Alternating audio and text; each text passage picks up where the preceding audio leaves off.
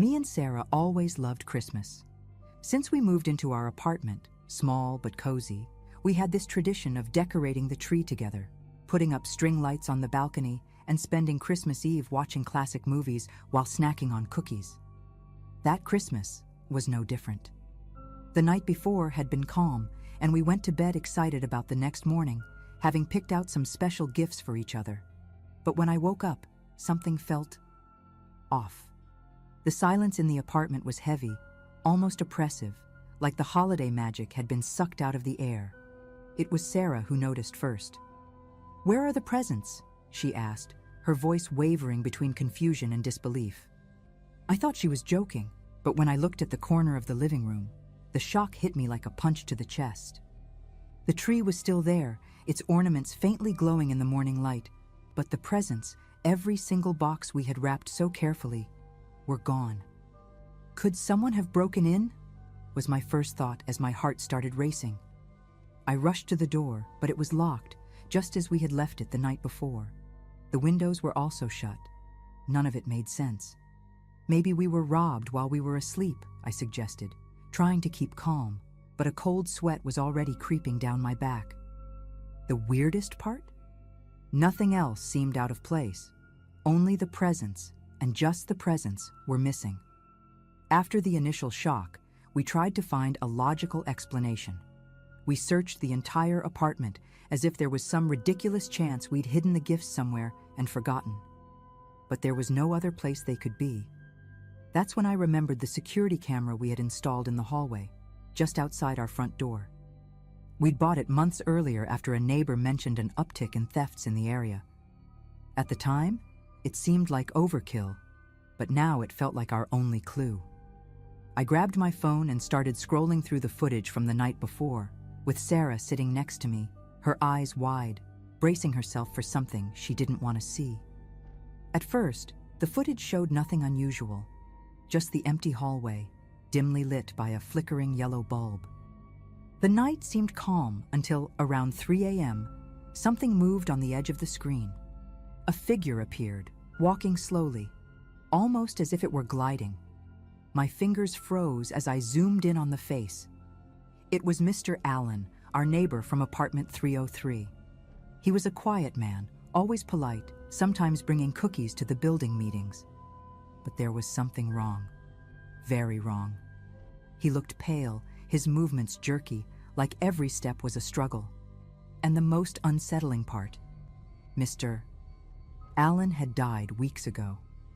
I remembered the commotion in the building, the quiet procession when they carried his body out.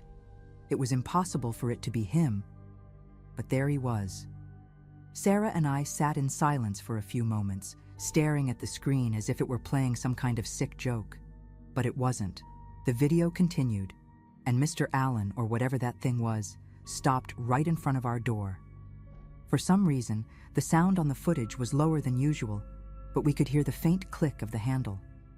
The door opened without resistance, as if it had never been locked. He stepped into the apartment calmly, carrying an empty bag in his hands. My mind scrambled for some rational explanation. Could it be a glitch in the camera? An old recording overlaid onto a new one? But then there was the detail. He was wearing the exact same clothes he'd been found in. A worn gray shirt and pants that seemed slightly too big for him. The strangest and most terrifying part came next. He made no noise at all as he walked through the living room.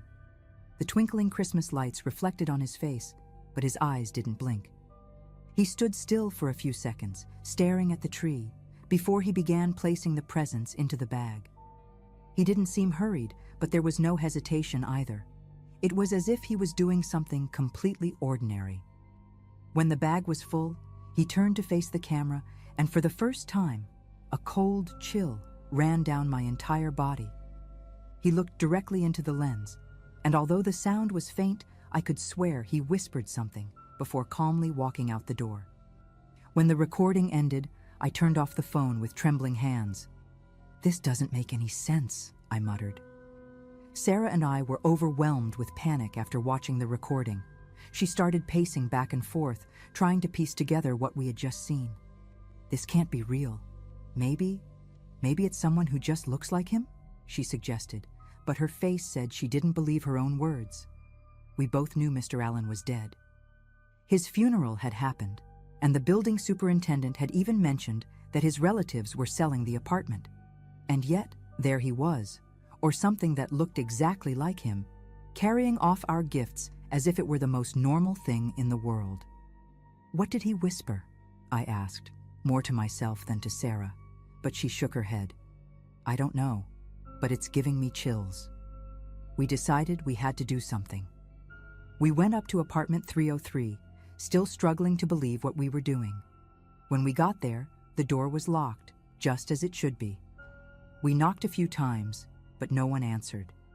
The silence in the hallway was oppressive, the kind of silence that makes your heart pound louder. We almost turned back, but then Sarah, who's never been one to let things go, insisted we talk to the superintendent. We found Reuben in the garage, working on some tools, and explained what we'd seen. He looked at us like we were crazy, but when we mentioned Mr. Allen, his expression turned serious. "You shouldn't mess with that," he said, his voice low, almost a whisper. "Just forget about it." Reuben's tone only made everything more unsettling. "Forget? How are we supposed to forget something like this?" Sarah shot back, clearly frustrated. He just shrugged, as if this was a matter beyond his control. "There are things that happen here, things better left alone." We pressed him to explain, but he avoided eye contact, muttering something about not disturbing what's already buried. His words sent shivers down my spine. Back in the apartment, we sat in silence for a while, each of us lost in our own thoughts. I started considering calling the police, but what would I say? "Hi, I'd like to report a robbery by a dead neighbor?" Just imagining it made me feel ridiculous. Then Sarah had an idea. We should watch the video again and try to figure out what Mr. Allen had whispered. We replayed the footage over and over, cranking up the volume and trying to catch any sound that might make sense. Finally, after a lot of effort, we managed to hear something. It was faint, almost like a breath, but it sounded like a single word: returned. The word hit me like a hammer. Returned what? Was it a threat? A warning? We had no idea. The tension in the apartment was unbearable, so we decided to spend the rest of the day at my parents' house, hoping to clear our heads and escape the creeping fear. When we came back that night, something even stranger was waiting for us. The presents were back, sitting under the tree exactly as they'd been before, the wrapping paper untouched. It was as if nothing had ever happened, but the unease only grew stronger. Seeing the presents again should have been a relief, but it wasn't. Sarah stood frozen at the door, too scared to step inside. I forced myself to take a few steps in, trying to make sense of what I was seeing. I checked each box, each ribbon, and everything was exactly as it had been. Even the bows we'd carefully tied were the same. This isn't possible," I murmured to myself. Sarah still stood at the doorway, her face pale. "What if he came back?" she whispered, her voice trembling as if she was afraid someone might hear her. Her words sent a chill down my spine, and I found myself scanning the apartment, half expecting to find something, or someone, hiding in the shadows. After a few minutes, I decided we couldn't just ignore what was happening. I called Reuben again and insisted he come to our apartment. He showed up reluctantly, visibly uncomfortable, and his unease only deepened when he saw the presents back under the tree. "You need to leave," he said firmly, his tone leaving no room for argument. This has happened before. The revelation hit me like a brick. "Before? To who?" Sarah asked, her voice shaking. But Reuben refused to say more, only repeating that we should leave and let it be. None of it made sense, but the look on his face told me he knew more than he was letting on. That night was pure hell. Even with the presents back, the apartment felt heavy, like something unseen was watching us. We locked the door, double-checked the windows, and tried to sleep, but neither of us could. Every sound, no matter how small, felt amplified. The wind outside made the Christmas lights flicker unevenly, casting dancing shadows on the walls. I don't know how long we stayed in bed, pretending everything was fine, until the silence was shattered. A sharp noise, like something being dragged, came from the living room. Sarah grabbed my arm, and I got up slowly, every muscle in my body tense. When I reached the living room, the air was freezing, almost suffocating. The presents were on the floor, scattered as if someone had thrown them. Instinctively, I pulled out my phone and started recording. I looked around, my heart pounding in my chest, but no one was there. Suddenly, one of the boxes began to move, as if something inside was trying to break out. Fear paralyzed me, but before I could do anything, the movement stopped. I ran back to the bedroom, locking the door behind me. "We can't stay here," I whispered to Sarah, and she agreed immediately. We grabbed some clothes and left as fast as we could, not even looking back. That night, we stayed at a hotel, but even there, the feeling of being watched never left me. Whatever it was, it felt like it wanted to be noticed. The next day, we called the building manager and demanded an urgent meeting. I didn't share all the details, but mentioned that something strange had happened and that we no longer felt safe in the apartment. To my surprise, he didn't look shocked. "You're in 204, right?" he asked, his expression a mix of curiosity and concern. I nodded, and he sighed, like he had expected this. He told us that years ago, before the building was renovated, a tenant in 204 had disappeared on Christmas, never to be seen again. Some people believed he still visited the place during the holidays, like some sort of ritual. The manager seemed uncomfortable discussing it, but made it clear that other tenants had reported similar experiences. We decided we couldn't stay there anymore. It wasn't just the fear, it was the weight of knowing that something beyond our understanding was happening in that place. We spent the next few days packing and moved into my parents' house temporarily while we looked for a new place. Ironically, the presents ended up staying behind. We couldn't bring ourselves to take them with us. After we moved out, we tried to move on, but what happened that night still lingers with me to this day. Sometimes, as Christmas approaches, I get the feeling that something is watching me, waiting to be noticed again. I don't know what really happened in that apartment, but I'm certain there are things in this world that defy explanation. And honestly, I think I'd rather not know.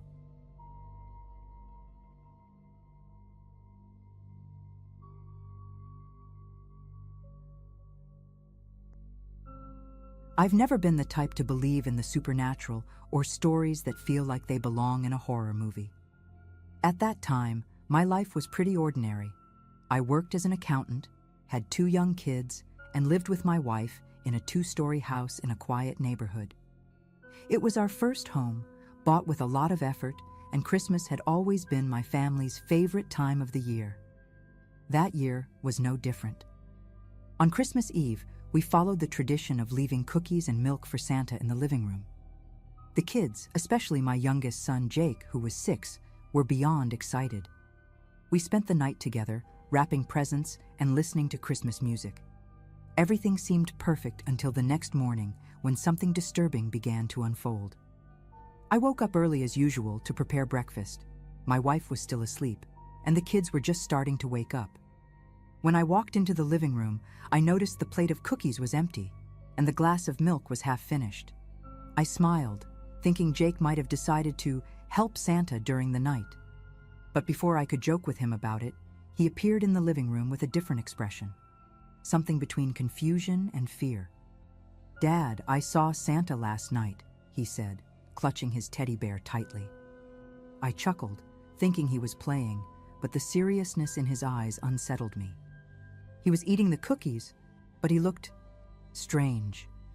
That's when I started feeling like something wasn't quite right. I tried to brush it off, but something about Jake's tone bothered me. "What do you mean by strange?" I asked, trying to sound casual, though a chill ran down my spine. He hesitated for a moment before whispering. He was dirty, wearing torn clothes, and he smelled bad. He didn't look like the real Santa. That made me uneasy, but I convinced myself he might have had a vivid dream. After all, he was a creative kid, and it wasn't unusual at that age. I went to the kitchen, busying myself with breakfast, trying to shake off the feeling of discomfort. But as I poured milk into a glass, I couldn't resist the urge to check all the doors and windows. Everything was locked, just as we had left it before bed.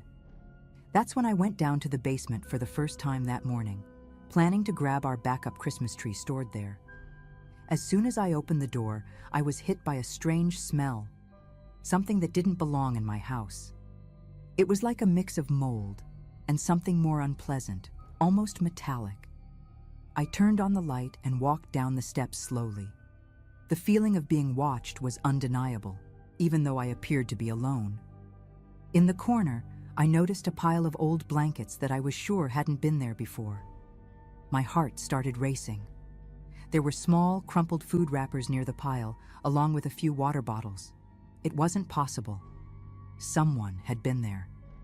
I walked back to the living room trying to stay calm, but my mind was racing.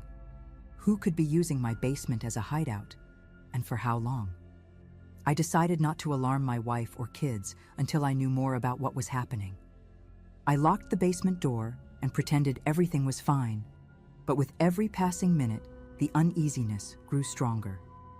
I made an excuse to my wife, saying I needed to check something downstairs, and returned to the basement with a flashlight and a baseball bat from the garage.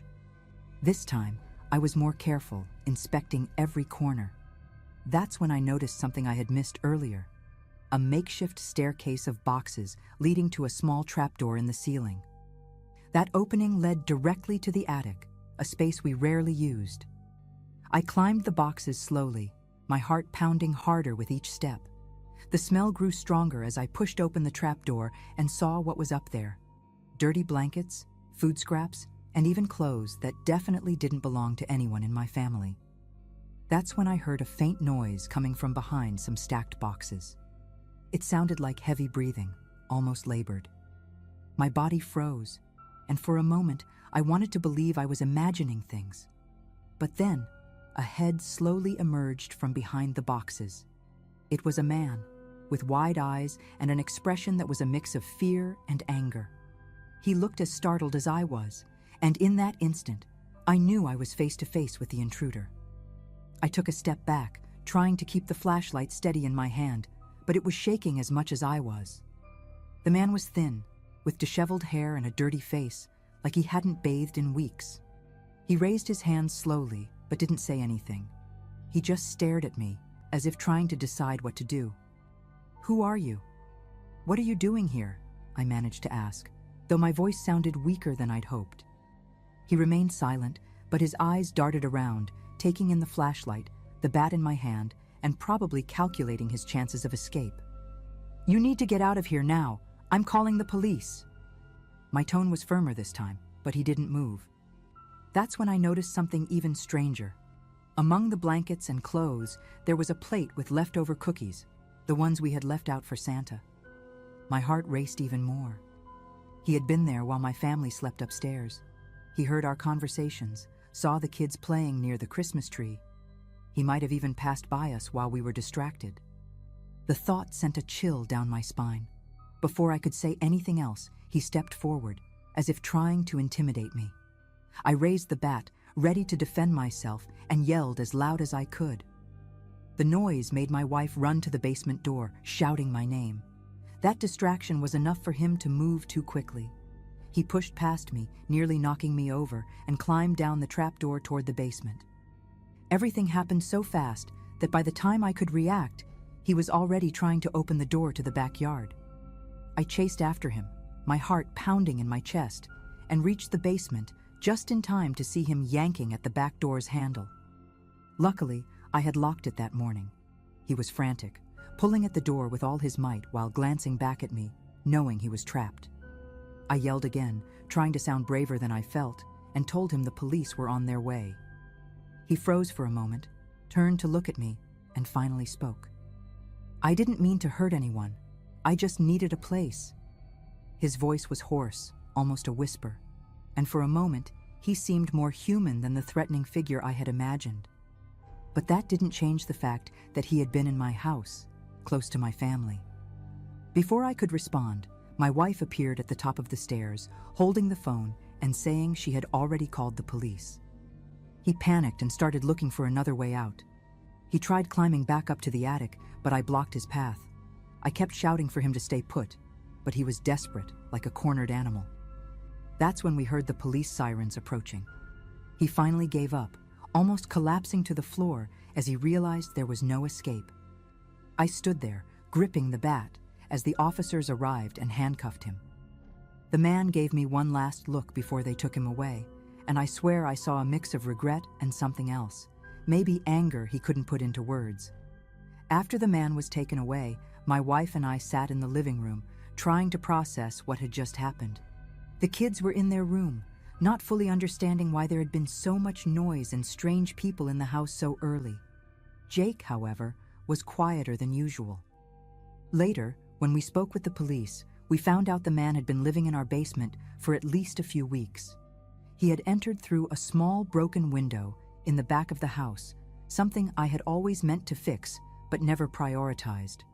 He was a homeless man with a history of breaking into homes, but according to the police, he had never been violent before. The following days felt strange. We cleared out everything in the basement, cleaning every corner, but the feeling that someone had been living there so close to our family lingered. Jake became obsessed with the idea of the wrong Santa invading our house. We tried to explain that it was just a man who needed help, but he kept insisting, "It wasn't a normal man, Dad. He didn't seem real." That comment stuck with me, echoing in my mind. It was just a child's imagination, of course. At least, that's what I kept telling myself.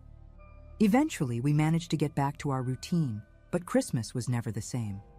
Since that day, I've made it a habit to check all the doors and windows at least twice before going to bed. I also installed cameras around the house. Jake, on the other hand, developed a peculiar fear of noises in the middle of the night. And me? Well, even now, when I think about those missing cookies and the man in my basement, I'm not sure if I feel more relieved that it all ended well or more unsettled by the look he gave me before being taken away.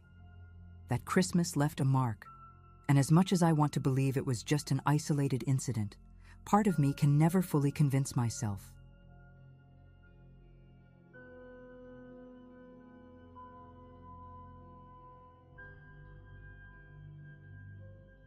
I'm not one to throw big parties or get too excited about crowds, but that Christmas was going to be special. A few months earlier, I had moved into a cabin in northern Canada to escape the rush of city life, and I was looking forward to spending the holiday with my family. Even though I was isolated, I managed to prepare the cabin for their visit. Blinking lights on the porch, an improvised tree in the corner of the living room, and enough food to last us for days. That afternoon, a snowstorm started to form, stronger than usual. The wind howled, and the snow hit the windows hard, as if nature itself was trying to warn me. Still, I wasn't worried. The cabin was sturdy, and I was used to being alone. I just had no idea how different that night would be. It all started with the sound of footsteps. At first, it was subtle, almost drowned out by the storm outside. I was chopping wood in the small shed behind the cabin when I heard it. I looked outside, but saw only darkness and the heavy snowfall. I thought it might be a lost animal, which wasn't uncommon around here. But as the day turned to night, the sounds became more frequent, now seeming to circle the house. I tried to ignore it, but a strange chill ran down my spine. I locked the doors, checked the windows, and even grabbed the old shotgun my dad had given me years ago. I didn't expect to use it, but something told me it was better to be safe than sorry. Hours later, as the wind still roared outside, I heard a loud knock at the front door. It wasn't a hesitant sound, but urgent, like someone was desperate.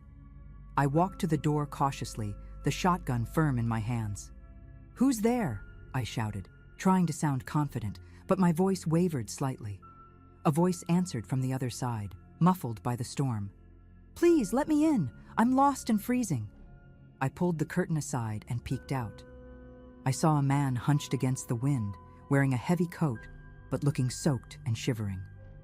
Something about him didn't feel right, but guilt started creeping in. What if he really needed help? Taking a deep breath, I unlocked the door and let him in. The man rushed inside, rubbing his hands to fight the cold. He was tall, with sharp features and deep-set eyes that nervously scanned the room. Before I could say anything, he started speaking fast. I was driving when my car skidded off the road. I couldn't find help and ended up here. You've got to help me, man. It's freezing out there. Despite his frantic tone, something about his story felt off. Why was he so far from the main road? And why wouldn't he meet my eyes when he talked? Still, I offered him a blanket and some hot coffee. He thanked me but didn't relax. His eyes kept darting around, as if he was searching for something. That's when I noticed another figure moving outside in the storm. My heart almost stopped when I realized there was someone else out there. It was hard to make out the shape in the dark, but I could see a shadow slowly approaching the side of the cabin. I tried to stay calm, but my mind was already racing through terrible scenarios. You didn't mention anyone else was with you, I said, trying to sound casual, but my voice betrayed my concern. The man hesitated for a second, then let out a short, forced laugh. Oh yeah, my buddy. He stayed back looking for help while I came here. He probably followed me. Something about his smile felt wrong, but before I could say anything, I heard knocking at the back door. 3 firm, deliberate knocks. I stood up abruptly, and the man tried to block my path as if he didn't want me to go. My instinct screamed at me. I grabbed the shotgun and pointed it at him, and his expression changed immediately. He raised his hands but didn't seem intimidated. Hey, take it easy. You don't need that, he said, his voice tense. I went to the back door but didn't open it. Who's there? I shouted, waiting for a response. The silence was absolute, except for the sound of the wind. I returned to the living room, and the man was now standing, visibly uneasy. I think you'd better explain what's going on here, I said, trying to stay in control, but my breathing was heavy and my hand trembled on the trigger. Before he could answer, the back door shook violently, as if someone was trying to force it open. My heart raced, and the man in front of me took advantage of my distraction to step closer. I managed to back away in time, keeping the shotgun pointed at him, but the tension in the room was unbearable. Just open the door. You're making this harder than it has to be, he shouted, dropping all pretense of being friendly. That's when I realized he wasn't frozen or desperate. He had been planning something all along. While I tried to decide what to do, I heard the sound of breaking glass coming from the kitchen. The other intruder had found a way in.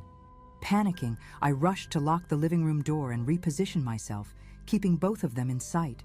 Now, the man who had entered first was laughing, as if it was all a big game to him. You should have just let us in from the start, he taunted. I tried to stay calm and yelled that I was armed, but that seemed to amuse them even more. The feeling of being hunted in my own home was suffocating, like the air around me had grown heavier. The other man emerged from the kitchen, holding a knife he had probably grabbed from one of my drawers. He was shorter, but had an aggressive stance, with wide eyes that gleamed with a mix of adrenaline and malice. Let's just finish this. We don't have all night, he said to the first man, like I was just an obstacle in their way. I found myself retreating down the hallway toward the bedrooms, trying to buy time and think of a plan. You don't have to do this, I said, trying to sound firm but feeling my voice crack. My mind was racing, and my only advantage was knowing every corner of the cabin better than they did. As they moved through the living room, I heard one of them knock over the lamp on the table. I took advantage of the noise to grab the large flashlight I kept in the hallway closet. Shining it directly in their eyes, I temporarily blinded them. I bolted to the master bedroom, locked the door, and barricaded it with the bed. I could hear their voices on the other side, arguing and trying to break in. I grabbed my cell phone, but unsurprisingly, there was no signal because of the storm. I was alone against the two of them, and all I could do was brace myself for whatever came next. On the other side of the door, I heard heavy footsteps and something being dragged. They were trying to break in. Each impact made the wood tremble, and the noise seemed to echo inside me. The shotgun shook in my hands, and I felt sweat running down my back despite the cold seeping into the house. Then something unexpected happened. One of them shouted angrily, "This isn't worth it, let's go!" For a moment I felt relieved, but I quickly realized I couldn't trust it. I stayed completely still, listening carefully as their footsteps grew more distant. Minutes felt like hours. The house was silent again, except for the wind outside. Finally, I gathered the courage to leave the bedroom. Holding the shotgun tightly, I inspected every corner of the cabin, my heart still pounding in my chest. They were gone, but not without leaving a mess. The kitchen was ransacked, the back door was almost ripped off its hinges, and shards of glass were scattered across the floor. Looking at the chaos left behind gave me a mix of relief and unease. Could they come back? What if they were waiting outside? I spent the rest of the night sitting on the living room floor with the shotgun across my lap and all the lights off, alert to every sound. By the time morning finally came, the storm had calmed, but the cold outside was still biting. The sunlight streamed through the broken windows, exposing the destruction they'd left behind. Despite the fear from the night before, I knew I needed to take back control. I grabbed the landline phone, which relied on a different network than the cell service, and, thankfully, the signal was back. I called the police and explained what had happened. They promised to send someone as soon as the roads were passable again, but they warned me that with all the accumulated snow, it could take hours or even until the next day. Still, I had something bigger to worry about. My family was on their way. I tried to contact them, but there was no response. The route to the cabin was remote, with stretches where there was no cell service at all. I spent the morning reinforcing the windows and doors, improvising with boards and nails, and cleaning up the shattered glass. Every creak of wood or gust of wind made me freeze in place, expecting to hear footsteps again. The fear lingered, but relief was starting to creep in as well. By early afternoon, I heard the sound of an engine approaching. My heart raced, but this time it was a mix of relief and anxiety. It was my family's car.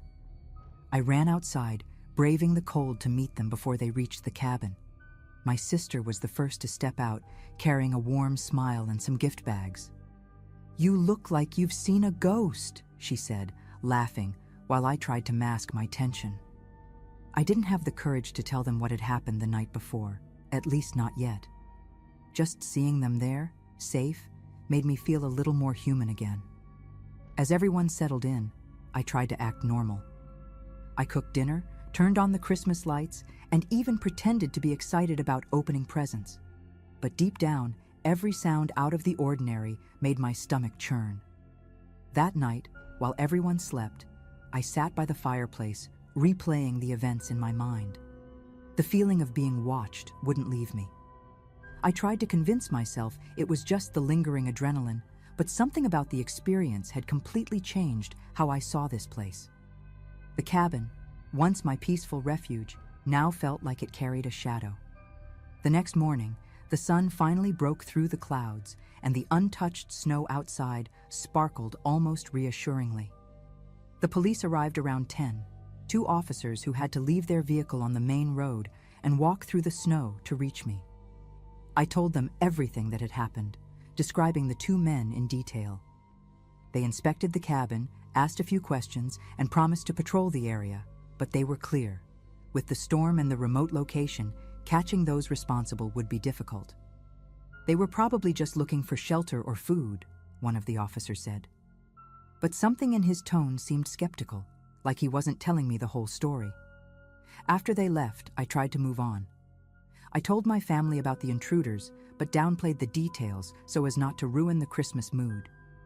My mom, always practical, suggested I consider installing cameras or even selling the cabin and moving back to the city. I agreed with a smile, but I knew it wasn't that simple. This place was my home, despite what had happened. Despite the lingering fear, the rest of Christmas went by peacefully. My family left the next day, and for the first time since the invasion, I was alone again. I won't lie, that first night was tough. Every creak of wood, every gust of wind seemed amplified. But over time, the routine returned, and the cabin slowly regained some of its charm.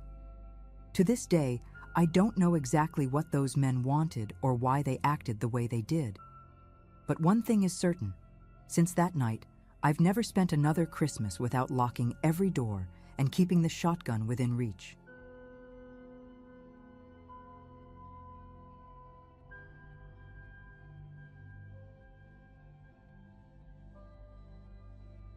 I've never been much of a fan of Christmas, but back then, it felt like the universe was hell-bent on reminding me of that. It was Christmas Eve 2017, a night that should have been filled with laughter and flashing lights, but I was stuck at my part-time retail job, doing inventory in a department store. I had started working there a few months earlier to make some extra cash while in college, and to be honest, I was already counting the days to leave. The store had that typical oppressive vibe, shelves crammed with things nobody really wanted, and Christmas music playing on repeat until it drove you insane. I had volunteered to cover the inventory shift because I knew there'd be nothing waiting for me at home. Just me, my endless list of items to count, and the sound of the wind outside, which grew louder by the hour. The snowstorm had started in the afternoon, and the managers were eager to send everyone home before it got worse. I was the only one who stayed since the inventory had to be finished, and someone needed to lock up. "Lock everything up when you're done," they said, leaving the key under the counter. The store emptied out in minutes, and soon I was alone in complete silence, except for the muffled sound of snow hitting the windows. At first it was fine. I went aisle by aisle, scanning items and jotting down numbers, trying to ignore the chill that seemed to seep through the walls. But as the hours passed, something in the air started to change. It wasn't just the loneliness. It was as if the store, filled with colorful lights and cheerful decorations, suddenly felt off. That's when I heard the first sound. A muffled noise, like something shifting in the stockroom. At the time, I told myself it was just the wind, but deep down, I already knew it wasn't. I ignored the sound at first, trying to convince myself it was just my imagination or maybe something falling in one of the aisles. The store was old, and it wasn't unusual for the shelves to creak under the weight of the products. But a few minutes later, I heard it again. A faint scraping noise coming from the stockroom. My heart sped up a little, but I forced myself to laugh. "You're alone, stop being paranoid," I muttered under my breath, though my voice sounded weaker than I expected. I decided to go check, partly to get it over with, and partly to shake off the strange feeling creeping over me. I grabbed the flashlight from the counter and headed toward the back of the store, trying not to focus on the echo of my footsteps on the tile floor. When I opened the stockroom door, the smell hit me first, a mix of dust and something stronger, like sweat or damp clothes. I stood there for a few seconds, shining the flashlight over the shelves. Nothing seemed out of place, but I was sure I had heard something. I called out hesitantly, "Is anyone there?" My voice sounded pathetic, almost like a whisper, and the silence that followed was even more unsettling. I was about to turn back, but then I noticed something that shouldn't have been there. A single boot. Just one, lying in the corner, its toe pointed toward me. I frowned, wondering if someone had left it behind, but before I could think much more, I heard a dull thud behind me. I almost dropped the flashlight, spinning around toward the sound. My heart pounded like a drum. For a moment, I was frozen in place, my eyes trying to adjust to the dim light of the flashlight. The noise had come from a stack of boxes in the left corner, and as I shone the light there, I saw that one of the boxes had toppled over, its contents, glass Christmas ornaments, scattered across the floor.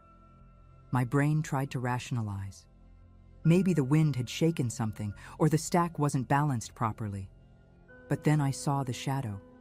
It wasn't the kind of shadow that moved with the light. It seemed alive, quick, disappearing behind the metal shelves.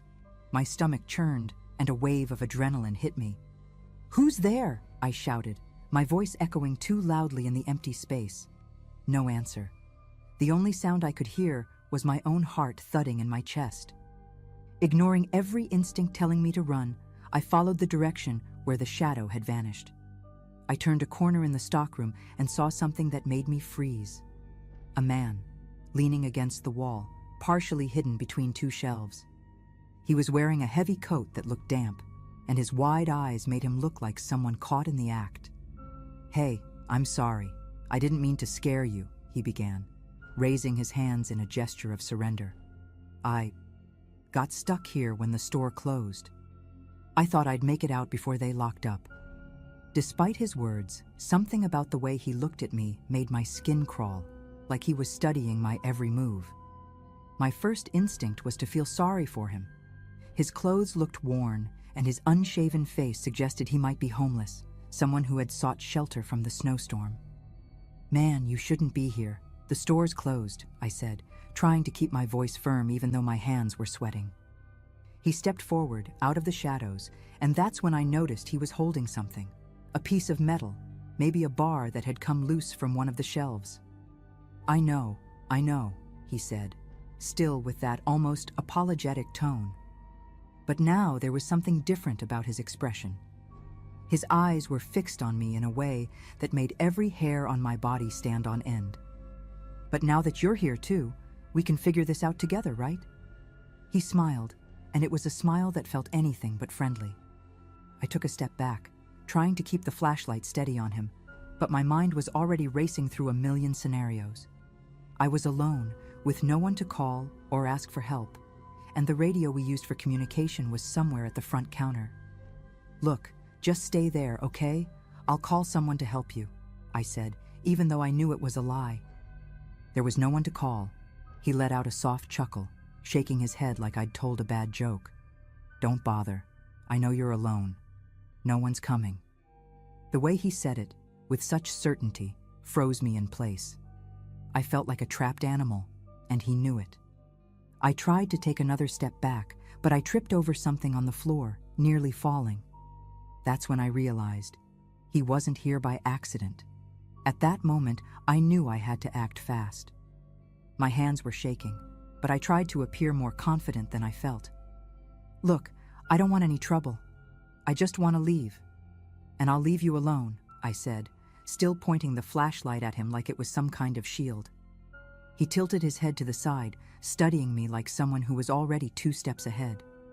"You think you can leave, but it won't be that easy," he said, taking another step toward me. That's when I noticed something strange. His boots. They weren't just old or dirty.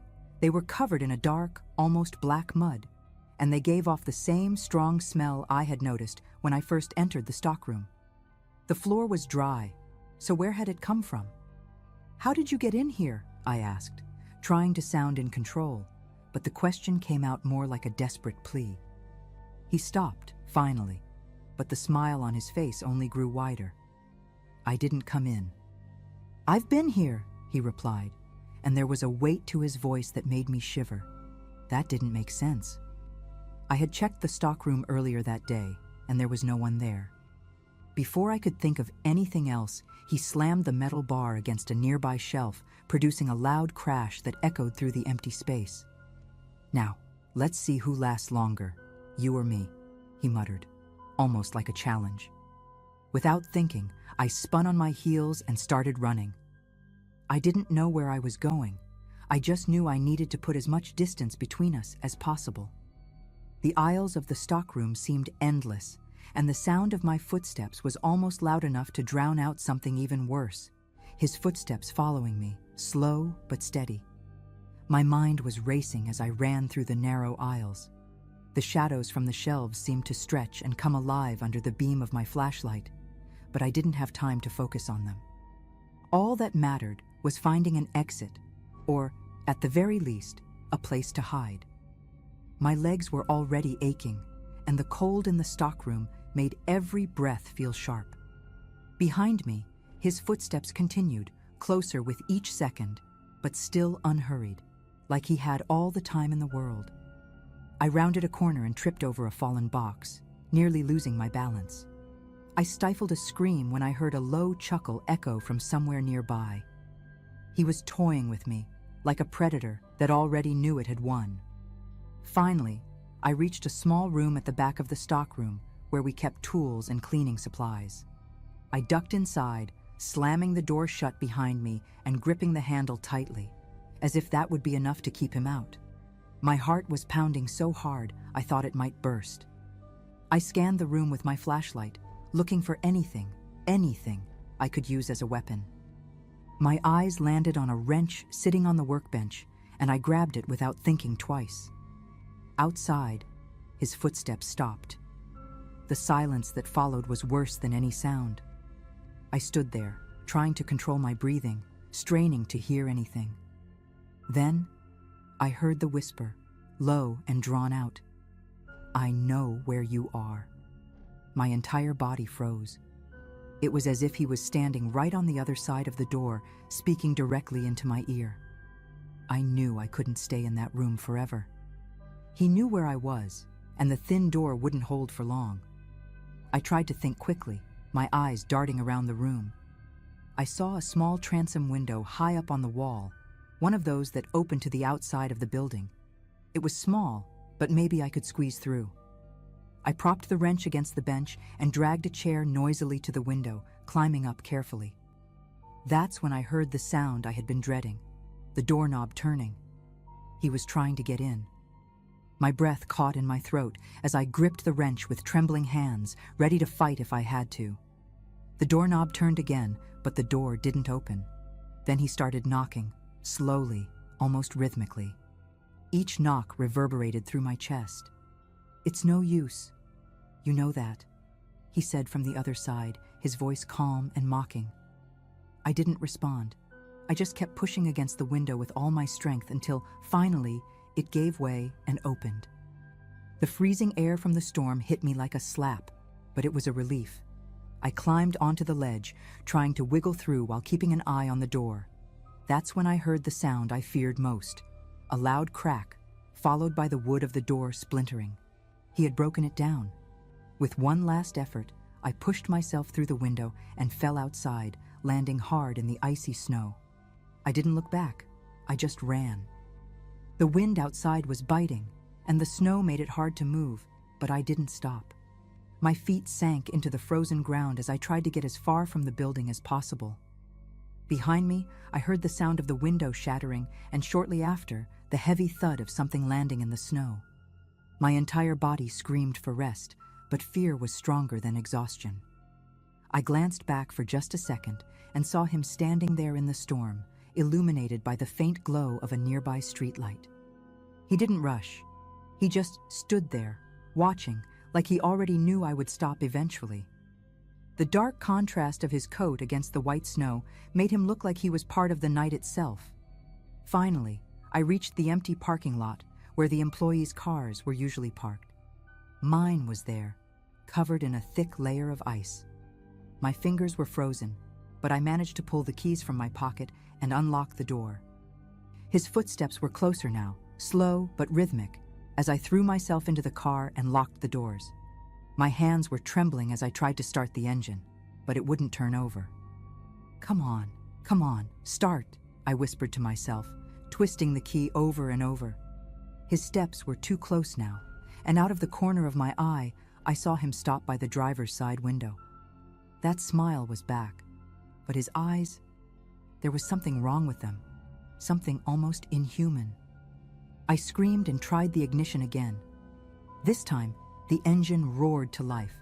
Without thinking, I slammed on the gas, the tires spinning on the snow as I sped away. I didn't look in the rearview mirror as I drove down the snow-covered road. All that mattered was getting as far away from that place as possible. The silence in the car was almost as terrifying as the sounds I had left behind. My mind was a whirlwind of relief and unanswered questions. Who was that man? How had he gotten into the store? And most importantly, why did it feel like he had been waiting for me? None of it made sense. When I finally got home, locking every door and window, my body collapsed. I spent the rest of the night sitting on the living room floor, wrapped in a blanket, listening to every sound in the house like he might appear at any moment. The next day, still shaken, I decided to call the store manager. I explained what had happened, leaving out the part where I had almost been attacked. It sounded too surreal to say out loud. He was quiet for a moment before replying, "I think you're mistaken. No one could have been in the stockroom. We did a full sweep of the building before closing, and the cameras don't show anything." My heart sank. I went over every detail in my head, trying to find an explanation, but nothing made sense. I returned to work a few days later, but I never stayed alone in the store again. To this day, I don't know who or what I encountered that night. All I know is that whenever the storm starts to howl, I remember his smile, like a warning that it wasn't the last time.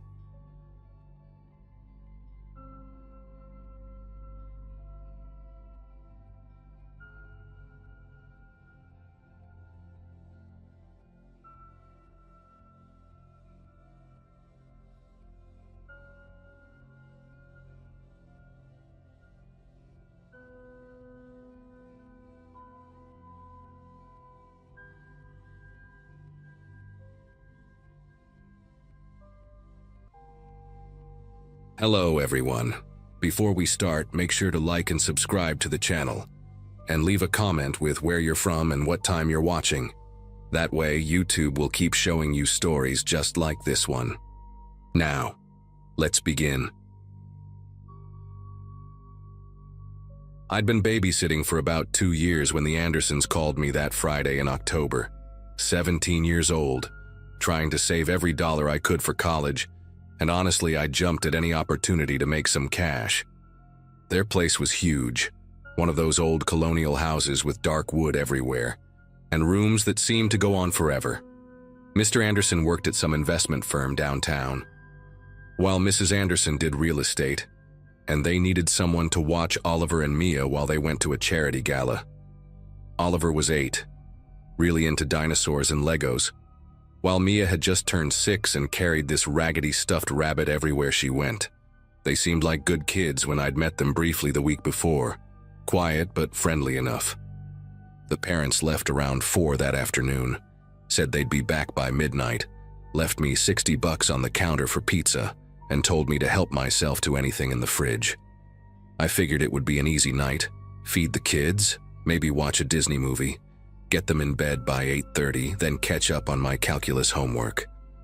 Everything went perfectly normal for the first few hours, which makes what happened later even harder to process. We built a massive Lego castle in the living room, ordered pepperoni pizza from this place called Gino's down the street, and the kids were actually being really sweet with each other, taking turns picking what to watch on TV. Around 7, we were cleaning up the dishes together when Mia said something that made every muscle in my body go tense. She was drying a plate with this faded dish towel, humming some tune from a cartoon, when she mentioned really casually that the man in the attic doesn't like pepperoni either. Oliver dropped the cup he was holding. It was plastic, thankfully, and his face went white as paper. He grabbed his sister's arm, not hard but firm, and told her to stop making stuff up. But the way he said it, the panic in his voice, told me he wasn't correcting her for lying.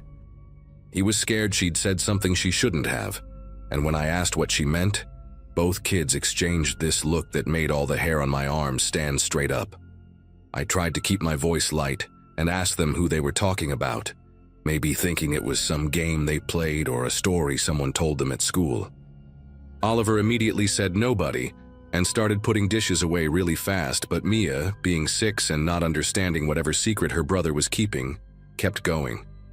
She said the man had been there for a while, that sometimes she could hear him walking around up there at night, and that Oliver had seen him too, but told her never to tell Mom and Dad, because they wouldn't believe them anyway. The attic access was in the hallway just outside the kids' bedrooms, one of those pull-down doors with a string hanging from it, and I'd noticed it earlier but hadn't thought much about it. Oliver was practically dragging Mia out of the kitchen at this point, saying she was making things up for attention, but the kid looked genuinely terrified, like he might actually start crying. That's when I heard it, this really distinct creaking sound from directly above us, like someone taking a careful step on old floorboards. We all went silent for probably 10 seconds, just standing there in the kitchen listening to the house. Old houses make noise, I kept telling myself. Wood settles, pipes expand and contract. There's always some logical explanation for these sounds. But then it happened again. Another creak, then another, in a clear pattern like someone was walking slowly across the floor above us. Oliver grabbed his sister's hand and whispered that they should go watch TV in the living room, but I could see he was shaking. Mia seemed less scared and more confused, like she couldn't understand why we were all acting weird about something she'd apparently been aware of for who knows how long. Told the kids to go to the living room and pick out a movie, trying to sound normal, even though my heart was pounding so hard I could hear it in my ears. Once they were gone, I stood there in that kitchen, looking up at the ceiling, trying to convince myself I was being paranoid.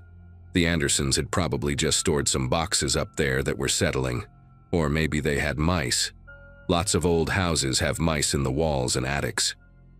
I went to check on the kids in the living room and found them huddled together on the couch, Oliver with his arm around Mia protectively, while she clutched her stuffed rabbit. They'd put on some cartoon, but neither was really watching it. Both of them kept looking toward the hallway that led to their bedrooms and the attic access. I sat down with them and tried to act normal, but after about 15 minutes I couldn't stand it anymore. I needed to know what was going on. I asked Oliver, as gently as I could, to tell me the truth about what Mia had said. At first he refused, kept insisting she was making it up, but when I promised I wouldn't think he was lying or crazy, he finally broke down. He said it started about 3 weeks ago when he woke up one night to use the bathroom and saw the attic door was open just a crack. He knew his parents never went up there.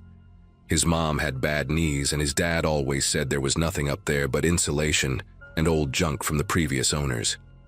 But that night, Oliver swore he saw fingers wrapped around the edge of the door, holding it open just slightly, and then the door had slowly, silently pulled shut.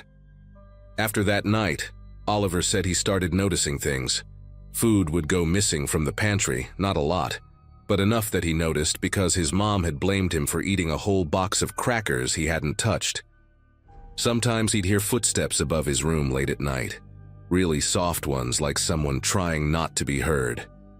The worst part was about a week ago when he'd gotten up to get water and saw a shadow at the end of the hallway, just standing there by the attic access. He'd run back to his room and locked the door, and the next morning tried to tell his dad, but Mr. Anderson had said he was having nightmares from watching scary YouTube videos and took away his tablet for a week. Mia had apparently heard the footsteps too, but being younger, just accepted it as something normal.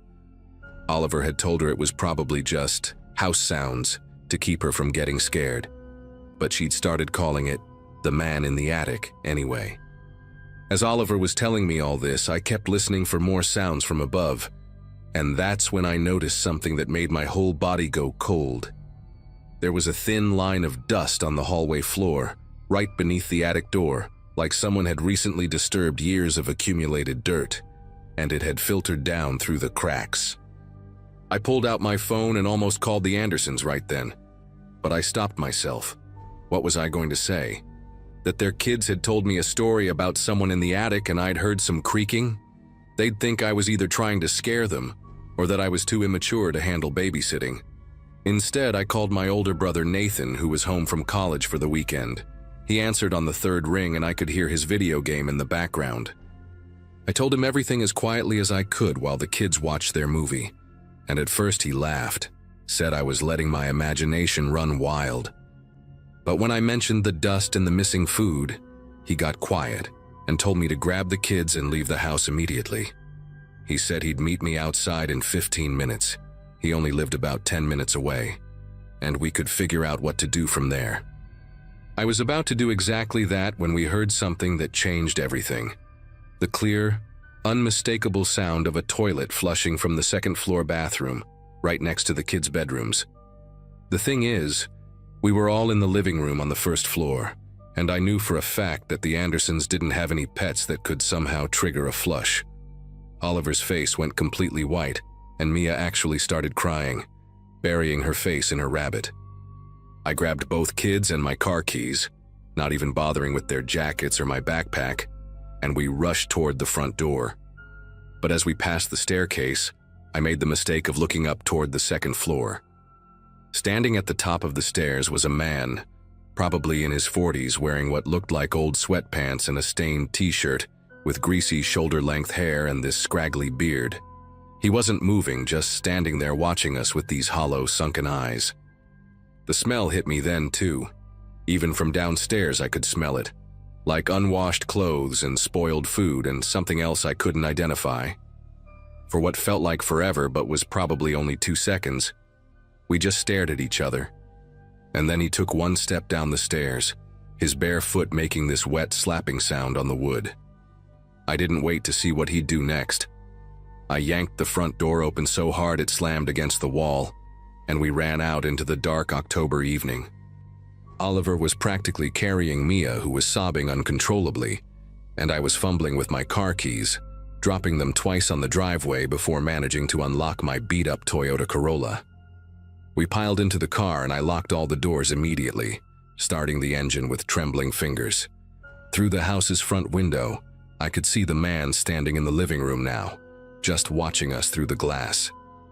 He wasn't chasing us or trying to hide. He just stood there like he was curious about what we'd do next. I threw the car in reverse and backed out of that driveway so fast I nearly hit the mailbox, and as we drove away, I saw him move toward the door like maybe he was going to come outside. I drove straight to the grocery store parking lot about a mile away, where there were lots of lights and people, and that's where Nathan found us 10 minutes later, all 3 of us still sitting in my car with the doors locked. Nathan called 911 while I called the Andersons, and Mrs. Anderson answered on the second ring, music and laughter loud in the background. When I told her what happened, trying to keep my voice steady so I wouldn't completely panic the kids who were listening, she went silent for so long, I thought the call had dropped. Then she started asking rapid-fire questions. What did he look like? Did he hurt anyone? Where were we now? And I could hear her telling her husband to get the car immediately. The police arrived at the house before the Andersons did, and Nathan followed them back there, while I stayed with the kids in the store parking lot, buying them hot chocolate from the Starbucks inside and trying to keep them calm. About an hour later, Officer Daniels called me to take a statement. They'd found the guy still in the house. Apparently he'd gone back up to the attic when he heard the sirens. He was a homeless man named William Torrey, who'd been reported missing from a halfway house about 40 miles away 3 months earlier. He'd been living in the Andersons' attic for at least a month, maybe longer, surviving on food he'd sneak down to steal at night, and using their bathroom when he thought everyone was asleep. The police found his makeshift living space up there.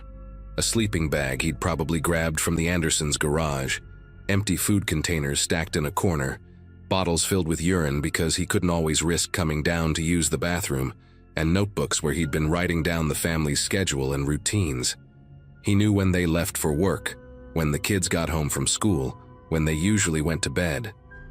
He'd been entering through a broken ventilation grate on the side of the house that led directly into the attic, something the Andersons hadn't even known was damaged because it was hidden behind an overgrown bush.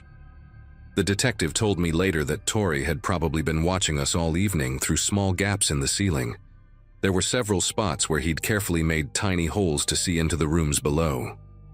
What really disturbed me was that he'd written about me in his notebook, noting that I was a new girl and that I'd arrived at 4 p.m.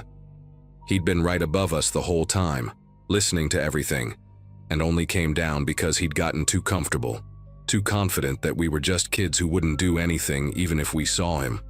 The Andersons were obviously horrified and kept apologizing to me and my parents, offering to pay for therapy if I needed it, asking over and over if I was okay. They moved out of that house within a month, and as far as I know, never went back even to pack everything. They hired a moving company to do it all. Oliver and Mia ended up needing counseling, especially Oliver, who blamed himself for not making his parents believe him sooner. Torrey was charged with breaking and entering, trespassing, and some other stuff I can't remember. But because he had mental health issues and hadn't technically hurt anyone, he only got 2 years in jail plus mandatory psychiatric treatment. I still babysit sometimes, but I always check every closet, every room, and yes, every attic access before the parents leave. I know the odds of something like this happening again are basically zero, but I can't help it. The thing that still keeps me up sometimes is thinking about all those nights the Anderson kids were sleeping just a few feet below a complete stranger who was watching them, studying them, and they were completely helpless. Oliver was right to be scared. And the fact that no one believed him until it was almost too late is something I don't think any of us involved will ever really get over.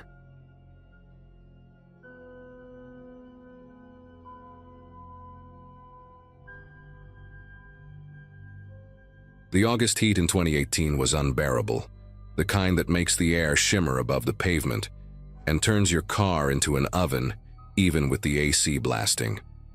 I was 34 then, managing a small accounting firm downtown while my wife Rebecca taught 5th grade at the local elementary school. We lived in a quiet neighborhood about 20 minutes from the city center, one of those places where kids still rode bikes until dark and neighbors actually knew each other's names. Our twin daughters, Lily and Grace, had just turned 7 that summer, and finding reliable childcare had become our biggest challenge. Both sets of grandparents lived states away, and most teenagers in the area had summer jobs or were away at camps. That's when Rebecca found Melissa through a colleague at school, a 19-year-old college student home for summer break, studying early childhood education, with glowing references from 3 families in the neighboring town. Melissa had been watching the girls for about 6 weeks by then, and honestly, she seemed like a gift from heaven. She'd show up 15 minutes early, always had activities planned, and the girls absolutely adored her. She had this warm, easy way about her. Auburn hair, always in a neat ponytail, modest clothes, never on her phone when we got home. The girls would beg us to go out just so Melissa could come over. That particular Saturday, Rebecca and I had tickets to her company's annual fundraising gala at the Riverside Hotel downtown. It was one of those events you couldn't really skip. Her principal would be there, along with most of the school board. Rebecca had bought a new dress specifically for it, this deep green number that made her eyes pop, and I'd actually gotten my good suit dry cleaned for once. We'd left the house around 6:30, giving Melissa the usual rundown. Bedtime at 8:30, emergency numbers on the fridge, leftover pasta in the microwave if she got hungry. The gala turned out to be one of those painfully formal affairs where everyone stands around making small talk, while pretending the tiny portions of overpriced food are actually filling. By 8:15, Rebecca was struggling in her heels, and I'd already heard the same story about the school district's budget 3 times from different board members. We were stationed near the silent auction table when Rebecca's principal, Mr. Hutchinson, started what promised to be a lengthy monologue about standardized testing reforms. About 20 minutes into his speech, his wife suddenly clutched her stomach and went pale. Turned out the shrimp appetizers hadn't agreed with her. In the chaos that followed, with Mr. Hutchinson frantically calling for his car and apologizing profusely, Rebecca and I exchanged a look. Nobody would notice if we slipped out early too. We made our quiet goodbyes to a few colleagues, claiming I had an early morning conference call, and headed for the parking garage. The relief of escaping that stuffy ballroom was immediate. Rebecca kicked off her heels before we even reached the car, laughing about how we'd just gotten a free pass from the world's most boring event. The drive home was peaceful, windows down to let in the cooler evening air, Rebecca humming along to some old song on the radio. We'd decided not to text Melissa we were coming back early, partly because we didn't want her to feel like we didn't trust her to handle the full evening, but mostly because Rebecca thought it would be nice to surprise the girls if they were still awake. Maybe we'd all have ice cream and watch a movie together. As we turned onto our street, I noticed how quiet everything seemed. Porch lights on, a few TVs flickering through windows, the Davenport's cat prowling across their lawn. Our house looked exactly as we'd left it, warm light spilling from the living room window, Rebecca's garden gnomes standing guard by the walkway. I pulled into the driveway behind Melissa's beat-up Ford Focus, and we gathered our things, Rebecca still carrying her heels, both of us moving quietly in case the girls were already asleep. The front door was locked, which was good. We'd stressed to Melissa about keeping it secured after dark. I turned my key slowly, trying not to make too much noise. The moment we stepped inside, I heard voices from the living room. Melissa's familiar laugh mixed with something else, a deeper voice that made me pause in the entryway.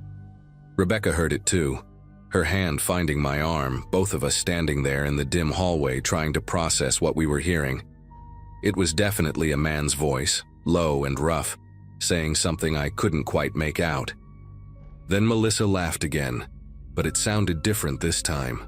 Nervous, higher-pitched than usual. Rebecca and I exchanged a quick glance, and I moved forward first, my socks silent on the hardwood floor. The living room doorway was about 10 feet ahead, and as I got closer I could smell something strange. Cigarette smoke, which we absolutely never allowed in the house, mixed with something else, like motor oil or gasoline. The TV was on but muted, casting shifting blue light across the hallway wall. I heard the man's voice again, clearer now. "They always keep the good stuff hidden somewhere. Check that cabinet over there." My whole body went rigid. Rebecca was right behind me, her breathing quick and shallow, and I could feel her trembling slightly. Every instinct told me to rush in, but something about that voice, the casual way he talked about going through our things, made me pause. I peered around the doorframe just enough to see inside. Melissa was on our couch, and next to her sat a man I'd never seen before. He was probably mid-40s, wearing a stained gray work shirt and jeans with holes at the knees. His hair was thin and greasy, pulled back in a stringy ponytail, and even from across the room I could see the crude tattoos covering his arms. Not professional work, more like the kind people get in prison. His boots were on our coffee table, leaving dirt marks on the glass, and in his hand was a beer from our fridge. But what made my chest tighten was the way he was sitting, completely relaxed, like he owned the place, one arm draped behind Melissa on the couch. She looked small next to him, her usual ponytail messy, and she kept glancing toward the stairs that led up to the girls' rooms. "Come on, baby, don't be so uptight," the man said, pulling Melissa closer. "I told you they won't be back for hours. Rich people love their fancy parties." His hand moved to her shoulder and I saw her stiffen. "Besides, you said their kids are heavy sleepers. We could make all the noise we want." That's when I noticed the backpack by his feet. Black, military style, partially unzipped. Something metallic gleamed inside, but I couldn't tell what it was from my angle. Melissa mumbled something I couldn't hear, and he laughed, an ugly sound that made my skin prickle. "Don't worry about it. After tonight, you won't have to babysit anymore. We'll have enough to get out of this dump of a town." He took another swig of beer, then stood up suddenly, and I pulled back into the shadows. "Where'd you say they keep the jewelry again? Upstairs bedroom, right?" I heard footsteps moving toward the hallway, toward us, and Rebecca grabbed my arm so tight her nails dug through my sleeve. I pulled Rebecca back quickly, guiding her into the kitchen as silently as possible. My mind was racing, trying to process what we just heard. This man was planning to rob us, and Melissa was involved somehow. But the way she'd looked, the tension in her body, made me wonder if she was there willingly. Rebecca was already pulling out her phone, her fingers shaking as she dialed 911. I kept myself positioned where I could see the hallway, ready to act if he headed upstairs toward our daughters. The dispatcher answered, and Rebecca whispered our address, explaining the situation in short, clipped sentences. I heard movement from the living room, heavy footsteps pacing, Melissa's voice saying something about waiting, about being careful. Then the man's voice, sharper now. "I've been waiting in that stinking garage for 3 hours. You said this would be easy money. Now stop being scared and help me find their stuff." The garage. He'd been in our garage, waiting. The thought made me sick. How long had this been planned? The dispatcher was telling Rebecca to stay on the line, that units were on their way, but to stay hidden and not confront the intruders. The next few minutes felt like hours. We could hear them moving around the living room, drawers being opened, things being moved. At one point I heard something glass break, followed by Melissa's sharp intake of breath and the man saying, "Shut up, it's just some cheap vase." Then suddenly, horrifyingly, I heard small footsteps on the stairs. "Melissa." It was Lily's voice, sleepy and confused. "I heard something break. Is everything okay?" My heart nearly stopped. Rebecca's face went white and I had to physically hold her back from running out there. We heard Melissa's voice, artificially bright. "Everything's fine, sweetie. Just drop something, go back to bed." But Lily, always the more persistent twin, came down another step. "Who's that man? Is that your dad?" There was a pause that seemed to stretch forever. Then the man's voice trying to sound friendly but failing. "Yeah, kid, I'm her dad. Just came to pick her up. Go back to sleep." Another pause, then Lily. "But Melissa said her dad lives in Colorado." "You don't sound like you're from Colorado." Everything happened fast after that. The man cursed loudly and I heard rapid footsteps. He was heading toward the stairs, toward Lily. That's when every careful thought left my head. I burst out of the kitchen shouting, "Get away from her!" He spun around, his face a mix of surprise and rage. Up close, I could see the wild look in his bloodshot eyes, the way his jaw clenched and unclenched. Melissa jumped up from the couch, crying, "No, no, no, this wasn't supposed to happen like this." Lily stood frozen on the stairs, her pink pajamas with the unicorn print looking so small and vulnerable. The man reached into his backpack, and that's when I saw it clearly.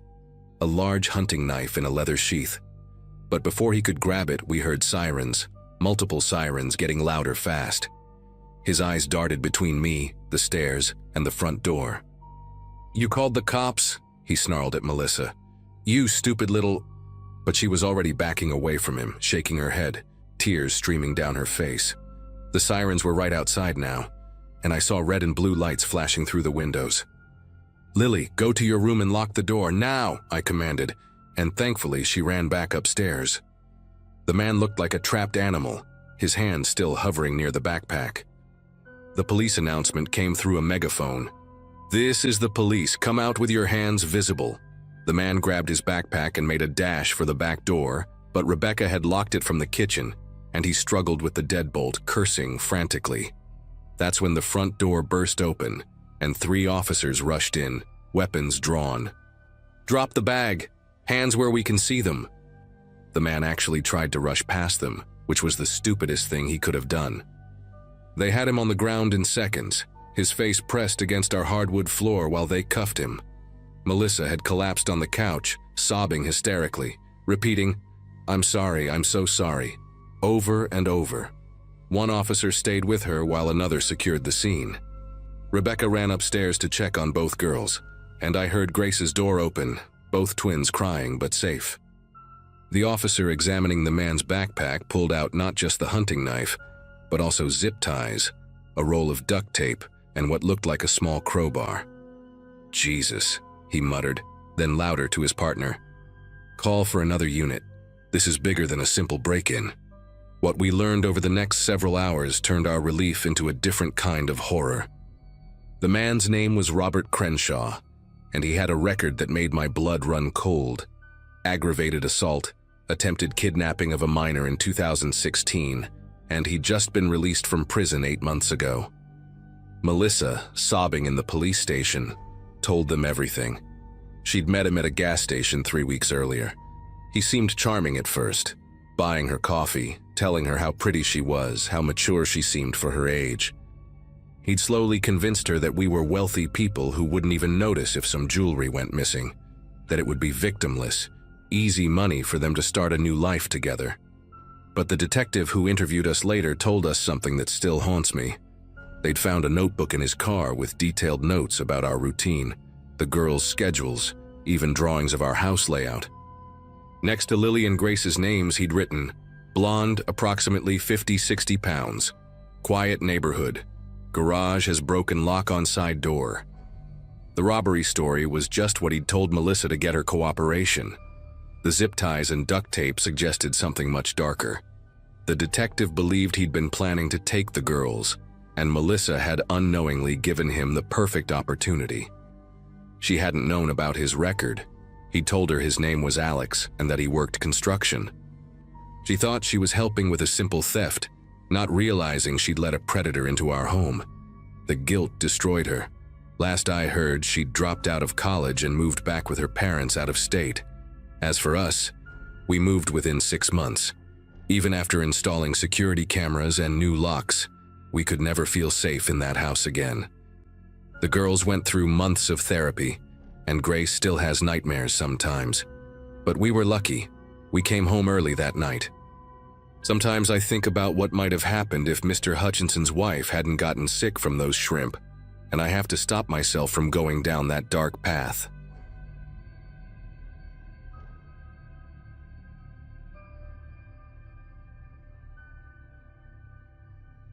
The semester had just started at Penn State, and I was desperately searching for ways to make extra cash. My roommate Jessica and I were splitting a cramped apartment near campus, and between textbooks and groceries, my savings account was looking pathetic. I was 20 years old, majoring in psychology, and had been babysitting since high school. It seemed like the perfect side gig while keeping up with classes. Every morning, I'd grab my laptop and head to this small cafe called the Grindhouse, about 2 blocks from campus. They had decent Wi-Fi, and the owner, Mrs. Chen, always gave students free refills. That Tuesday morning in early September was no different, except for the man who approached me while I was updating my profile on a babysitting website. He looked completely normal, maybe mid-30s, wearing a button-down shirt and khakis like he'd just stepped out of an office. Clean-shaven wedding ring, carrying a leather messenger bag. Everything about him screamed suburban dad. He apologized for interrupting, said he'd overheard me talking on the phone about needing babysitting work, and explained that he and his wife were desperate for someone reliable.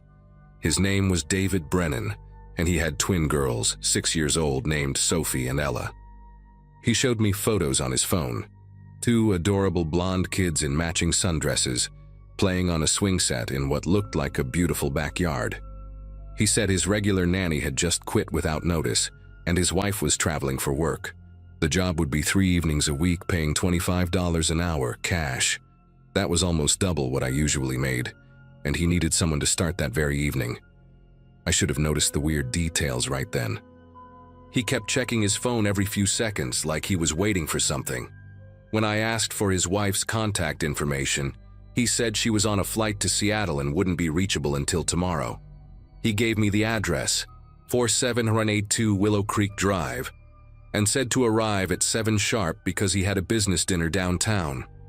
I asked if I could meet the girls first, maybe stop by in the afternoon, but he insisted they were at school until 5 and then had piano lessons. Everything had an explanation. Every question had an answer that made just enough sense.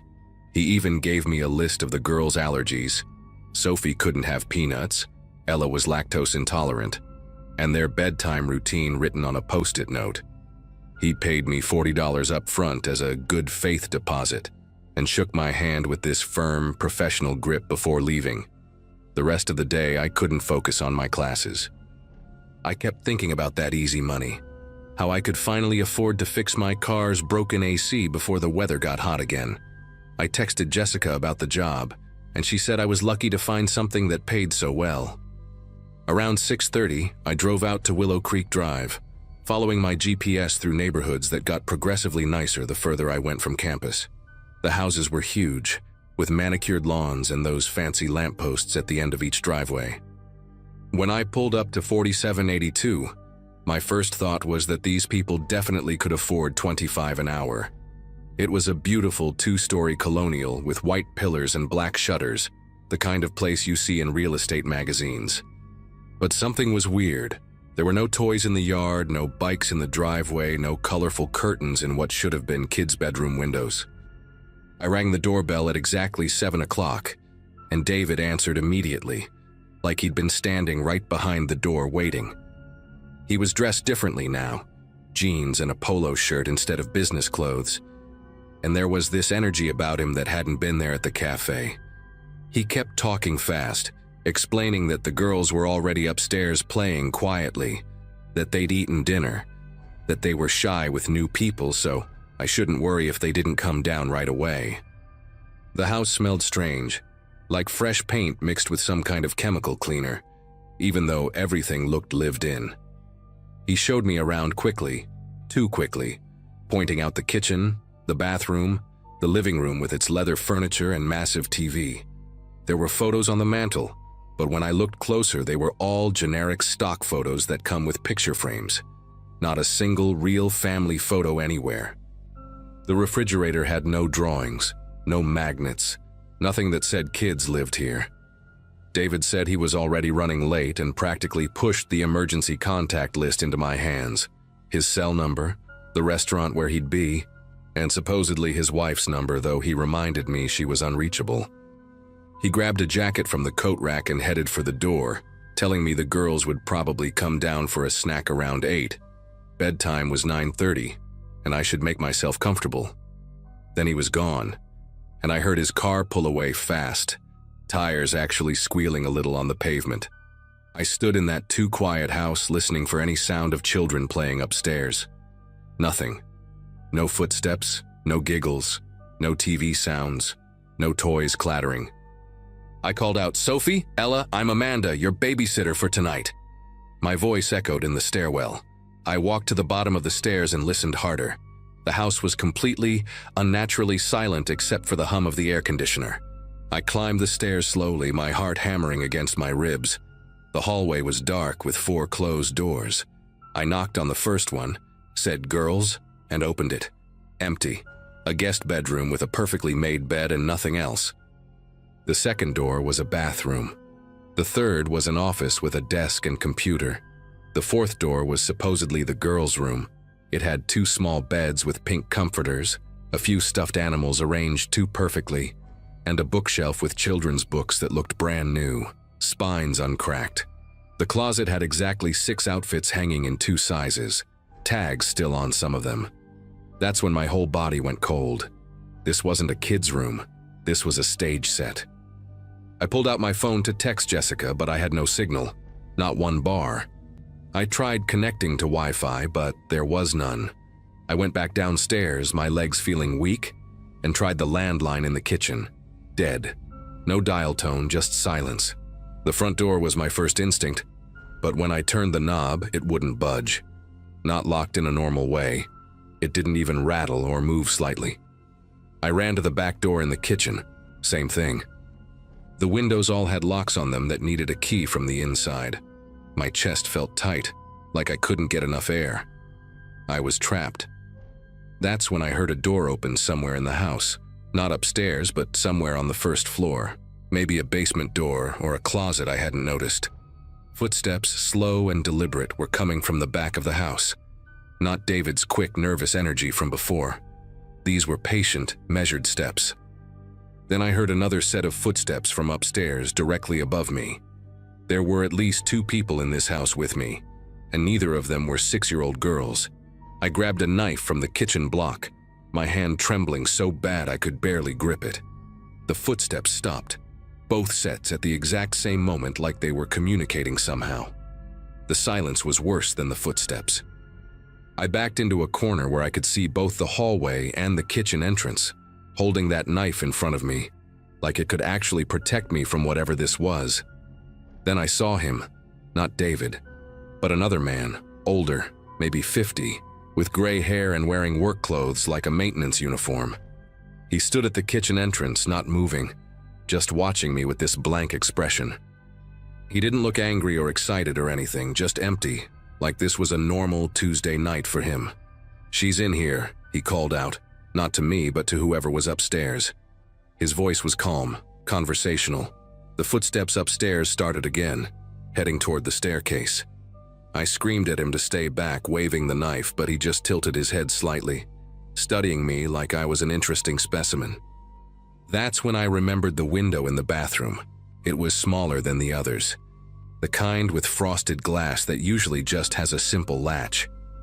I had maybe 10 seconds before whoever was upstairs made it down. I threw the knife at the gray-haired man.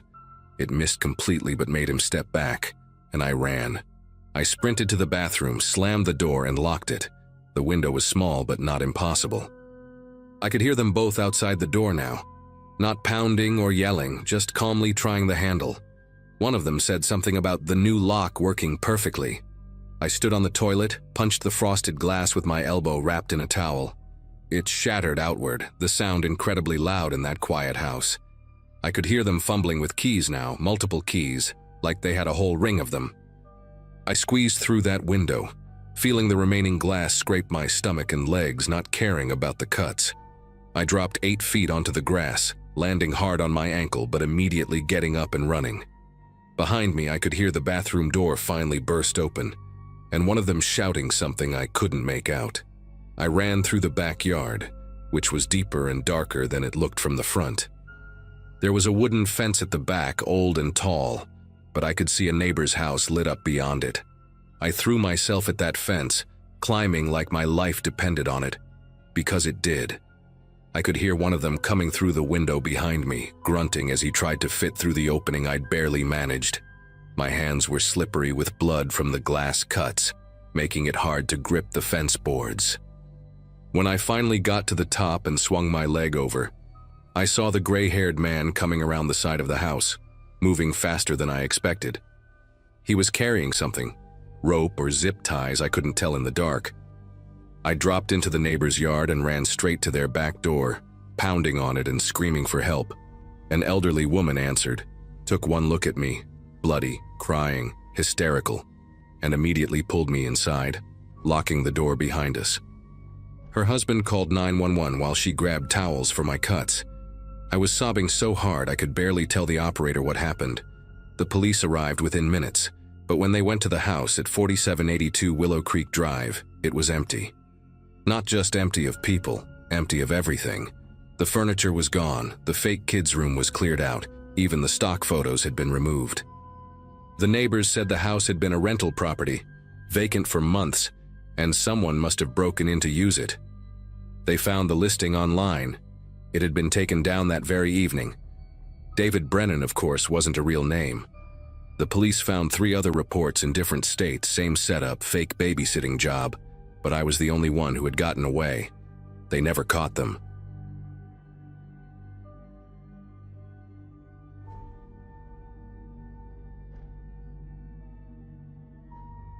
I was 19 and needed money for college, so when my mom's coworker mentioned her neighbors needed a babysitter for their 8-month-old daughter, I jumped at the chance. The Thompsons lived in this beautiful colonial house about 20 minutes from campus, the kind with the wraparound porch and those expensive shutters that actually worked.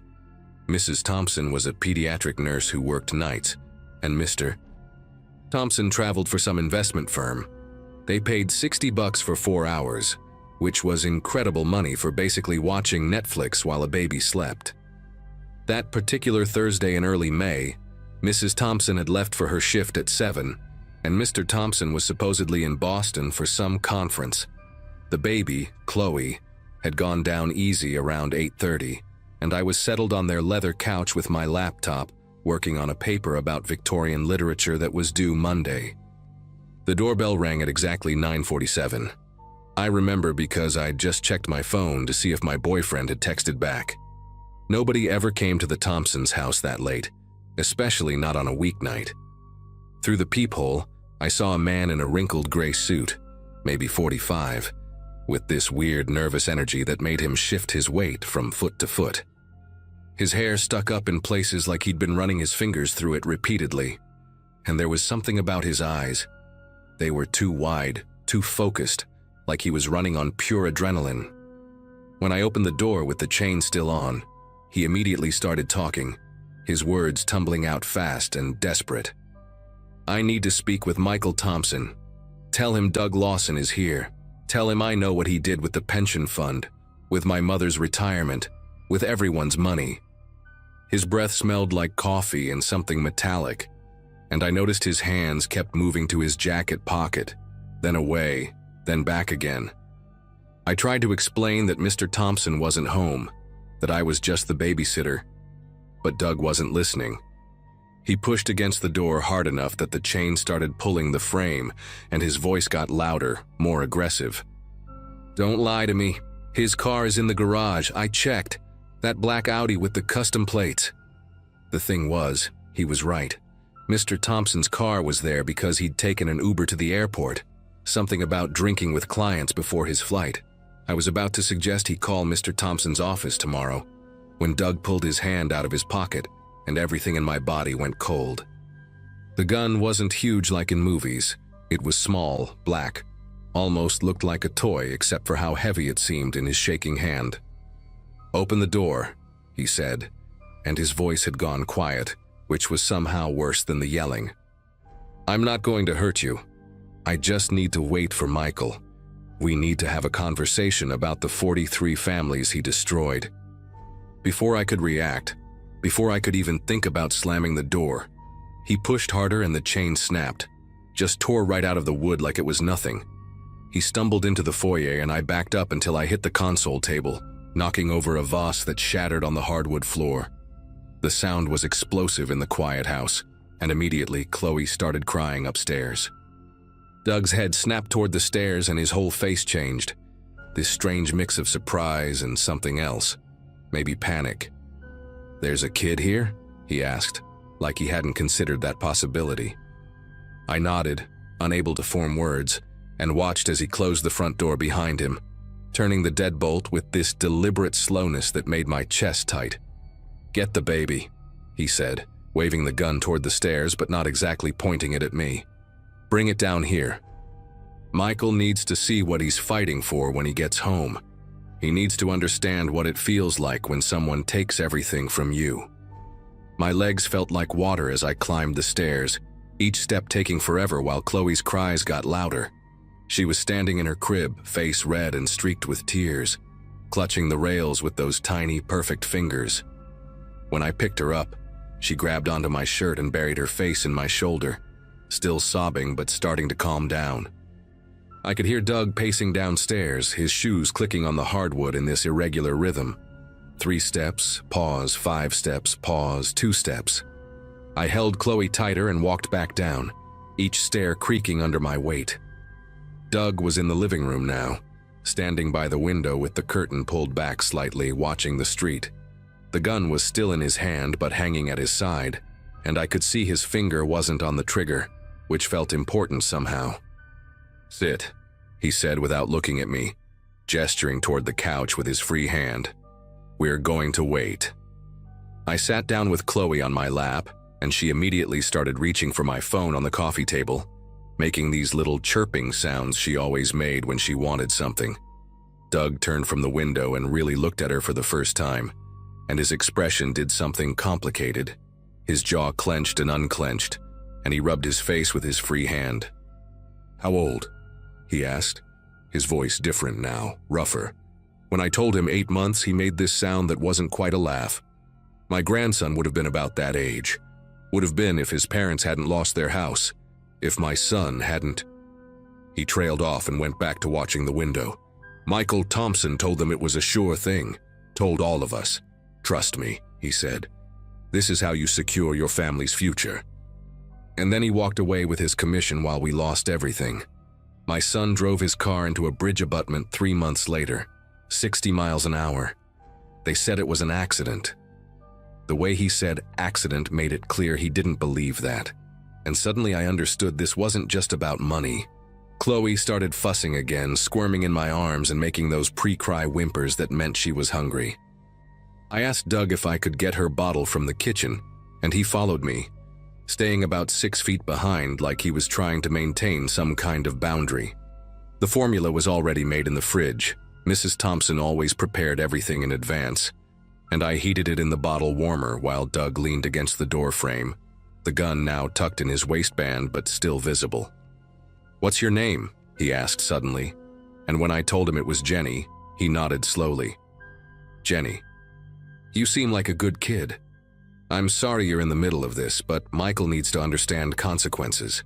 He's been avoiding me for months, blocked my number, had security escort me out of his office building. His lawyer sent a cease and desist letter.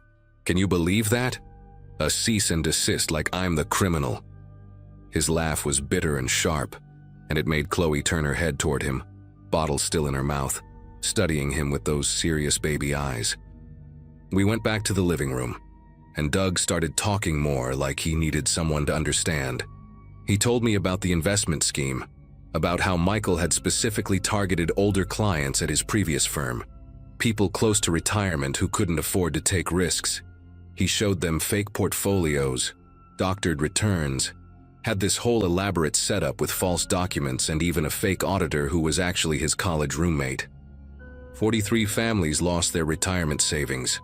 Most of them were too embarrassed to even report it, thought it was their fault for being greedy. But I did my research. I tracked down every single person he scammed. The FBI said there wasn't enough evidence that the paper trail was too clean. But I know what he did. He pulled out his phone and showed me a photo of a younger man who looked just like him, standing next to a woman holding a newborn. That was my son Andrew. Software engineer. Had his whole life planned out. His voice cracked on the word planned, and for a second the gun in his waistband looked less like a weapon and more like the last option of a desperate man. Around 10:30, Chloe fell asleep in my arms, her weight warm and trusting against my chest. Doug had moved to the armchair across from us, and I could see him fighting exhaustion. His eyelids would droop, then snap open whenever a car passed outside. I carefully reached for my phone, thinking maybe I could text someone, but he noticed immediately. "Put it in the kitchen," he said, not angry, just tired. "Please. I can't have you calling anyone until Michael gets here. He usually comes home by 11 when he travels. Never stays overnight if he can help it." As I walked to the kitchen with Chloe still sleeping against me, I noticed the family photos on the wall. Michael Thompson smiling at a company party, his arm around his wife, both of them looking successful and untouchable. When I came back, Doug was staring at those same photos with an expression I couldn't read. "You know what the worst part is?" he said quietly. "He probably doesn't even remember my son's name. Just another account number in his scam." Andrew Lawson, reduced to a statistic. At 11:15, we heard a car in the driveway. Doug jumped up so fast he knocked over a glass of water I'd set on the side table, and his hand went straight to the gun. Through the window, I could see Mr. Thompson getting out of an Uber, checking his phone as he walked toward the door. Doug positioned himself behind the door, telling me to stay on the couch with the baby, to not move, to not say anything. My heart was pounding so hard I was sure Chloe would wake up from the vibration. The key turned in the lock, and Mr. Thompson walked in already talking. "Jenny, sorry I'm late. Flight got delayed and..." He stopped mid-sentence when he saw my face, and then Doug stepped out from behind the door. "Hello, Michael," Doug said, and Mr. Thompson's briefcase hit the floor with a thud that seemed to echo forever. "We need to talk about Andrew Lawson. You remember that name, don't you? Or was he just victim number 37 to you?" Mr. Thompson's face went white. Not the shocked white of surprise, but the guilty white of recognition. And I knew then that everything Doug had said was true. "Doug, let's talk about this," Mr. Thompson said, his hands raised slightly, his voice taking on that smooth salesman tone that probably worked in boardrooms. "I understand you're upset. What happened with the fund was unfortunate, but it was a market downturn, not fraud. Your son's death was a tragedy, but..." Doug cut him off by pulling out the gun, not pointing it at anyone, just holding it. Don't you dare stand there and lie to my face. I have the emails, Michael. The ones you thought you deleted. Your roommate kept copies before you threw him under the bus, too. $60,000 my mother had saved over 40 years of teaching 3rd grade. Gone. You bought that Audi the next week." Mr. Thompson's eyes darted to me and Chloe, and something shifted in his face. "Your daughter," Doug continued, his voice breaking slightly. "You get to hold your daughter. You get to watch her grow up. My son will never, Andrew will never..." He couldn't finish the sentence, and the gun in his hand started shaking. What happened next took maybe 10 seconds but felt like an hour. "Mr. Thompson lunged forward, not at Doug but toward us, toward his daughter, and Doug swung the gun up instinctively. The sound Chloe made when she woke up, this piercing shriek of pure fear, seemed to break something in Doug. He looked at the gun in his hand like he'd never seen it before, then at the terrified baby in my arms, and his whole body just crumpled. The gun fell to the floor, and he dropped to his knees, sobbing these horrible broken sounds. "Mr. Thompson grabbed the gun and kicked it across the room, then pulled out his phone to call 911. But his hands were trembling so badly he could barely dial. "I just wanted him to understand," Doug kept saying between sobs. "I just wanted someone to acknowledge what he did to us." I sat there holding Chloe, who was now screaming at full volume, watching this middle-aged man fall apart on the expensive hardwood floor while Mr. Thompson spoke rapidly to the dispatcher, giving our address, saying "armed intruder" over and over like it was the only phrase he knew. The police arrived within minutes. 3 cars with lights blazing, officers rushing in with their hands on their weapons. Doug didn't resist at all. He just sat there on the floor with his hands visible, tears still streaming down his face. As they cuffed him and read him his rights, he looked at Mr. Thompson one last time. The evidence is in a safety deposit box at First National. Box 447. The FBI will want to see it. Mr. Thompson's face went even paler, if that was possible, and he started to say something, but one of the officers was already asking him questions about the break-in. They took Doug away, and I heard later that he was charged with breaking and entering, criminal threatening, and unlawful possession of a firearm. But the strangest part came 2 weeks later when I saw in the news that Michael Thompson had been arrested for investment fraud. Turns out Doug's evidence was solid. Emails, recorded phone calls, bank records, everything. The FBI had reopened the case. Mrs. Thompson called me the next day to make sure I was okay, and to tell me they wouldn't need me to babysit anymore. They were moving, she said, somewhere fresh. She sent me a check for $500 with a note that just said, "I'm sorry. I never told anyone the whole truth about that night, about how Mr. Thompson's face confirmed his guilt before Doug even showed the evidence, or how Doug had specifically avoided pointing the gun at anyone until that last moment of panic. I still think about it sometimes, especially when I see Chloe's picture on Mrs. Thompson's Instagram. She's 3 now, living in Michigan under what I assume is her mother's maiden name. Doug Lawson got 18 months in minimum security and mandatory counseling. Michael Thompson got 12 years federal time and was ordered to pay restitution, though I doubt those 43 families will ever see much of their money back. There's no clean ending to this story, no moment where everything made sense. Just a Thursday night where I got caught between 2 men destroyed by greed and grief, while a baby cried in my arms and everything unraveled in a stranger's living room.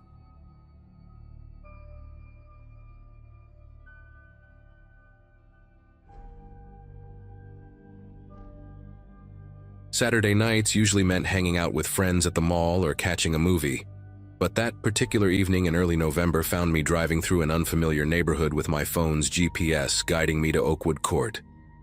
I was 17, had been babysitting for extra cash since freshman year, and Mrs. Coleman was offering $50 for what she promised would be an easy night watching her 6-year-old son Noah.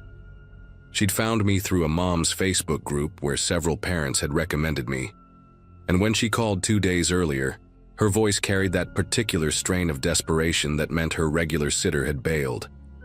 The money would cover half my car insurance for the month, and honestly, spending a few hours watching cartoons with a kid seemed better than another night scrolling through social media while my friends posted stories from parties I couldn't afford to attend. Their house sat at the very end of the cul-de-sac, one of those modern 2-stories with big windows and gray siding that seemed to be popping up everywhere lately. Behind it, thick woods stretched out into darkness, the trees already bare from autumn wind. Mr. Coleman greeted me at the door in a tuxedo that pulled tight across his shoulders, fumbling with cufflinks while his wife's voice drifted from upstairs, something about not finding the right shoes.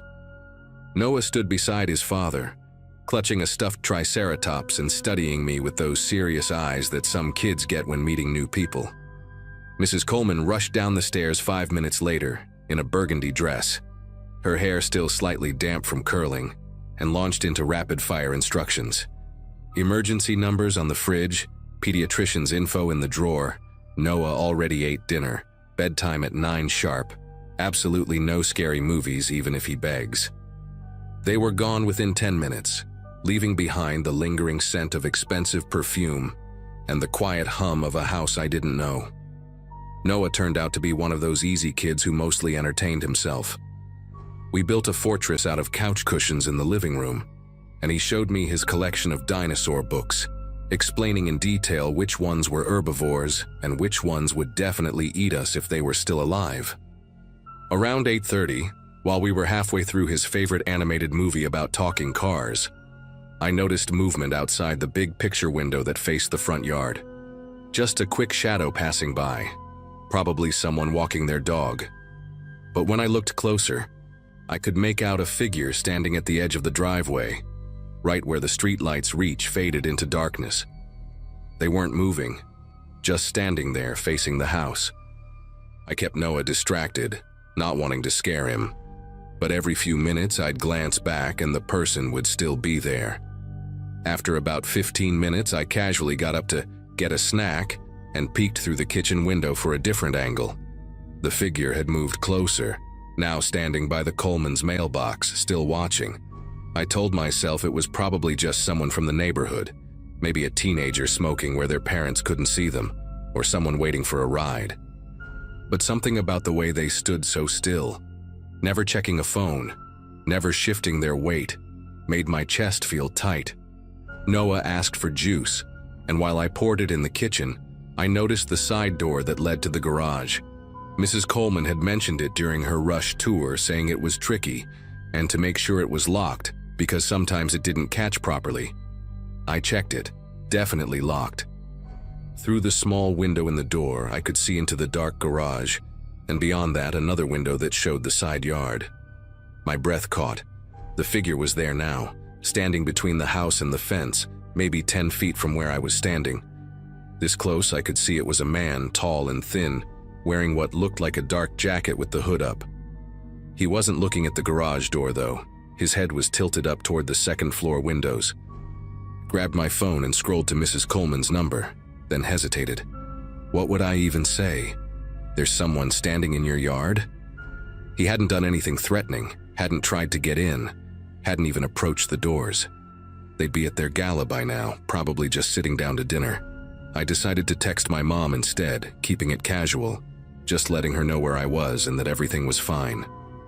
Noah wanted to show me his room before bed, so I carried him upstairs on my back, making dinosaur noises to keep things light.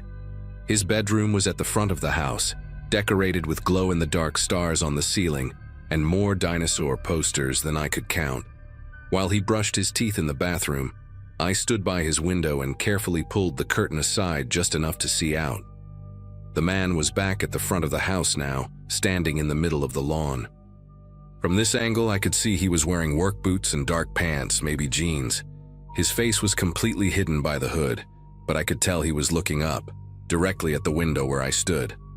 I stepped back quickly, my heart hammering against my ribs. Noah came padding back in his socks, and I tucked him into bed, trying to keep my voice steady while I read him a story about a friendly brontosaurus. He was out within 10 minutes, his breathing deep and even, still clutching the stuffed triceratops. I left his door cracked open like Mrs. Coleman had instructed and went back downstairs, every nerve in my body on high alert. The living room felt too exposed with those big windows, so I settled in the kitchen, where I could see both the front door and the side door to the garage. I texted my friend Jenna, asking if she was still up, needing the connection to someone, anyone. While waiting for her response, I heard it, a soft scraping sound from the side of the house, like someone dragging something against the siding. I crept to the side door window and peered out. The man was right there, his face inches from the glass, though I still couldn't make out his features in the darkness. But what made my whole body go cold was what I saw in his hand, a small notebook where he was writing something down, his eyes never leaving mine through the glass. I stumbled backward, knocking into the kitchen counter, and when I looked again, he was gone. Just empty darkness where he'd been standing seconds before. My phone buzzed, Jenna responding with some gossip about a party, but I couldn't focus on the words. I did a quick check of every door and window on the first floor, making sure everything was locked, yanking on each handle twice to be certain. The house had an alarm system, but Mrs. Coleman hadn't given me the code, only mentioned that they rarely used it. I found a large kitchen knife in the drawer and set it on the counter, then felt ridiculous and put it back, then grabbed it again. The silence in the house was suffocating, every small sound. The refrigerator humming, the heater clicking on, made me jump. I positioned myself where I could see the front door, the stairs, and the hallway leading to the garage door all at once. 20 minutes passed with no sign of the man. Maybe he'd left. Maybe he was just some local weirdo who liked to freak people out. I started to relax slightly, even managed to respond to Jenna's texts with shaky thumbs. Then I heard Noah crying upstairs, that confused, half-awake whimper kids do when they have bad dreams. I rushed up, taking the stairs two at a time, and found him sitting up in bed, rubbing his eyes. He said someone was tapping on his window, that it woke him up. My blood turned to ice water in my veins, but I kept my voice calm, telling him it was probably just a tree branch. His window faced the front yard. There were no trees close enough to reach it. I picked him up and carried him downstairs with me, making up a story about having a special movie night since his parents were gone. I settled him on the couch with a blanket and put on another cartoon, volume low. While he watched, mesmerized and still half asleep, I called 911. I kept my voice quiet, explaining the situation to the dispatcher. She said a patrol car would swing by to check things out, probably within the next 15 to 20 minutes. As I hung up, I noticed something that made my legs feel weak. The side door to the garage, the one I'd checked twice, the one Mrs. Coleman warned me about, was standing slightly open, cold November air drifting into the kitchen.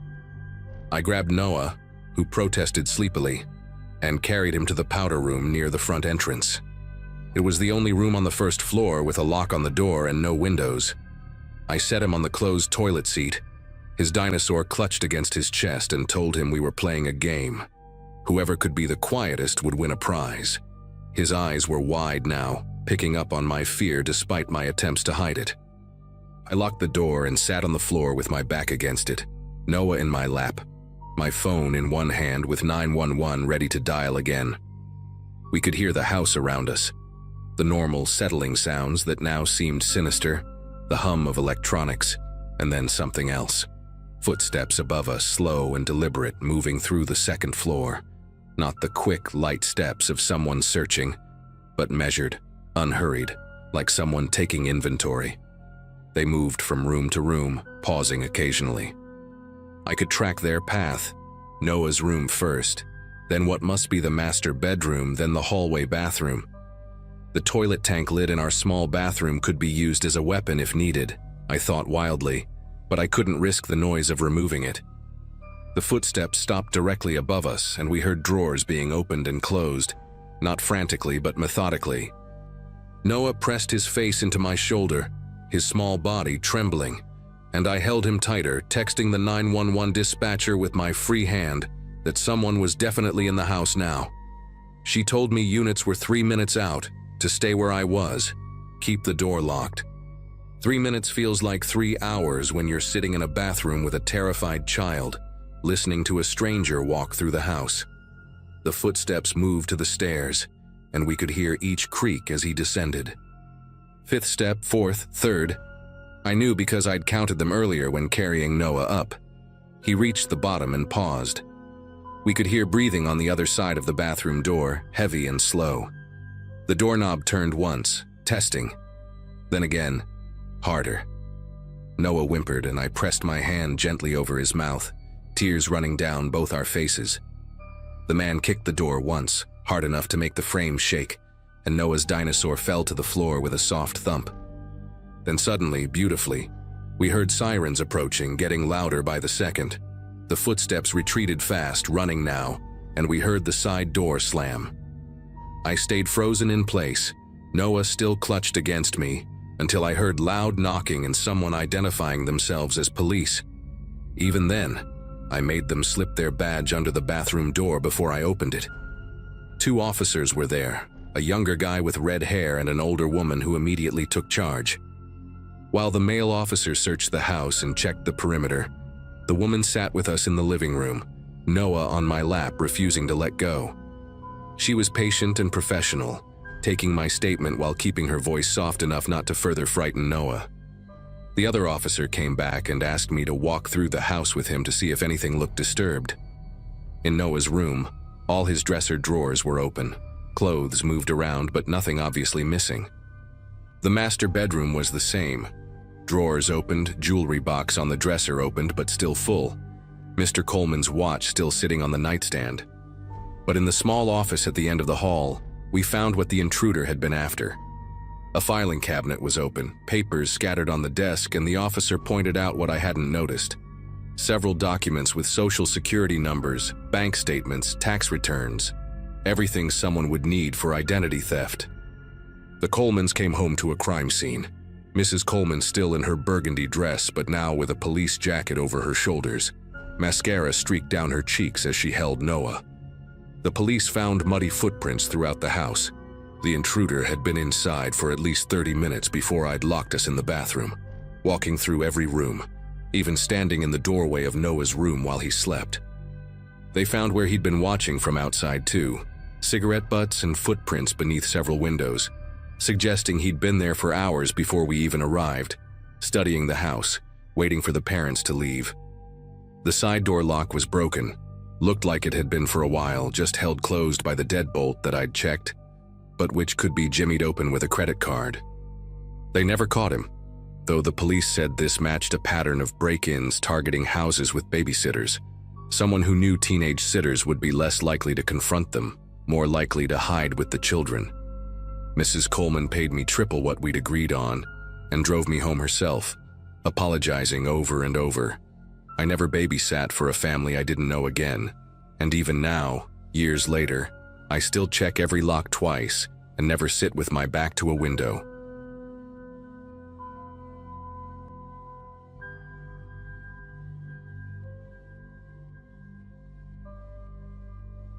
Most people think babysitting is easy money. Watch some kids, put them to bed, watch TV until the parents come home. I thought the same thing when I started doing it during my junior year of college. The extra cash helped with textbooks and rent for my cramped studio apartment near campus. It was a Saturday in early April when I got a call from the Waynes, a family I'd never worked for before.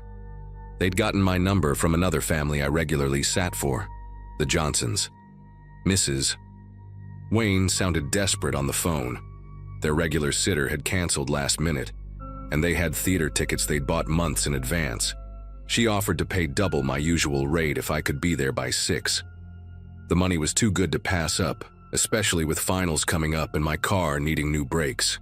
The Waynes lived in one of those pristine suburban developments where every house has the same mailbox, and the HOA sends you letters if your grass gets too long.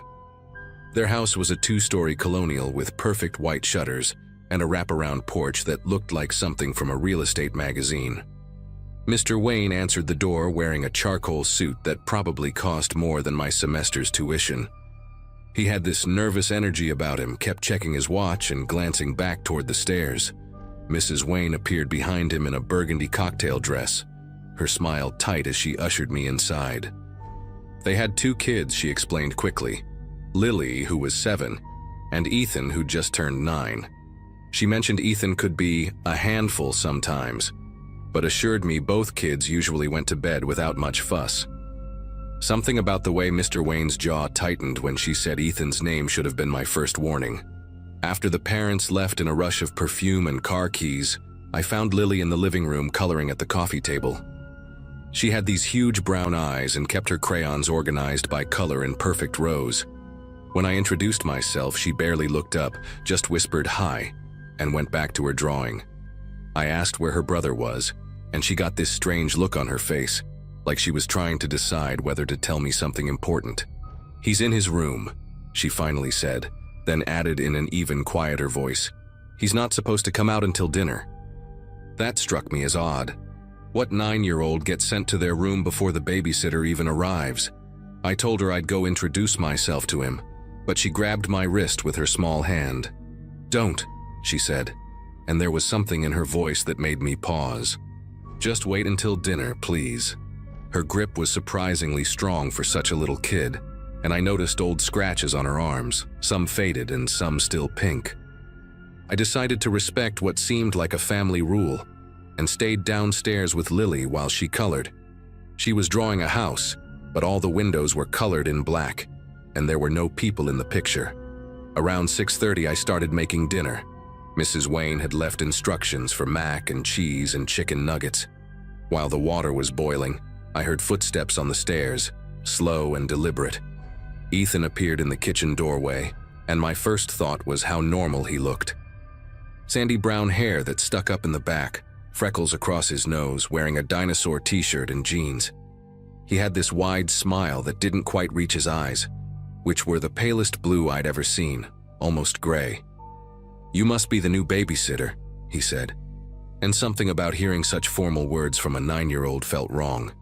He walked past me to the counter and picked up a knife from the block, turning it over in his hands like he was examining it. "We're not supposed to touch those," I said, keeping my voice light and friendly. He looked at me for a long moment, still holding the knife, before setting it down with a deliberate click against the granite.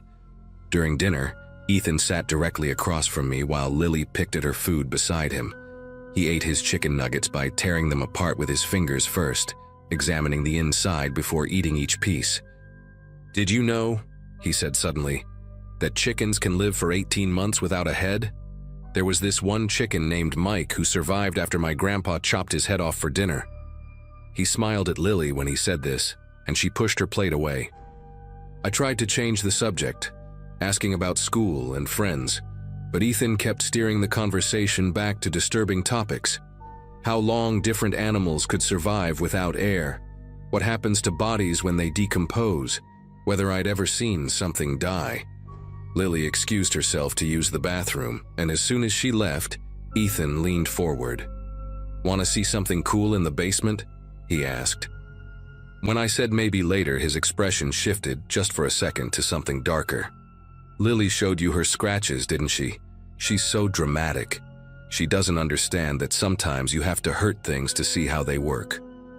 The moment Lily came back, she must have sensed the tension because she immediately asked if we could watch a movie.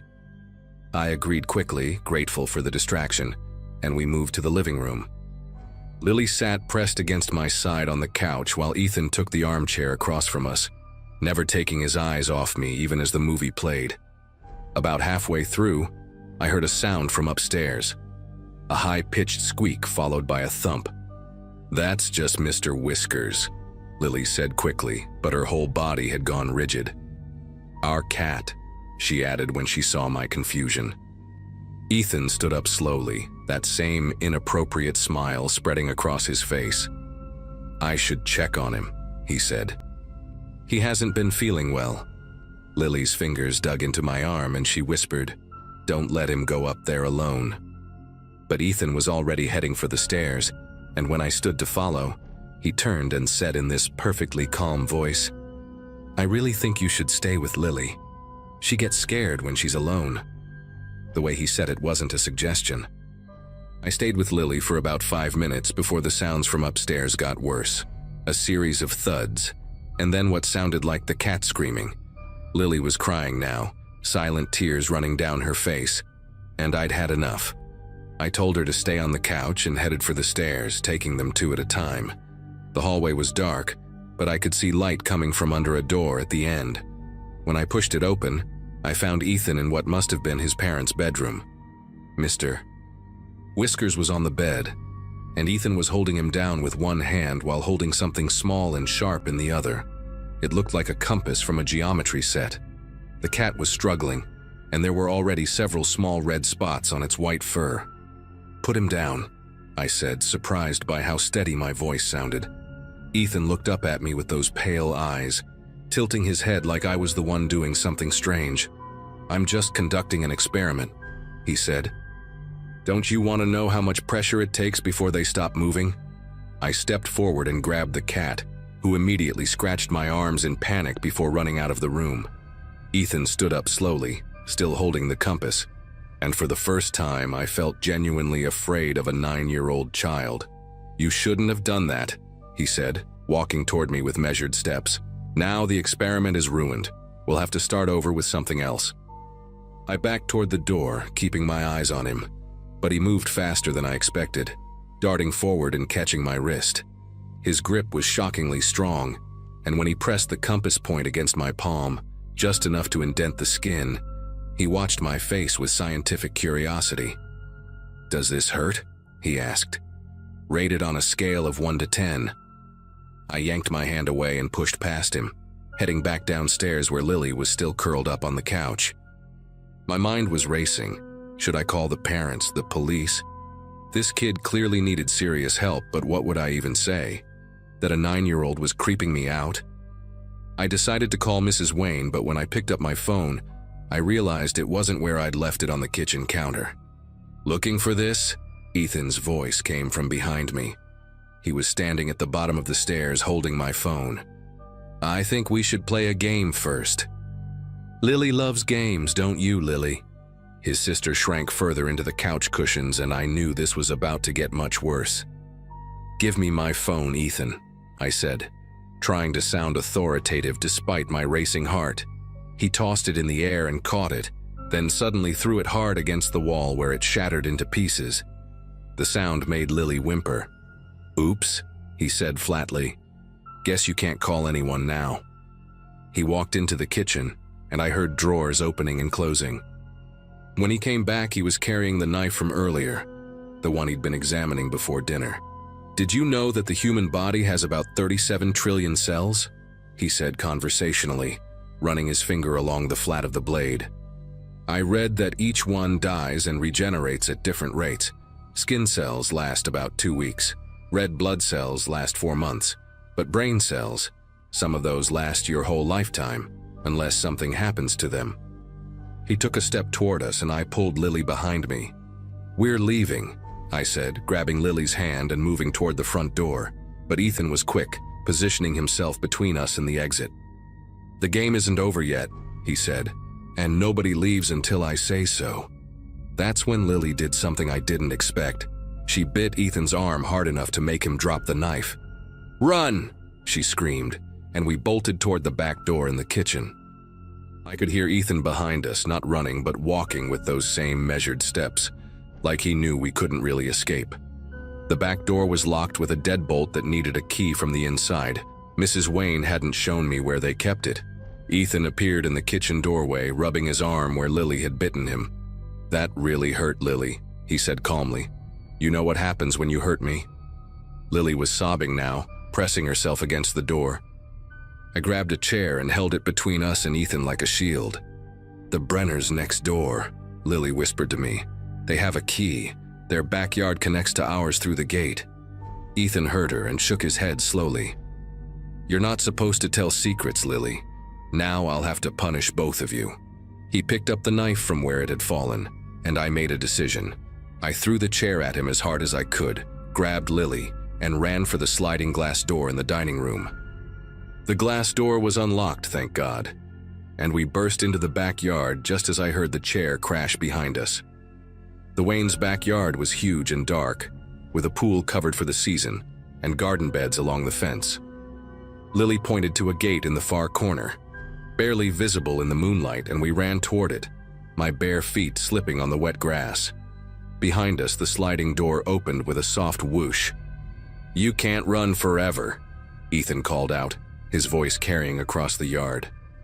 And when I catch you, we're going to play a different game. One where Lily gets to watch what happens when you don't follow the rules.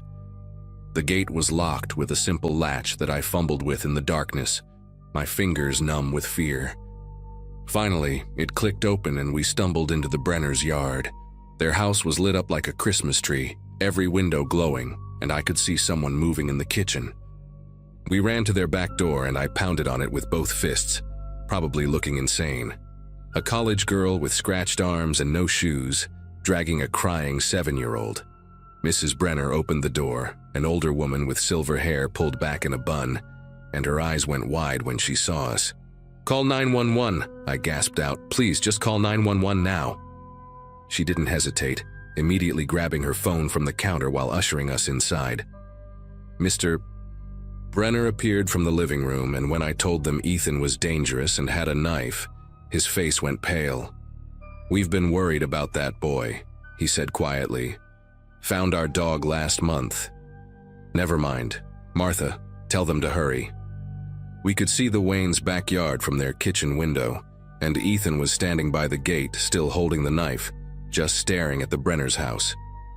He didn't try to come through the gate, just stood there watching. And somehow that was more terrifying than if he'd chased us. The police arrived within 10 minutes, the longest 10 minutes of my life, and 2 officers went to the Waynes' house while 1 stayed to take our statements. Lily finally told them everything, how Ethan had been hurting her for months, killing neighborhood pets, threatening her if she told anyone. She showed them older scars I hadn't noticed before, neat little cuts on her legs that he'd made her hide with long pants. The parents came home about an hour later to find police cars and an ambulance in their driveway. Mrs. Wayne broke down completely when the officers told her what had happened, but Mr. Wayne just stood there, with this hollow look, like he'd been expecting this call his whole life. Ethan was taken for psychiatric evaluation that night. I later learned from Mrs. Johnson, the family who'd recommended me, that he'd been diagnosed with conduct disorder and possible antisocial personality disorder. Fancy terms for what everyone in that neighborhood now knew was a deeply disturbed child who'd been escalating for years. The Waynes moved away 3 months later, but I kept in touch with the officer who'd taken my statement. He told me Ethan was placed in a specialized residential treatment facility after they found journals in his room documenting everything he'd done to animals and his plans for bigger experiments. Lily went to live with her grandmother in another state while her parents dealt with the legal and medical fallout. She sent me a letter once, about a year later, thanking me for getting her out that night. She said she was doing better, making friends, and didn't have to lock her bedroom door anymore. I never babysat again after that night. I work in an office now. Nice boring data entry where the worst thing that happens is the printer jams. Sometimes I still think about Ethan's pale eyes and that clinical curiosity in his voice when he asked me to rate my pain. But mostly I think about Lily, hoping she's somewhere safe, finally able to be just a normal kid who doesn't have to live in fear of her own brother.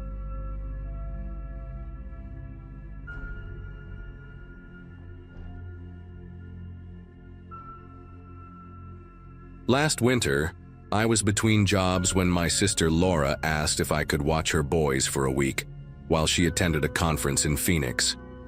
I just finished my teaching degree but hadn't landed a position yet, so the timing worked out perfectly.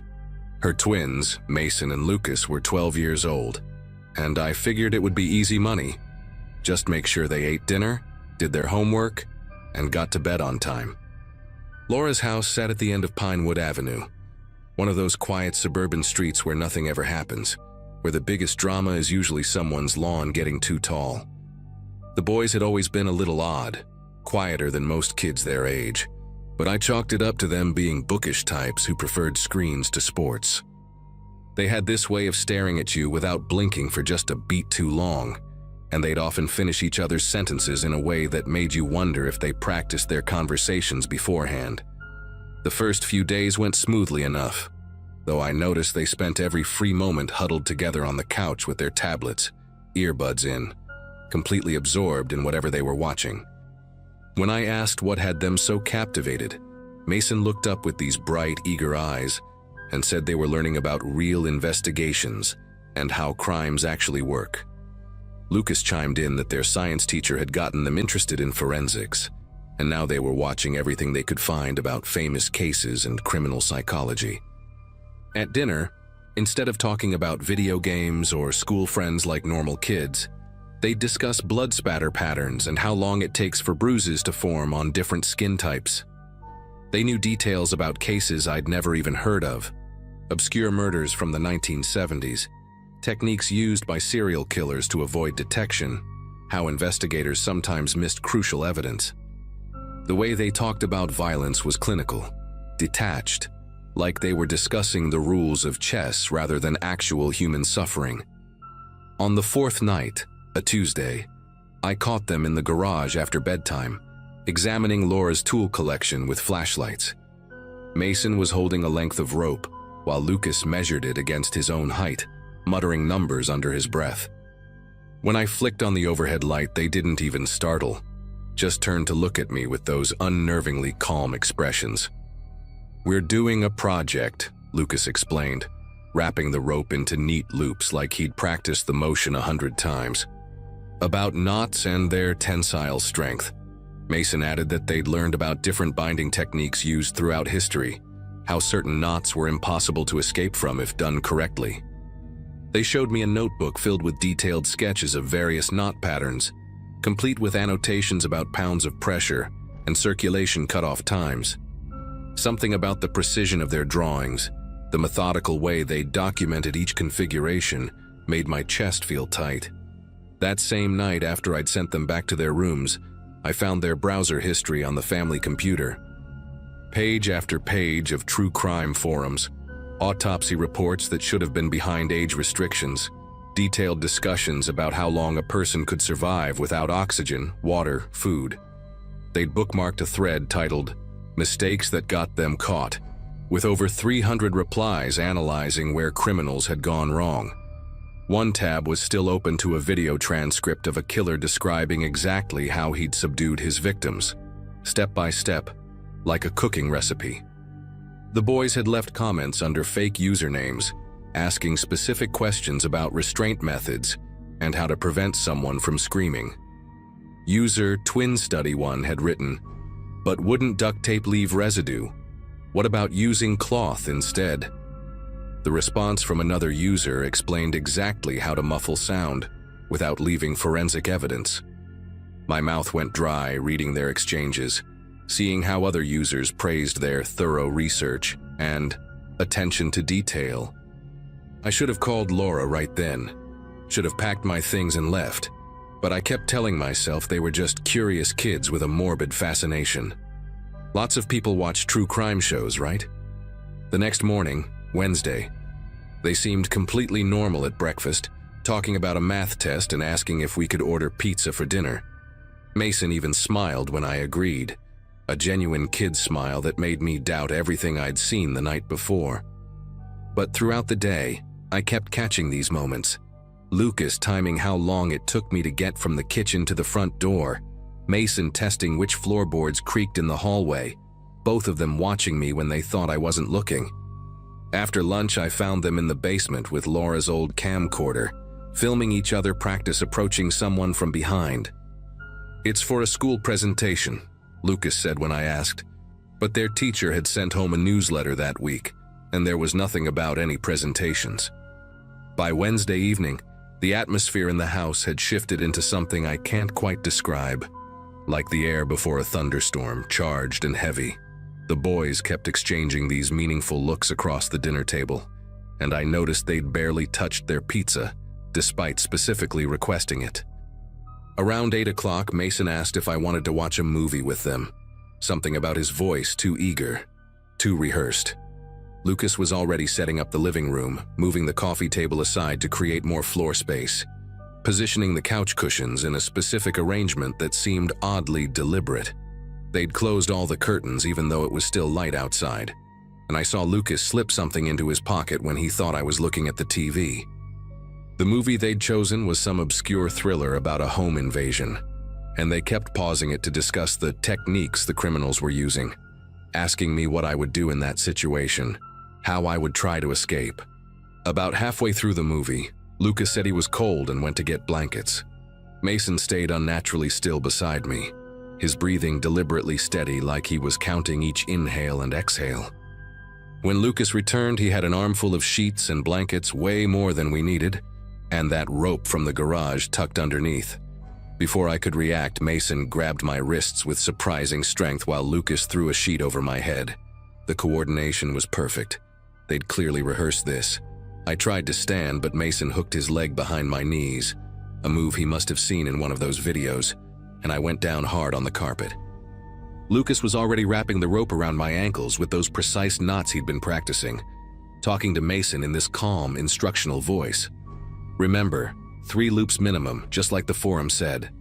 My heart was hammering so hard I thought it might burst as I felt them securing my wrists behind my back with what felt like zip ties they'd hidden in the couch cushions. The sheet came off my head once they had me restrained, and I saw they'd lit dozens of candles around the room. When had they even done that? The flickering light made their faces look older, sharper, and they were both wearing latex gloves they must have taken from under the kitchen sink. Mason had a notebook in his hand, reading from it like a script. Subject appears distressed, pulse visibly elevated in carotid artery, initial restraints holding as expected. Lucas was setting up the camcorder on a tripod, adjusting the angle to capture everything. They weren't playing anymore. This was methodical, systematic, like they were conducting an actual experiment with me as their test subject. "We read that fear responses peak within the first 15 minutes, Lucas explained, pulling out a kitchen timer and setting it on the mantel. We want to document the physiological changes, pupil dilation, perspiration, vocal patterns. Mason approached with a flashlight, shining it directly in my eyes while Lucas took notes about my reaction. The smell of all those candles was overwhelming, vanilla and cinnamon mixing into something that made me nauseous.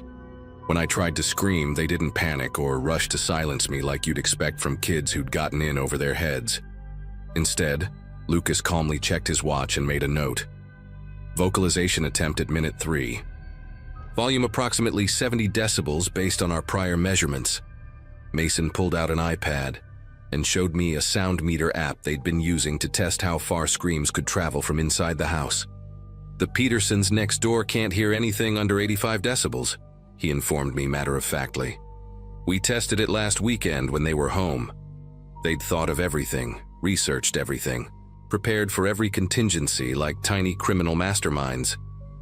Lucas produced a ball of cloth, one of my own socks, I realized, and held it near my face.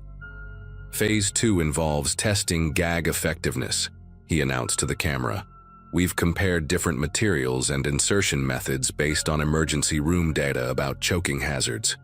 The clinical way he said it, like he was presenting a science fair project, made bile rise in my throat. They spent the next hour running through what they called their protocol, taking turns reading from their notebooks and making adjustments to my restraints. Every few minutes, they'd stop to take my pulse, checking it against some chart they'd printed from a medical website. Mason had brought down a blood pressure cuff from Laura's bathroom and was trying to figure out how to use it properly, while Lucas critiqued his technique based on a YouTube tutorial they'd watched. They documented everything: how long it took for the zip ties to leave marks, which positions caused the most discomfort, how my breathing changed when they tightened certain knots. At one point, Lucas mentioned they'd found a website that explained how crime scene investigators could determine the timeline of events based on bruising patterns and ligature marks. We're being careful not to cause permanent damage, he assured the camera, as if that somehow made this better. The kitchen timer kept going off every 15 minutes, and they'd reset it and move to the next phase of whatever sick experiment they were conducting. One of the candles near the window had burned down dangerously low, wax pooling on the wooden side table Laura had inherited from her grandmother. The boys were so focused on their research that they didn't notice when that candle finally tipped over, the pooled wax catching the lace doily underneath. The flame spread to the curtain's edge while Mason was busy adjusting the camera angle, and Lucas was writing observations about my stress indicators. It wasn't until smoke started filling the room that they looked up from their notebooks, and I saw real panic flash across their faces for the first time all night. The smoke detector started shrieking just as Lucas tried to stamp out the growing fire with a couch cushion, which only made things worse. Mason ran to the kitchen for water but knocked over 3 more candles in his rush, and suddenly the room was chaos. Smoke everywhere, multiple small fires starting, the boys coughing and stumbling over their equipment. Through the window, I could see lights turning on at the Petersons' house, then the Ngoyans across the street. The twins were trying to untie me when we heard the sirens, their practiced calm completely shattered as they fumbled with the knots they'd so carefully crafted. Lucas was crying, saying, "We didn't mean for this part to happen," over and over, while Mason tried to cut the zip ties with safety scissors that weren't strong enough. The firefighters broke down the door just as the boys managed to get the rope off my ankles. I'll never forget the look on the lead firefighter's face when he took in the scene. Me still partially tied up, the camera on its tripod, the notebooks full of their observations scattered on the floor, and these 2 12-year-old boys in latex gloves standing over me with scissors. The police arrived minutes later, and while the paramedics checked me over, I watched the officers flip through those notebooks, their expressions growing more disturbed with each page. The boys kept trying to explain that it was just research, that they were going to let me go after they collected enough data, that they'd calculated everything to be safe within acceptable parameters. The officer who took my statement, a woman named Detective Ramirez, told me they'd found over 40 hours of true crime content on the boys' devices, plus correspondence with adult users on those forums who'd been encouraging their curiosity. Laura had to fly home that night, and I spent 3 hours at the hospital getting photographed and examined, while she sobbed in the waiting room. The boys ended up in a psychiatric facility for evaluation, and the last I heard, they were in intensive therapy. I still have scars on my wrists from those zip ties, thin white lines that remind me how close I came to being a statistic in someone else's true crime obsession.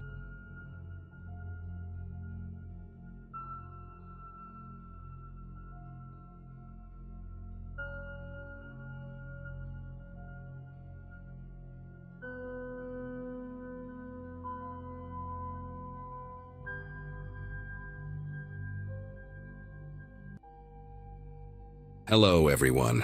Before we start, make sure to like and subscribe to the channel, and leave a comment with where you're from and what time you're watching. That way, YouTube will keep showing you stories just like this one. Now, let's begin. It was my 3rd month working as a cabin steward on the Celestial Voyager, one of those massive cruise ships that carries about 4,000 passengers across the Caribbean. I was 22, fresh out of hospitality school in Miami, eager to see the world while making decent money. The job wasn't glamorous, mostly cleaning rooms, replacing towels, arranging those little towel animals that guests love to photograph. But the pay was good. I got to travel, and my coworkers from the Philippines, Indonesia, and Eastern Europe had become like family. We'd spend our few free hours playing cards in the crew mess or watching movies on someone's laptop, all of us thousands of miles from home, bound together by the strange reality of life at sea. That particular Thursday in late September started like any other day, with me pushing my cleaning cart down the narrow corridors of Deck 7, humming along to whatever song was stuck in my head from the crew bar the night before. Around 11 in the morning, I knocked on cabin 7234, waited the standard 10 seconds, then announced myself, and knocked again. No response. I checked my list. The Thompsons, an elderly couple from Nebraska, hadn't put out the Do Not Disturb sign. I used my master key card and stepped inside, immediately noticing the strange stillness in the air. Mr. Thompson was lying on the bed, fully dressed in yesterday's clothes, his face an unnatural shade of gray. Mrs. Thompson was nowhere to be seen, probably at the breakfast buffet, I thought. I approached slowly, calling his name softly at first, then louder. When I touched his shoulder to give him a gentle shake, his skin was cold, and I knew instantly. The way his eyes stared at nothing, the complete absence of chest movement, the stiffness in his limbs. My training kicked in and I reached for my radio to call medical. But before I could press the button, my supervisor Carlos appeared in the doorway, as if he'd been waiting nearby. Carlos stepped into the cabin and closed the door behind him with a quiet click that seemed too deliberate. He didn't even look at Mr. Thompson's body at first. His eyes were fixed on me, studying my reaction. "Put the radio down, Miguel," he said in that calm voice he used when dealing with difficult passengers.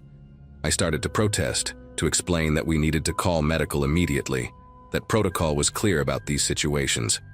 But Carlos moved past me to the body, checking for a pulse he obviously wouldn't find, then pulled out his own phone and typed something quickly. "Medical can't come right now," he said, which made no sense because medical was always on standby. "We need to handle this quietly. Mrs. Thompson is at the spa until 2. We have time." He went to the closet and pulled out the large laundry bag we used for dirty linens, one of those industrial ones that could fit a whole room's worth of sheets. My mouth went dry as I realized what he was suggesting. "Help me get him in," Carlos said, already positioning the bag next to the bed. I stood there, unable to move, watching him work with an efficiency that told me he'd done this before. He looked up at me and his expression changed. Not angry, but something worse. Disappointed, like I was failing some unspoken test. "Miguel, you want to keep this job? You want to keep sending money home to your mother in Orlando? Then you help me now, and you forget what you saw." The mention of my mother made my chest tighten. Carlos knew things about all of us, knew our situations, our debts, our reasons for being here. He grabbed Mr. Thompson's shoulders while I stood frozen.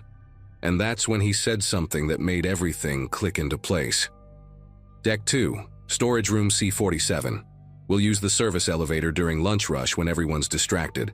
Security won't check the cameras if I tell them not to." The casual way he said it, like he was explaining how to fold towels properly, made me realize this was procedure for him. My legs moved before my brain could process what I was doing. Together we maneuvered Mr. Thompson's stiff body into the laundry bag.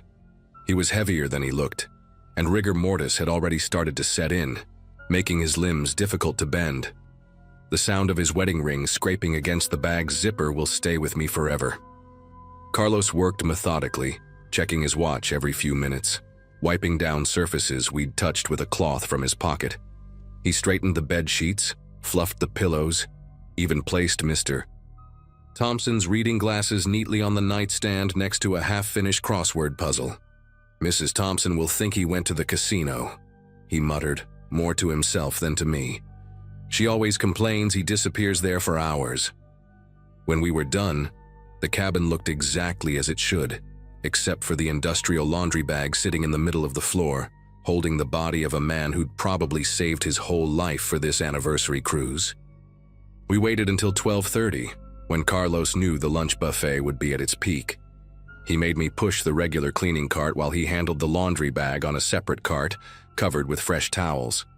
The service elevator was empty, just as he'd predicted. As we descended to Deck 2, Carlos spoke quietly, never looking at me directly. "You think this is cruel, but imagine the panic if passengers knew. Imagine Mrs.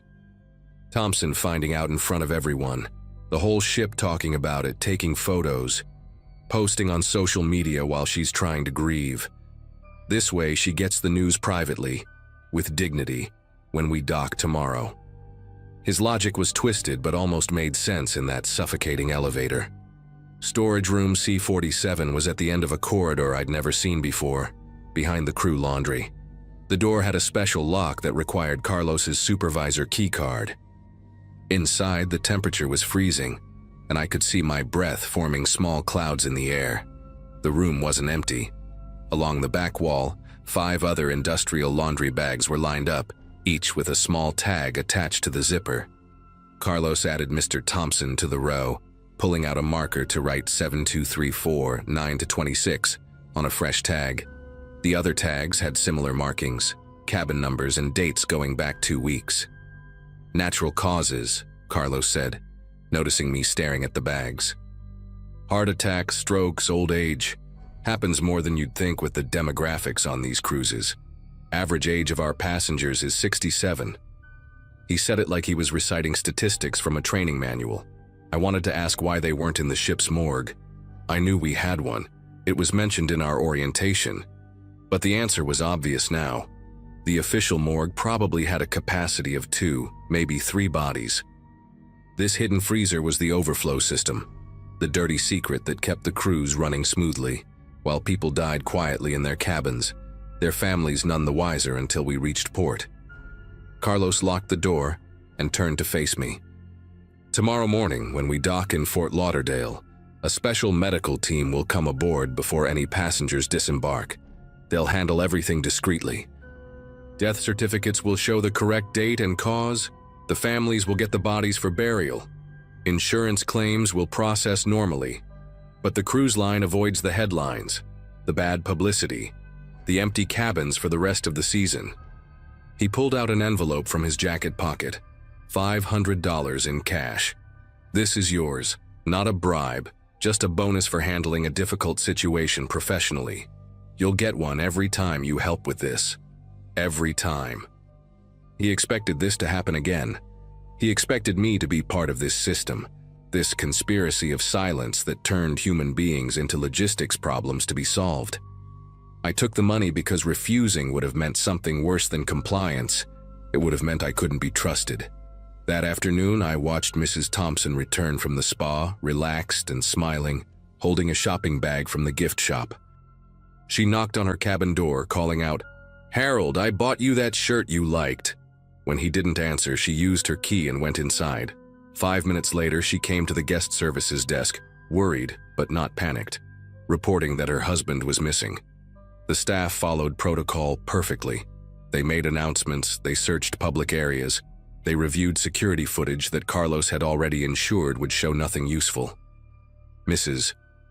Thompson spent the rest of the day increasingly distraught, surrounded by other passengers who tried to comfort her, sharing their own stories of husbands who wandered off on ships. At dinner, I saw her sitting alone at their table for two, his chair empty, still hoping he'd walk through the door with some silly explanation about losing track of time at the poker tables. The weight of what I knew sat in my stomach like a stone.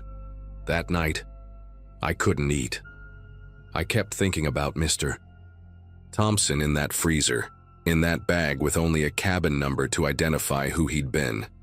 I thought about his wife sleeping alone, not knowing she was already a widow. Around midnight, I found myself back on deck 2, standing outside C-47. I could hear the cooling system humming through the door. Using my regular keycard, I tried to open it. Access denied, of course. Only supervisors could enter. But I noticed something else. There were other storage rooms along that corridor, C-45, C-46, C-48, C-49. When I pressed my ear against C-46, I heard the same mechanical humming. I tried to do the math. If each room could hold 6 or 7 bodies, and there were at least 5 cold storage rooms, and cruises ran year-round, how many deaths were they hiding? How many families were lied to? How many crew members like me had been pulled into this system, paid off, sworn to silence through fear and cash? The next morning, just as Carlos had promised, we docked in Fort Lauderdale. I watched from a crew deck as unmarked white vans pulled up to a service entrance I'd never noticed before. Men in medical uniforms, but no company logos, wheeled gurneys up a ramp, moving with the same practiced efficiency I'd seen in Carlos. They were gone within an hour, before most passengers had even finished breakfast. Later that day, Mrs. Thompson was called to the medical center. The ship's doctor, a pleasant woman from South Africa named Dr. Kruger, told her they'd found her husband collapsed in a maintenance area where passengers weren't supposed to go, that he'd apparently suffered a massive heart attack, that everything possible had been done, but it was too late. I know because I was cleaning the corridor outside and heard every word through the thin walls. Mrs. Thompson's sobs were quiet, dignified, muffled by the doctor's shoulder. She thanked them for trying to save him. She actually thanked them. I quit 3 days later, after we'd returned to sea with a fresh load of passengers. I told Carlos I had a family emergency, and he didn't argue. He just looked at me with those knowing eyes and said, "Not everyone's cut out for the realities of this industry."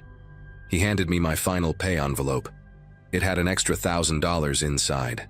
Blood money, or silence money, I'm not sure which. I never reported what I saw. Who would believe me? What proof did I have? The cruise line would deny everything. Carlos would disappear into another ship, and I'd be just another disgruntled employee making wild accusations. But I know what I saw in that freezer. I know Mr. Thompson died alone in his cabin and spent his last day on Earth in a laundry bag with a number tag instead of his name.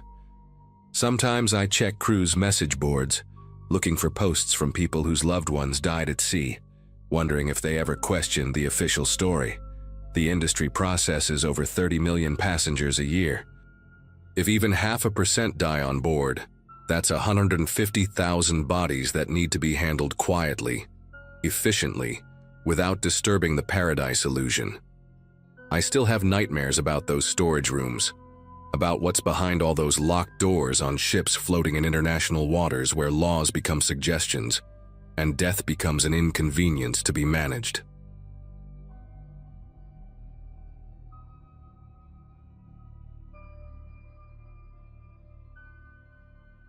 I spent 6 years as a communications officer on various cruise ships before that night in 2022 changed everything.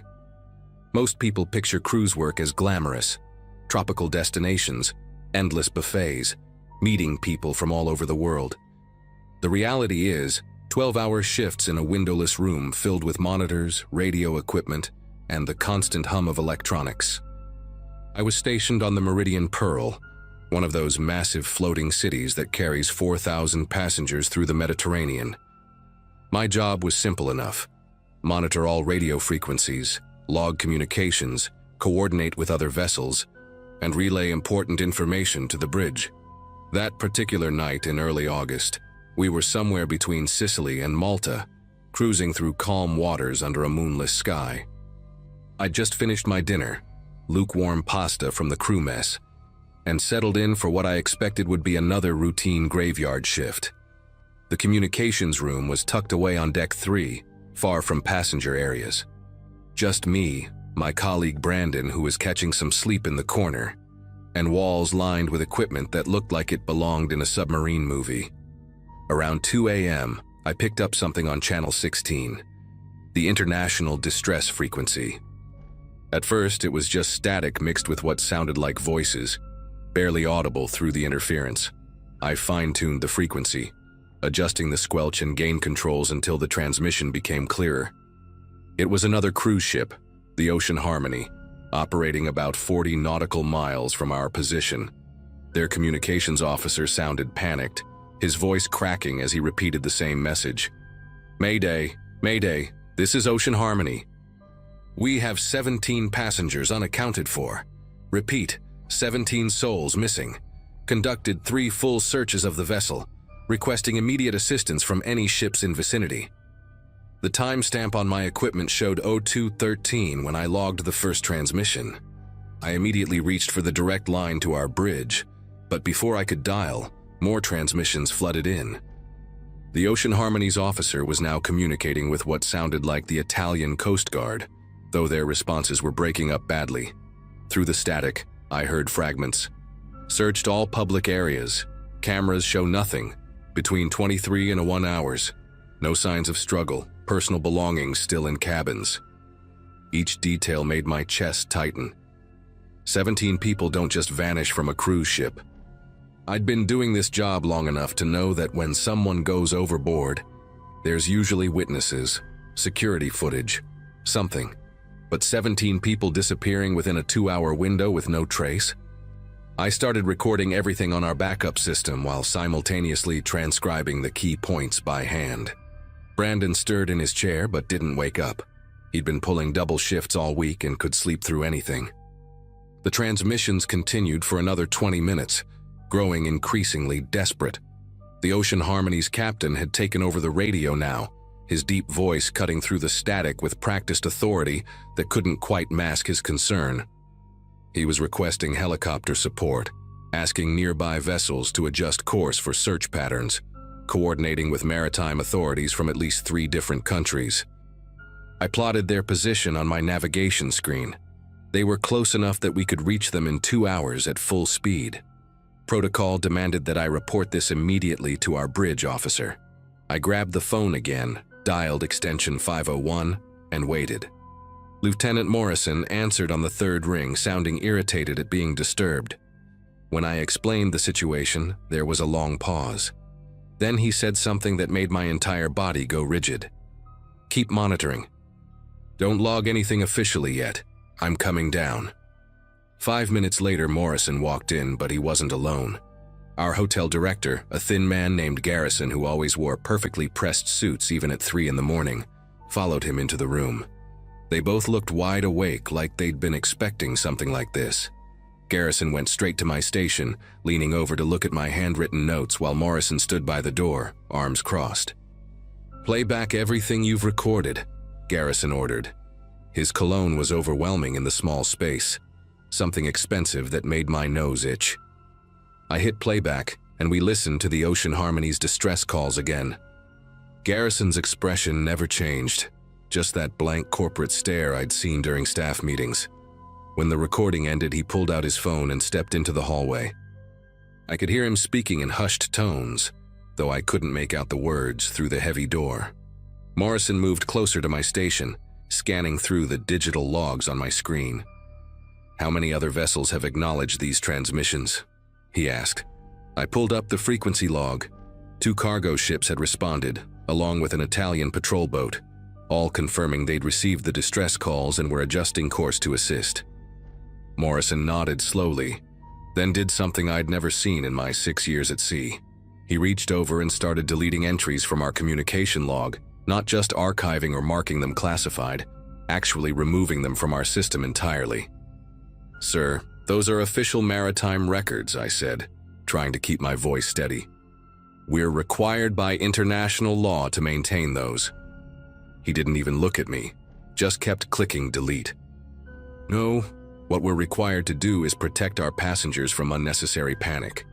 News about a competitor's crisis could cause chaos on our ship. Imagine if 4,000 people suddenly decided they wanted off. Garrison returned, slipping his phone into his jacket pocket. The situation is being handled through proper channels, he announced, though his tone suggested those channels had nothing to do with maritime safety. From this moment forward, we received no distress calls tonight. Our logs will show routine commercial traffic only. The Ocean Harmony situation doesn't concern us. He turned to Brandon, who was now awake and looking confused. That goes for you too. You were asleep.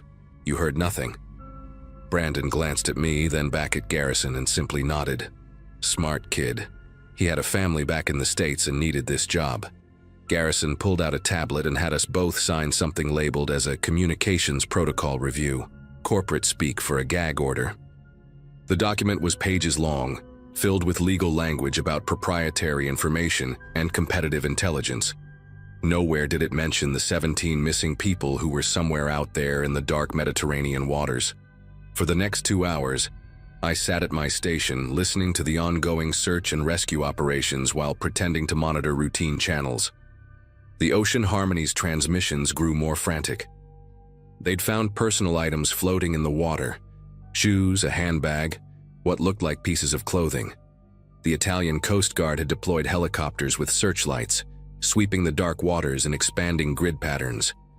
A Norwegian cargo vessel reported possible debris about 2 miles from the Ocean Harmony's position. Through it all, I maintained our fake log, entering fictional routine communications while the real crisis unfolded in my headphones. Around 4:30 a.m., Garrison finally left, but not before reminding me that my contract included substantial financial penalties for violating confidentiality agreements. Morrison stayed until his shift ended at 6 a.m., sitting in the corner where Brandon had been, occasionally glancing at me to make sure I was following orders. When my replacement arrived at 8 a.m., a cheerful woman named Janet who had no idea what had transpired during the night, I handed over the falsified log without a word. Walking back to my cabin, I passed hundreds of passengers heading to breakfast, laughing, taking selfies, completely unaware that just 40 miles away, families were receiving the worst news of their lives. I couldn't eat, couldn't sleep. I kept thinking about those 17 people. Were they traveling together? Were they strangers who'd met the same fate? The Ocean Harmony's manifest would list them as missing, their cabins would be sealed, and somewhere, 17 families would be destroyed. I lay in my narrow bunk, staring at the ceiling, listening to the constant rumble of our engines. Every cruise ship has cameras covering almost every inch of public space. For 17 people to disappear without being caught on a single camera meant either a massive technical failure or something far more orchestrated. That evening, I made a decision that probably ended my maritime career. Before my shift, I stopped by an internet cafe in port. We docked in Valletta, Malta for the day. Using a prepaid connection that couldn't be traced back to me, I searched for news about the Ocean Harmony. Nothing. Not a single article, blog post, or social media mention about missing passengers. I checked maritime incident databases, Coast Guard reports, even shipping industry forums where sailors gossip about everything. The rescue operation I'd listened to for hours, involving multiple vessels and helicopters, had left no digital footprint whatsoever. The Ocean Harmony was listed as operating normally, currently docked in Marseille according to the Port Authority website. Either everyone involved had agreed to bury this story, or something even stranger was happening. I spent €30 printing out everything I could find about the ship's recent movements, passenger reviews from previous cruises, anything that might explain what I'd heard. When I returned to the ship for my evening shift, Garrison was waiting in the communications room. He wasn't alone. 2 security officers flanked him, and there were boxes stacked near my station. "We're upgrading the equipment," he said, though his smile never reached his eyes. You'll be transferred to the Celestial Dream, departing from Barcelona next week. Promotion to Senior Communications Officer, 20% pay increase. It wasn't a promotion, it was exile. They were separating me from Brandon from anyone who knew about that night. The security officers watched as I packed my personal items from the desk drawers, photos, my coffee mug, the notebook where I'd transcribed those desperate calls. Garrison held out his hand for the notebook. When I hesitated, one of the security officers stepped forward. I handed it over. Garrison flipped through it, tore out the pages with my handwriting from that night, and fed them into a shredder that had mysteriously appeared in our usually equipment-only room. The next 6 days before my transfer were surreal. I worked my shifts, maintained the logs, acted normal. But every night I'd lie awake wondering how many other communications officers had heard similar calls and been silenced. How many missing passenger cases were being erased from existence. On my last night aboard the Meridian Pearl, Brandon found me during dinner. He slipped me a USB drive hidden inside a napkin, whispered, "Backup from that night," and walked away. I never saw him again. I quit 3 months later. Couldn't handle the weight of what I knew. The USB drive contained 4 hours of recordings. Every transmission from the Ocean Harmony, every coordinate, every desperate plea for help. I've shared it with journalists, maritime safety organizations, even law enforcement. They all say the same thing. Without official logs or corroborating evidence, it's just audio that could be fabricated. 17 people vanished that night, and the only proof sits in a safety deposit box in Geneva, waiting for someone to believe it's real.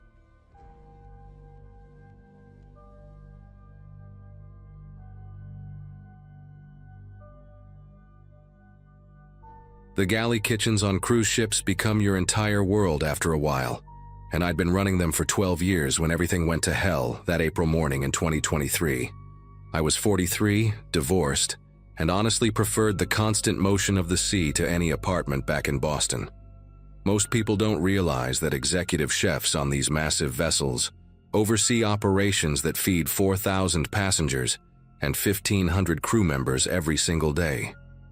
We're talking about 21 restaurants, 800 pounds of lobster per voyage, and a supply chain that would make most hotel managers weep. I'd worked my way up from a line cook on smaller boats to managing the entire food operation on one of the industry's flagship vessels. The money was excellent, the team respected me, and I genuinely loved watching sunrise through the porthole windows while inspecting the morning bread production. That particular Monday started like any other, with me arriving at the main galley at 4:30 a.m., my clipboard ready for inventory checks, completely unaware that within 6 hours I'd be facing the kind of decision that destroys careers and maybe lives. The first complaint came through at 10:15, just as breakfast service was winding down and we were prepping for the lunch rush. Nancy, one of our guest services coordinators, appeared at my office door with that particular expression that meant trouble. Her usually bright face pulled tight with concern, her fingers drumming against her radio. A family of 5 from Deck 7 had reported severe stomach problems after eating at the Sunrise Buffet, and they weren't the only ones. Within 20 minutes, my phone was ringing nonstop, and the medical bay started sending urgent messages about passengers flooding in with violent symptoms, vomiting, severe cramping, some people collapsing in hallways. Dr. Brennan, our chief medical officer, a former Navy surgeon who never panicked about anything, called me directly and said we might be looking at over 60 cases already, with more coming every minute. The pattern was clear. Everyone affected had eaten breakfast between 7 and 9 that morning, mostly from the main buffet, but some from our specialty restaurants too. I immediately initiated our containment protocol, shutting down all food service except for sealed beverages and prepackaged items, then assembled my senior staff in the main prep kitchen to figure out what the hell had gone wrong. We pulled every single item that had been served that morning: eggs, bacon, sausages, fruit salads, pastries, yogurt parfaits, everything. My sous chef Kevin and I personally inspected each batch, checking temperatures, examining prep logs, even tasting small samples ourselves despite the risk. The scrambled eggs looked perfect, fluffy and yellow like always. The bacon was crispy, The hollandaise sauce had been made fresh at 6 a.m. exactly according to protocol. Every temperature log showed proper readings. All the HACCP charts were filled out correctly. Timestamps matched. Signatures were in place. But something was catastrophically wrong, and the numbers kept climbing. Dr. Brennan's latest update put us at 143 passengers affected, with 12 in critical condition. The captain had already notified corporate headquarters and the nearest port authority, and I knew that within hours we'd have health inspectors crawling through every inch of my kitchens. The weird thing was that my staff seemed unusually quiet during our emergency meeting, avoiding eye contact in a way that made the hair on my neck stand up. Kevin pulled me aside near the walk-in freezers while the others were gathering samples for testing, his face pale and sweaty, in a way that had nothing to do with the kitchen heat. He'd been with me for 3 years, a solid professional who'd never given me any reason to doubt him. But now, he kept glancing at the security cameras like he was checking their positions. "Chef, we need to talk, but not here," he whispered, gesturing toward the loading dock area where deliveries came in during port days. I followed him through the maze of storage rooms, past the blast chillers and the dry goods storage, until we reached a corner where the camera coverage had a known blind spot. Something I'd reported to management months ago, but they'd never fixed. Kevin rubbed his face hard with both hands before speaking, and when he finally looked at me, I saw genuine fear in his eyes. "The delivery last Friday in Port Canaveral," he started, his voice barely audible over the distant hum of refrigeration units. "Corporate made us take a shipment that wasn't on our manifest. 3 pallets of frozen proteins, no proper documentation, just a verbal order from someone way above our pay grade." I stared at him, trying to process what he was telling me while my phone buzzed incessantly with updates from the crisis. Kevin continued, explaining how the night shift had been instructed to use these unmarked packages for the breakfast sausages and meat preparations, mixing them with our regular stock to stretch the inventory through the next 2 weeks at sea. The packages had arrived partially thawed, he said, with ice crystals melting and refreezing in patterns that suggested multiple temperature breaks during transport. But here's where it got worse. Our night supervisor, Robert, had been specifically told by someone in corporate procurement to bypass the usual receiving protocols, skip the temperature checks, and just get everything into the freezers before the morning shift arrived. Kevin showed me photos on his phone that he'd taken secretly. Boxes with labels that had been peeled off and replaced, dates that looked altered with different ink, and most disturbing of all, a faint stamp on one box that appeared to be from a supplier we'd blacklisted 2 years ago for repeated safety violations. The more he talked, the clearer it became that this wasn't just negligence or a mistake. This was deliberate, systematic corner-cutting to save money, and now people were seriously ill because of it. The head of guest services burst through the dock door before I could respond to Kevin, her face flushed and panicked. "Chef, we have 3 passengers being airlifted to shore right now," she gasped, clutching her chest as she caught her breath. 2 elderly women and a 7-year-old boy, all in critical condition with severe dehydration and organ stress. The Coast Guard is 30 minutes out. The weight of those words hit me like a physical blow. A child was fighting for his life because of food that came from my kitchens. Food that I was responsible for, even if I hadn't known about the contaminated shipment. I thought about my own nephew, just about that age, and felt bile rise in my throat. Behind her, I could see other department heads gathering in the main galley, including our hotel director, Mr. Fitzgerald, a company man through and through who'd been with the cruise line for 25 years. He caught my eye through the doorway and made a subtle cutting motion across his throat, a clear message to keep quiet about whatever I might have discovered. The ship's internet had already been throttled to prevent passengers from posting on social media, and I knew from experience that corporate's crisis management team was probably already crafting a story about an isolated norovirus outbreak, completely unrelated to food handling. I walked back into the main galley, my mind racing through the implications of what I knew versus what I was expected to do. "Mr. Pahu." Fitzgerald immediately cornered me near the pass where we usually plated desserts, speaking in that smooth, practiced tone that company executives perfect after years of handling disasters. "Chef, the testing lab will be here within the hour," he said, straightening his tie with manicured fingers that had never touched a hot pan. "They'll find nothing because there's nothing to find. Our supplies are all properly sourced, properly stored, and properly prepared. Whatever made these people sick came from somewhere else. Perhaps they ate at port yesterday.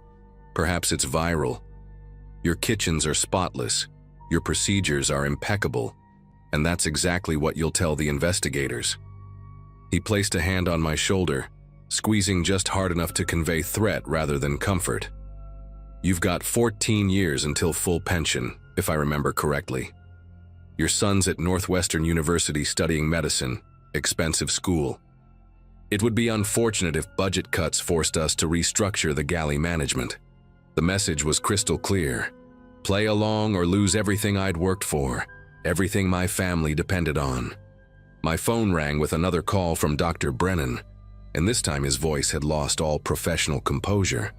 "We're at 208 cases now, and I need to know what they ate because standard food poisoning treatment isn't working," he said urgently. "Some passengers are showing unusual symptoms. Their white blood cell counts are through the roof. Liver enzymes are spiking in ways I've never seen from typical bacteria. Whatever this is, it's not Salmonella or E. coli or any of the usual suspects." I could hear chaos in the background of his call, alarms beeping, people retching, someone crying hysterically. Meanwhile, Fitzgerald stood 3 feet away from me, arms crossed, watching my every expression. I told Dr. Brennan I'd get back to him and hung up, my mind churning through the horrible calculus of this situation.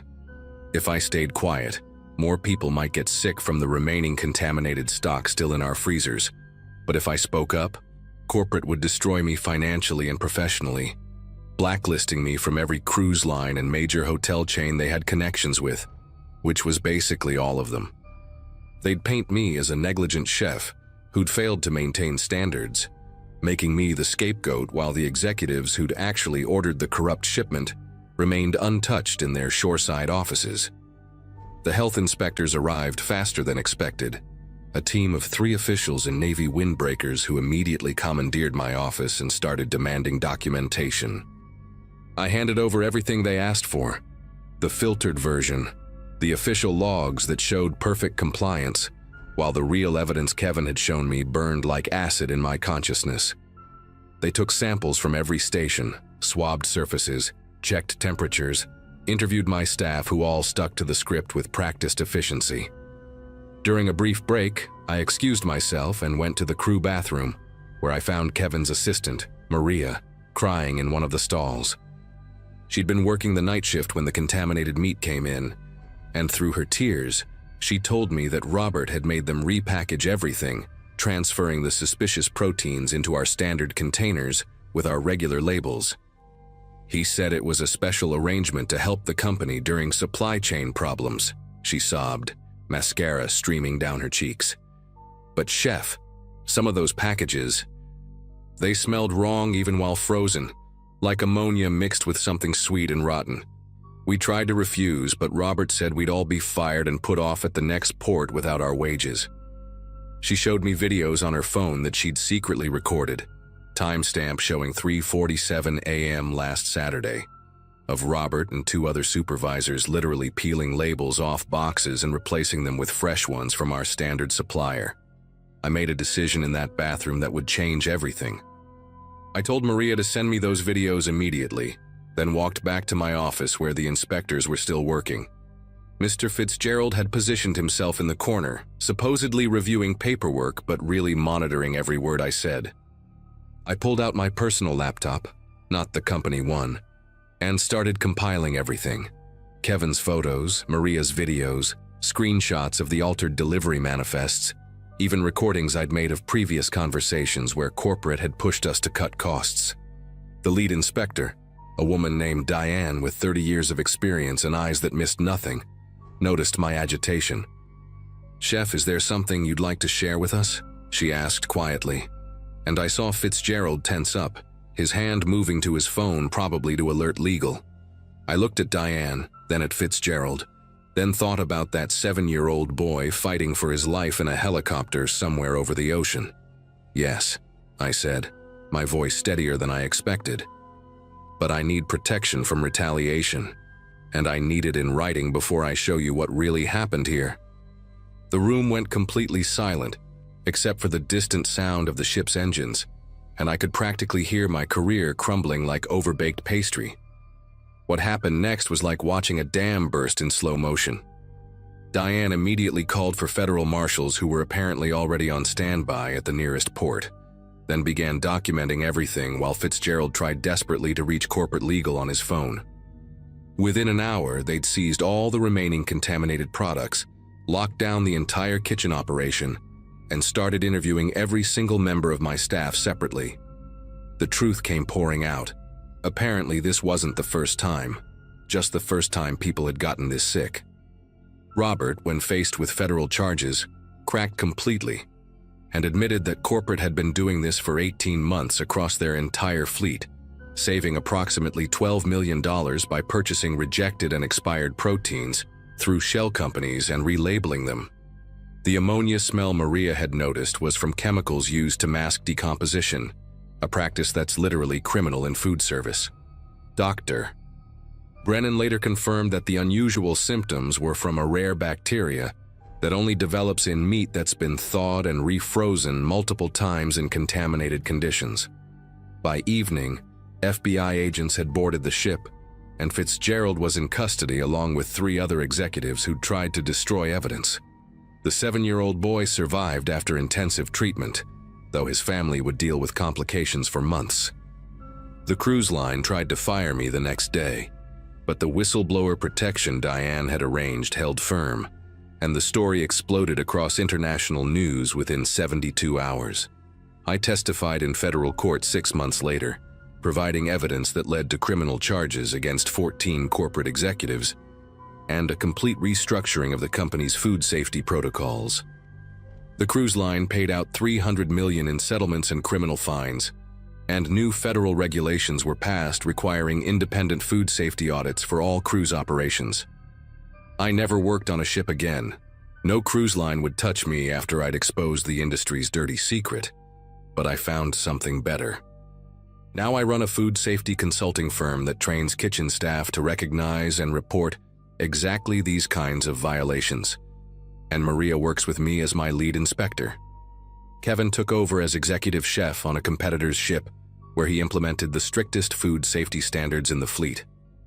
Sometimes I miss the sunrise through those porthole windows and the rhythm of life at sea, but then I remember that little boy's family sending me a photo of him on his 8th birthday, healthy and grinning with cake all over his face. That photo sits on my desk now, reminding me every day that some things matter more than careers or corporate loyalty. The galley might have been my whole world once, but saving lives by speaking truth became my purpose, even if it meant I'd never sail again.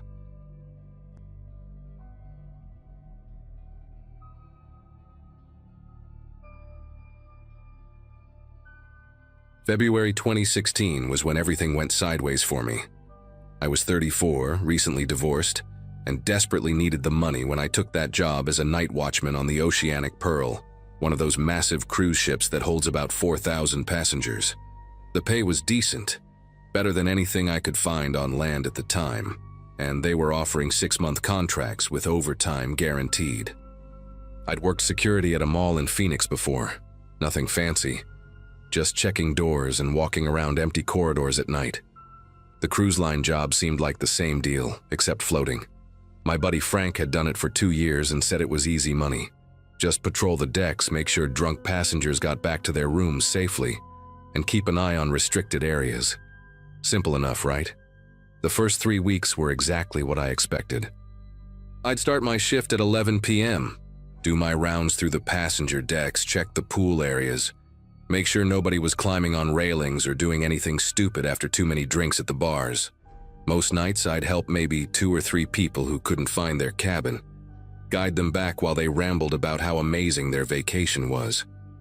The ship had this whole city inside it, restaurants, theaters, casinos, shopping areas, and at night, when most passengers were asleep, It became this quiet, humming maze of corridors and stairwells.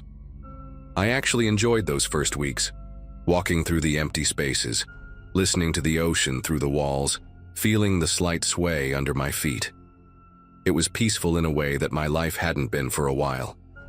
It was a Wednesday night in my 4th week when I first noticed something weird. I was doing my usual patrol near the aft section of Deck 5 when I saw 2 crew members I recognized from the entertainment staff, a guy named Victor from Romania and a woman called Sophia from Greece. They were practically carrying this passenger, a middle-aged woman in a sparkly dress who could barely stand. Now I'd seen plenty of drunk passengers, but this was different. Her head was completely limp, rolling back and forth with each step, and her feet were dragging on the carpet. I started walking toward them to help, figured they were taking her to the medical center on Deck 2, but then they turned left instead of right. Left led to a service elevator that went down to the crew quarters and storage areas. Definitely not where passengers belonged. When I called out to them, Victor just looked at me, put his finger to his lips, and shook his head. Sophia mouthed something that looked like special arrangement, and they disappeared into the elevator. The next morning, I mentioned it to Gary, the security supervisor who worked days. He'd been with the cruise line for 15 years, knew everything about everything. Gary just laughed it off, told me sometimes VIP passengers get special recovery services when they party too hard. Private medical attention in better-equipped rooms away from the regular medical bay. He said the cruise line didn't advertise it, but wealthy passengers paid extra for discretion when they got too wasted. Made sense at the time, I guess. Rich people always got different treatment, and the cruise industry was all about keeping high rollers happy. But something about the way Victor had looked at me stuck in my mind. It wasn't conspiratorial, like we were in on some secret together. It was more like a warning, like I should mind my own business and forget what I saw. 2 nights later, it happened again. Different crew members this time. Guys from the restaurant staff I'd seen around but didn't know by name. They had a young man, maybe 25, wearing an expensive-looking suit that was all disheveled. This time I was closer, could see his face clearly under the corridor lights. His eyes were open but completely unfocused, pupils dilated so wide they looked black. Drool was running down his chin. The weird part was how systematic they were about it. One guy had him under the arms, the other had his legs, and they were moving fast, efficient, like they'd done this many times before. They took the same service elevator, going down to the restricted areas. I followed them this time, took the stairs down to Deck 1, but when I got there, the corridor was empty. Just the hum of the engines and the smell of industrial cleaning products. There were dozens of doors down there, storage rooms, crew quarters, mechanical areas. They could have gone anywhere.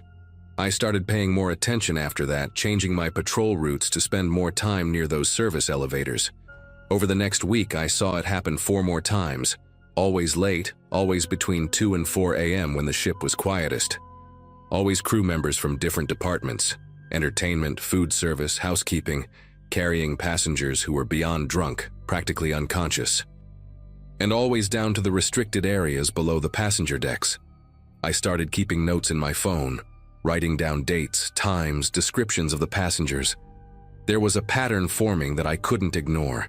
The passengers were always alone, always wearing expensive clothes or jewelry, always so intoxicated they couldn't speak or walk. And here's what really got me. I never saw any of them again during the rest of the cruise.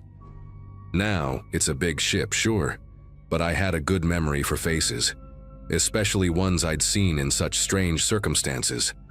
The breaking point came on a Saturday night, almost 6 weeks into my contract. I was near the casino on Deck 8 when I saw them carrying a woman who looked exactly like someone I'd helped earlier that same night. Around midnight, she'd been tipsy but coherent, asking me for directions to her cabin. She'd shown me her key card, cabin 742, and I'd walked her there myself. She was traveling alone, she told me, a recent widow spending some of her husband's life insurance on a trip she'd always dreamed about. Now, at 3:30 a.m., here she was being carried by 2 crew members, completely unconscious, wearing the same silver dress. This time, I didn't hesitate. I stepped right in front of them, badge out, and demanded to know where they were taking her. The taller one, a Lithuanian guy from maintenance, just stared at me. The other one, someone from the spa staff, actually smiled. Not a friendly smile, but the kind that made your spine go rigid. "Step aside," the Lithuanian said, his accent thick. "This is authorized." When I asked for what authorization, whose authorization, he pulled out a radio and spoke rapidly in a language I didn't understand.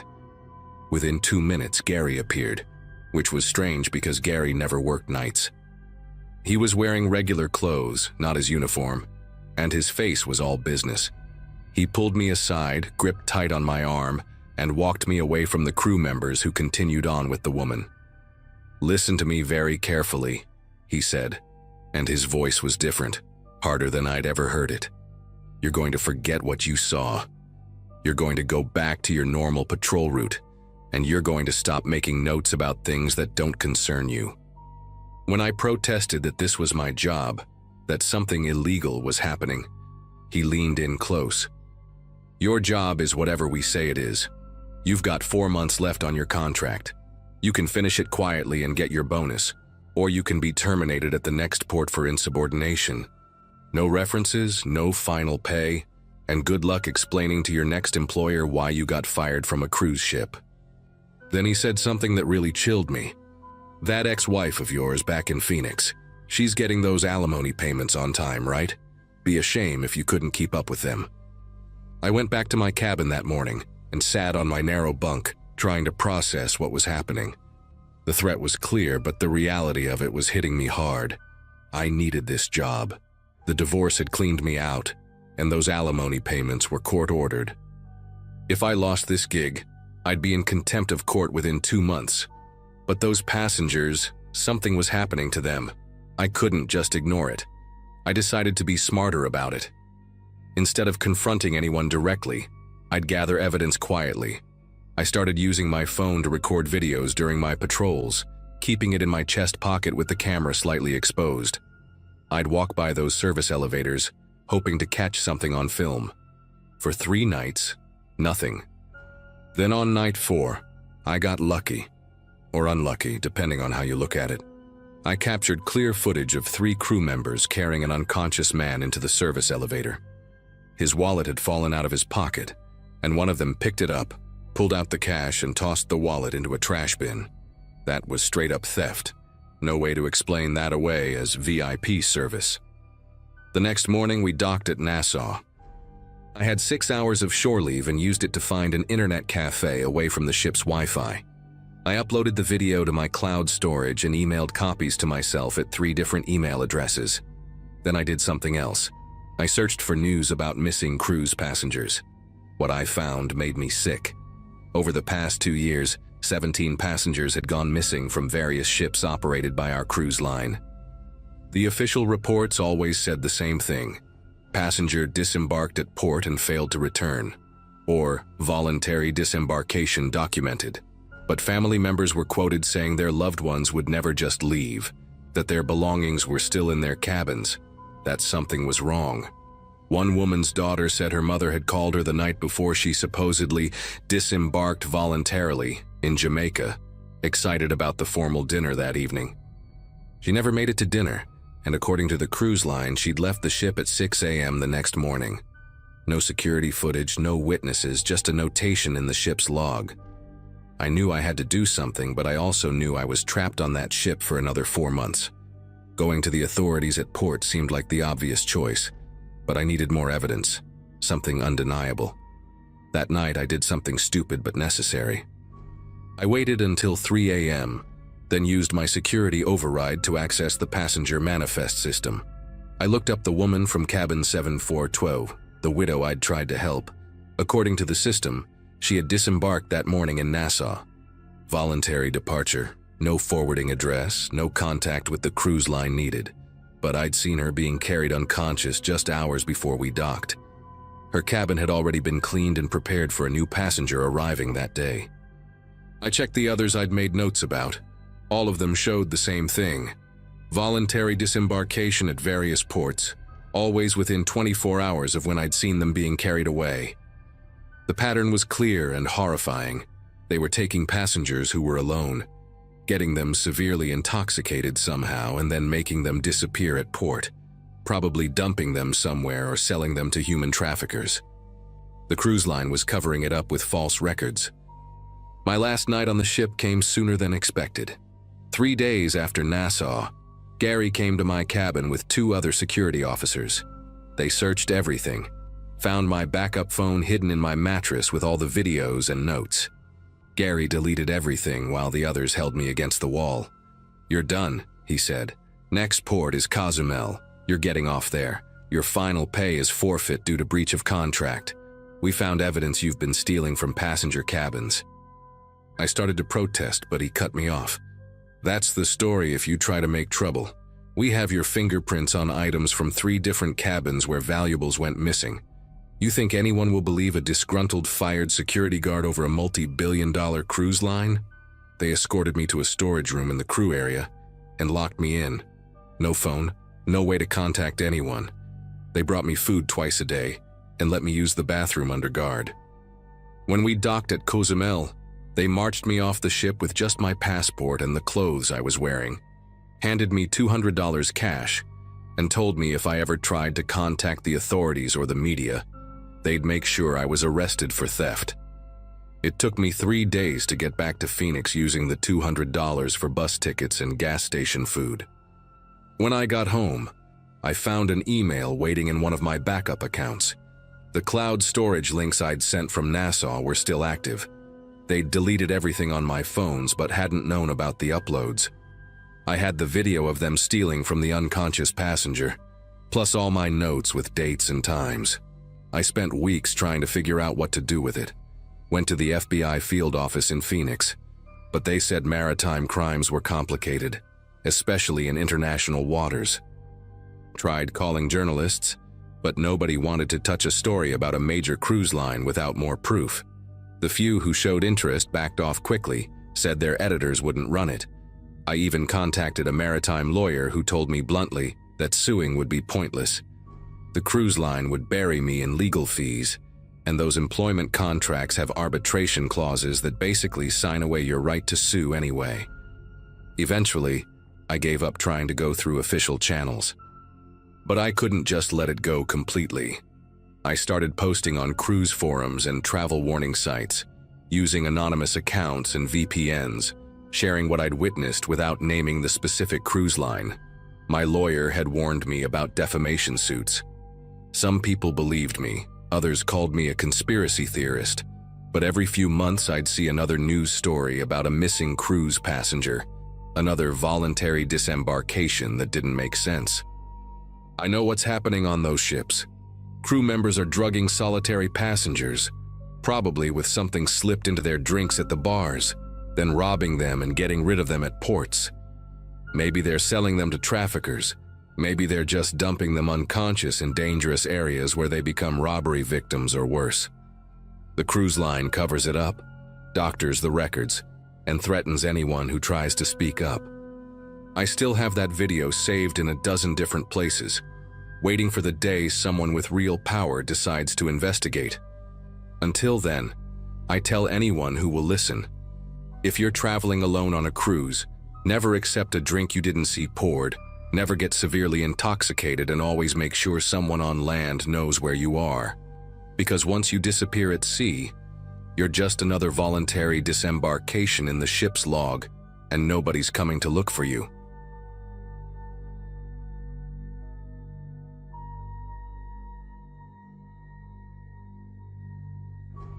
I need everyone here to understand that what I'm about to share cost me my career, my reputation, and probably my sanity.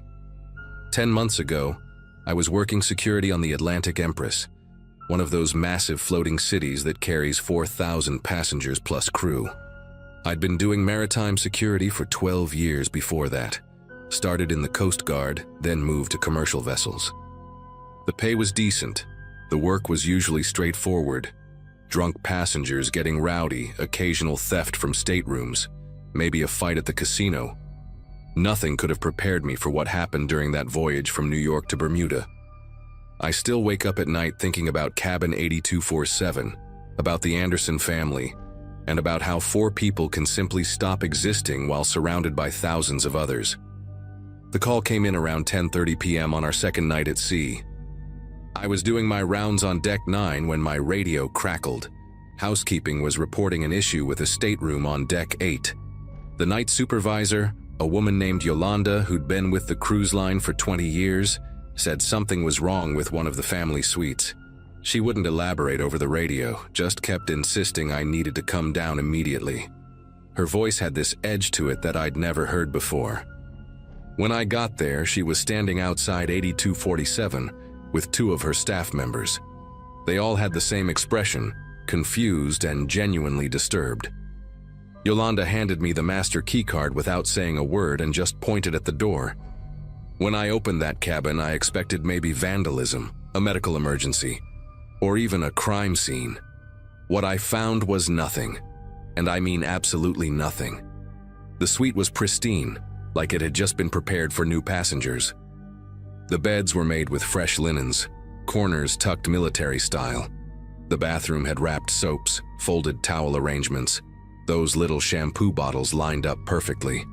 The closets were empty, hangers evenly spaced. Even the welcome basket with the champagne bottle sat untouched on the coffee table. The promotional cruise materials fanned out like a deck of cards. But here's what made everyone uncomfortable. The manifest showed the Andersons had checked in 36 hours ago. A family of 4 from Michigan. Parents in their 40s, 2 teenage kids. I pulled up their records on my tablet right there in the doorway. Everything looked normal at first glance. They'd completed online check-in 2 weeks prior, uploaded their passport photos, selected their dinner seating. The embarkation system showed them boarding at 2:47 p.m. on departure day. Their keycards had been activated. Their safety drill attendance was marked complete. The dining system even showed they'd eaten dinner the first night. Table 42 in the main dining room. Orders placed at 7:23 p.m. The father had the salmon, the mother chose pasta primavera, the kids both got burgers. Their server, a guy named Antonio from Portugal, had even noted that they'd mentioned celebrating their daughter's acceptance to college. But standing in that empty cabin, none of it made sense. I immediately called the bridge and requested a full security protocol. Within minutes, I had 3 more officers with me, and we began a systematic search. We pulled the keycard logs for cabin 8247. The last entry was at 9:14 p.m. the previous night, right after dinner. The hallway cameras? Here's where things got weird.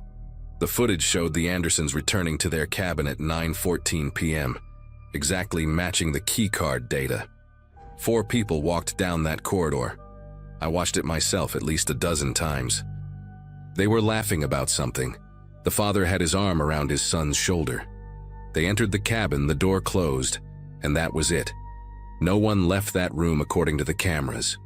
But the next footage, from Yolanda's team arriving at 10:15 p.m. tonight to do turn-down service, showed them entering an already empty cabin.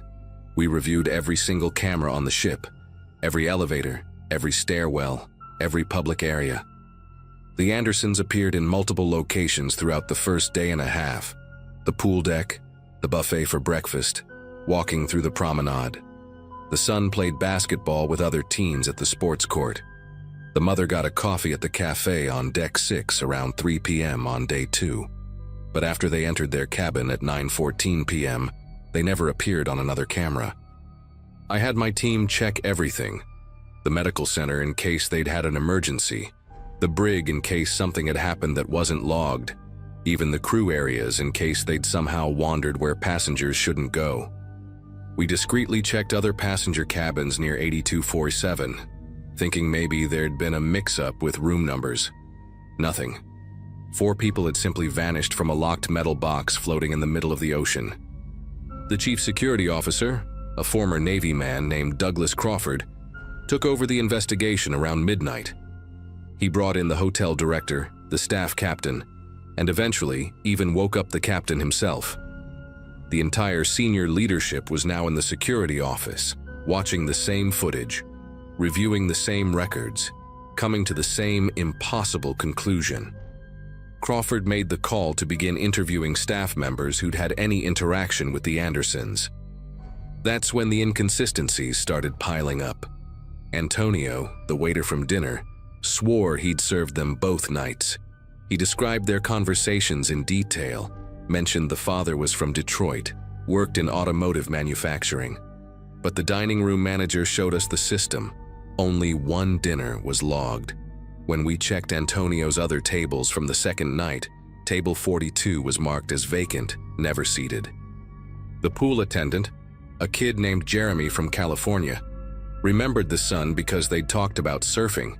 He insisted he'd seen him at the pool that very afternoon, around 2 p.m. But when we checked the towel checkout system, the Andersons' cards had only registered on day 1. The spa had a booking for Mrs. Anderson for a massage at 4 p.m. on day 2. The therapist, Helen, said she'd waited 45 minutes, but the woman never showed. Yet Helen's colleague, working the next station, swore she'd seen Mrs. Anderson leaving the spa around 5 p.m., looking relaxed and thanking the staff. The boutique clerk had a receipt showing Mr. Anderson bought a watch that afternoon, paid with his key card, signature on file. But inventory showed that exact watch still in the display case, and the transaction wasn't in the point-of-sale system anymore, just the paper receipt that shouldn't have existed. By 3 a.m., Crawford pulled me aside into his private office. His face was gray and he looked older than I'd ever seen him.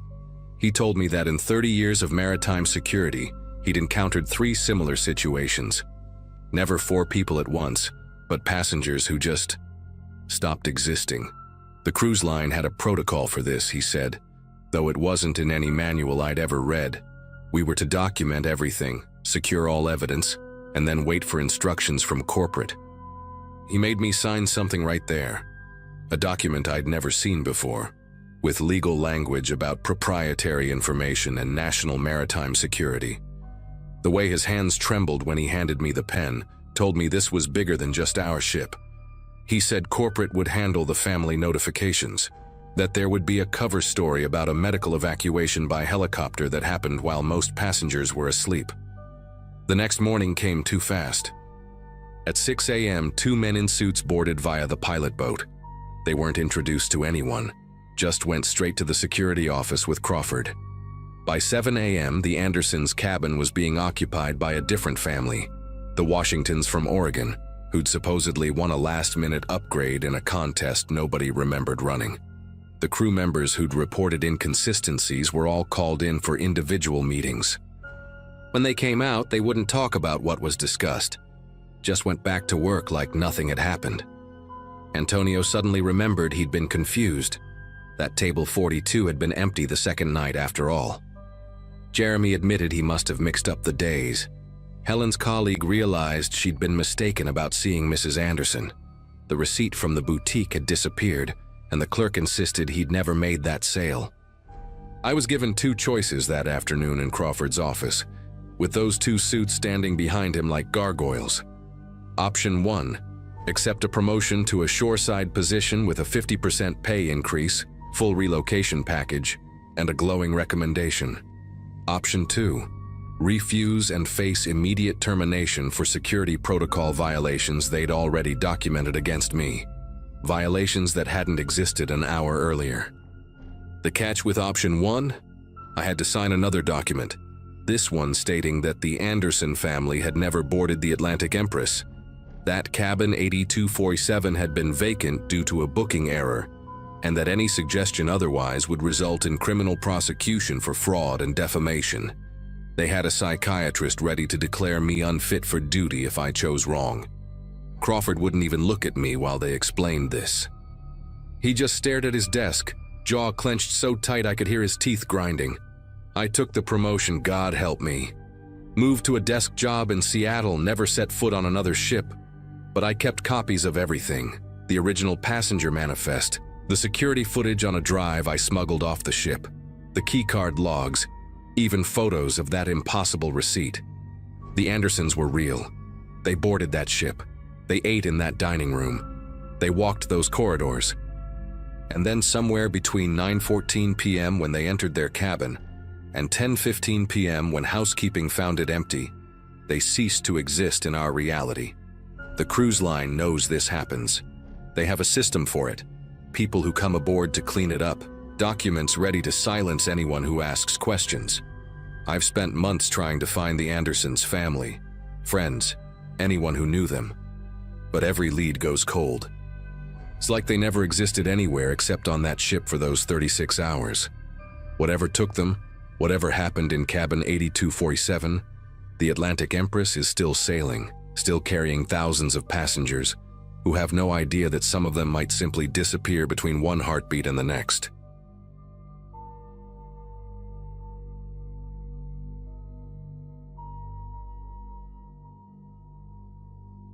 I've worked on ships most of my adult life, and at the time of this story, I was serving as the chief engineer on a mid-sized cruise liner. The job wasn't glamorous. Most of my days were buried in noise, heat, and the constant vibration of the engine room. I lived for the routine, though. The checklist every morning, the hum of the machinery when everything was running right, the sense of responsibility that came with keeping the ship moving. It was during one of those routine maintenance checks, the kind you could almost do with your eyes closed, that things went very wrong. That day I remember stepping into the engine room with a mug of coffee that had already gone cold. The air was heavy, thick with oil and the faint metallic tang of heated steel. I was going over the generator's auxiliary system, something that should have been simple, but the pressure readings didn't match the logbooks. At first I thought it was just my eyes. Maybe I hadn't slept enough, but the numbers were way out of range. I leaned closer, listening to the uneven rattle of the machinery, and before I had the chance to shut things down, there was a snap so loud it felt like a gunshot. The sound was followed by a rush of steam and a jolt that knocked me back against the wall.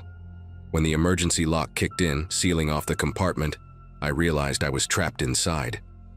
My radio had slipped from my belt during the impact, skidding across the grated floor into a shallow pool of coolant. I could still hear the engines hammering away, steady as ever, but the room was filling with a thin mist that stung my throat every time I inhaled. My first thought was that someone would be on their way fast. Engine failures don't go unnoticed for long. But minutes kept passing. The lights above flickered, turning the room into a strange strobe of shadows and glints of metal. My watch ticked loud in the silence between the hums, and it hit me that nobody was coming right away. That's when I began noticing the little things. Gauges taped over, inspection tags with handwriting that didn't look like the usual signatures, dates that didn't line up. It wasn't just one oversight, it was deliberate. The logs had been padded, checks signed off without anyone actually doing them. Sitting there with my back against the trembling steel wall, it sank in that my accident wasn't just bad luck. It was the byproduct of someone cutting corners. I tried forcing the hatch open, but the emergency seal held tight, locking with a mechanical finality that told me I wasn't going anywhere until someone up top decided it was safe. My throat burned from the residue in the air, and every breath felt heavier than the last. I started pounding on the steel with a wrench, hoping the noise would carry, but all it did was echo back at me. It gave me too much time to think, and the more I thought, the clearer it became. Those logs hadn't just been fudged, they were falsified intentionally, probably to keep the ship on schedule. I'd heard rumors before. Engineers grumbling that inspections were rushed, or that management pressured crews to sign off on maintenance without shutting systems down, because downtime meant lost money. I always thought those stories were exaggerated, the kind of complaints guys made after long shifts. But sitting there, staring at the sloppy ink marks on tags that should have been official records, I couldn't deny it anymore. It was right in front of me, and now I was paying for it with every wheeze of my lungs. What really scared me was imagining how many other systems had been cleared the same way. If the auxiliary generator had been neglected, what about the emergency pumps, the lifeboat winches? The thought that passengers upstairs were trusting a ship being held together by forged paperwork was worse than my own situation. I couldn't stop picturing a full blackout in the middle of open water, alarms blaring while families lined up at lifeboats that might not even lower properly. Eventually, I heard voices faintly through the walls, muffled at first, then closer. They weren't rushing, though. It was almost casual, like they were debating what to do instead of scrambling to pull me out. That chilled me more than the steam. If they'd cut corners before, maybe rescuing me too quickly would raise questions they didn't want asked. I sat there gripping the wrench, not to defend myself, but because it was the only thing grounding me as I realized my accident wasn't just a fluke. It was a symptom of something bigger, and the people in charge might not be in any hurry to expose it. When they finally unsealed the hatch, 2 crewmen stood there, faces pale under the harsh fluorescent lights. They didn't look relieved to see me alive.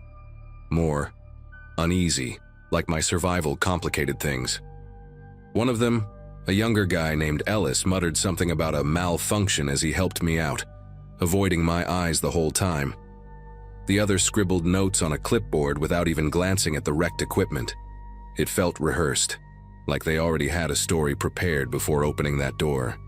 I expected to be rushed straight to medical, but instead they led me down a service corridor that bypassed most of the passenger areas.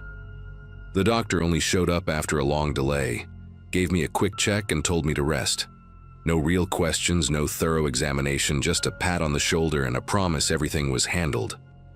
Lying there, my chest still raw from breathing in the fumes, I couldn't shake the thought that what they wanted most was for me to shut up and move on. The next morning, I went back to the engine room on my own. The section that nearly killed me had already been cleaned up, the tags replaced with fresh ones, dates neatly aligned this time. It looked like nothing had ever happened. But I knew the truth. I'd seen the altered logs, the fake signatures, the sloppy ink smears. Someone had buried the evidence overnight, and I realized if I spoke up too loudly, I might not have a career to return to, or worse, I might disappear into the sea like plenty of other problem ships conveniently lose. I never told the passengers. I couldn't. But after we docked, I turned in my resignation and walked away from that ship for good. To this day, I don't know how far up the chain the cover-up went, but I know what I saw down there wasn't a mistake. It was systematic. Every time I hear about another accident at sea, I wonder if the same shortcuts are still being taken, hidden behind polished brochures and promises of safety. I survived that night, but I'll never step foot in an engine room again.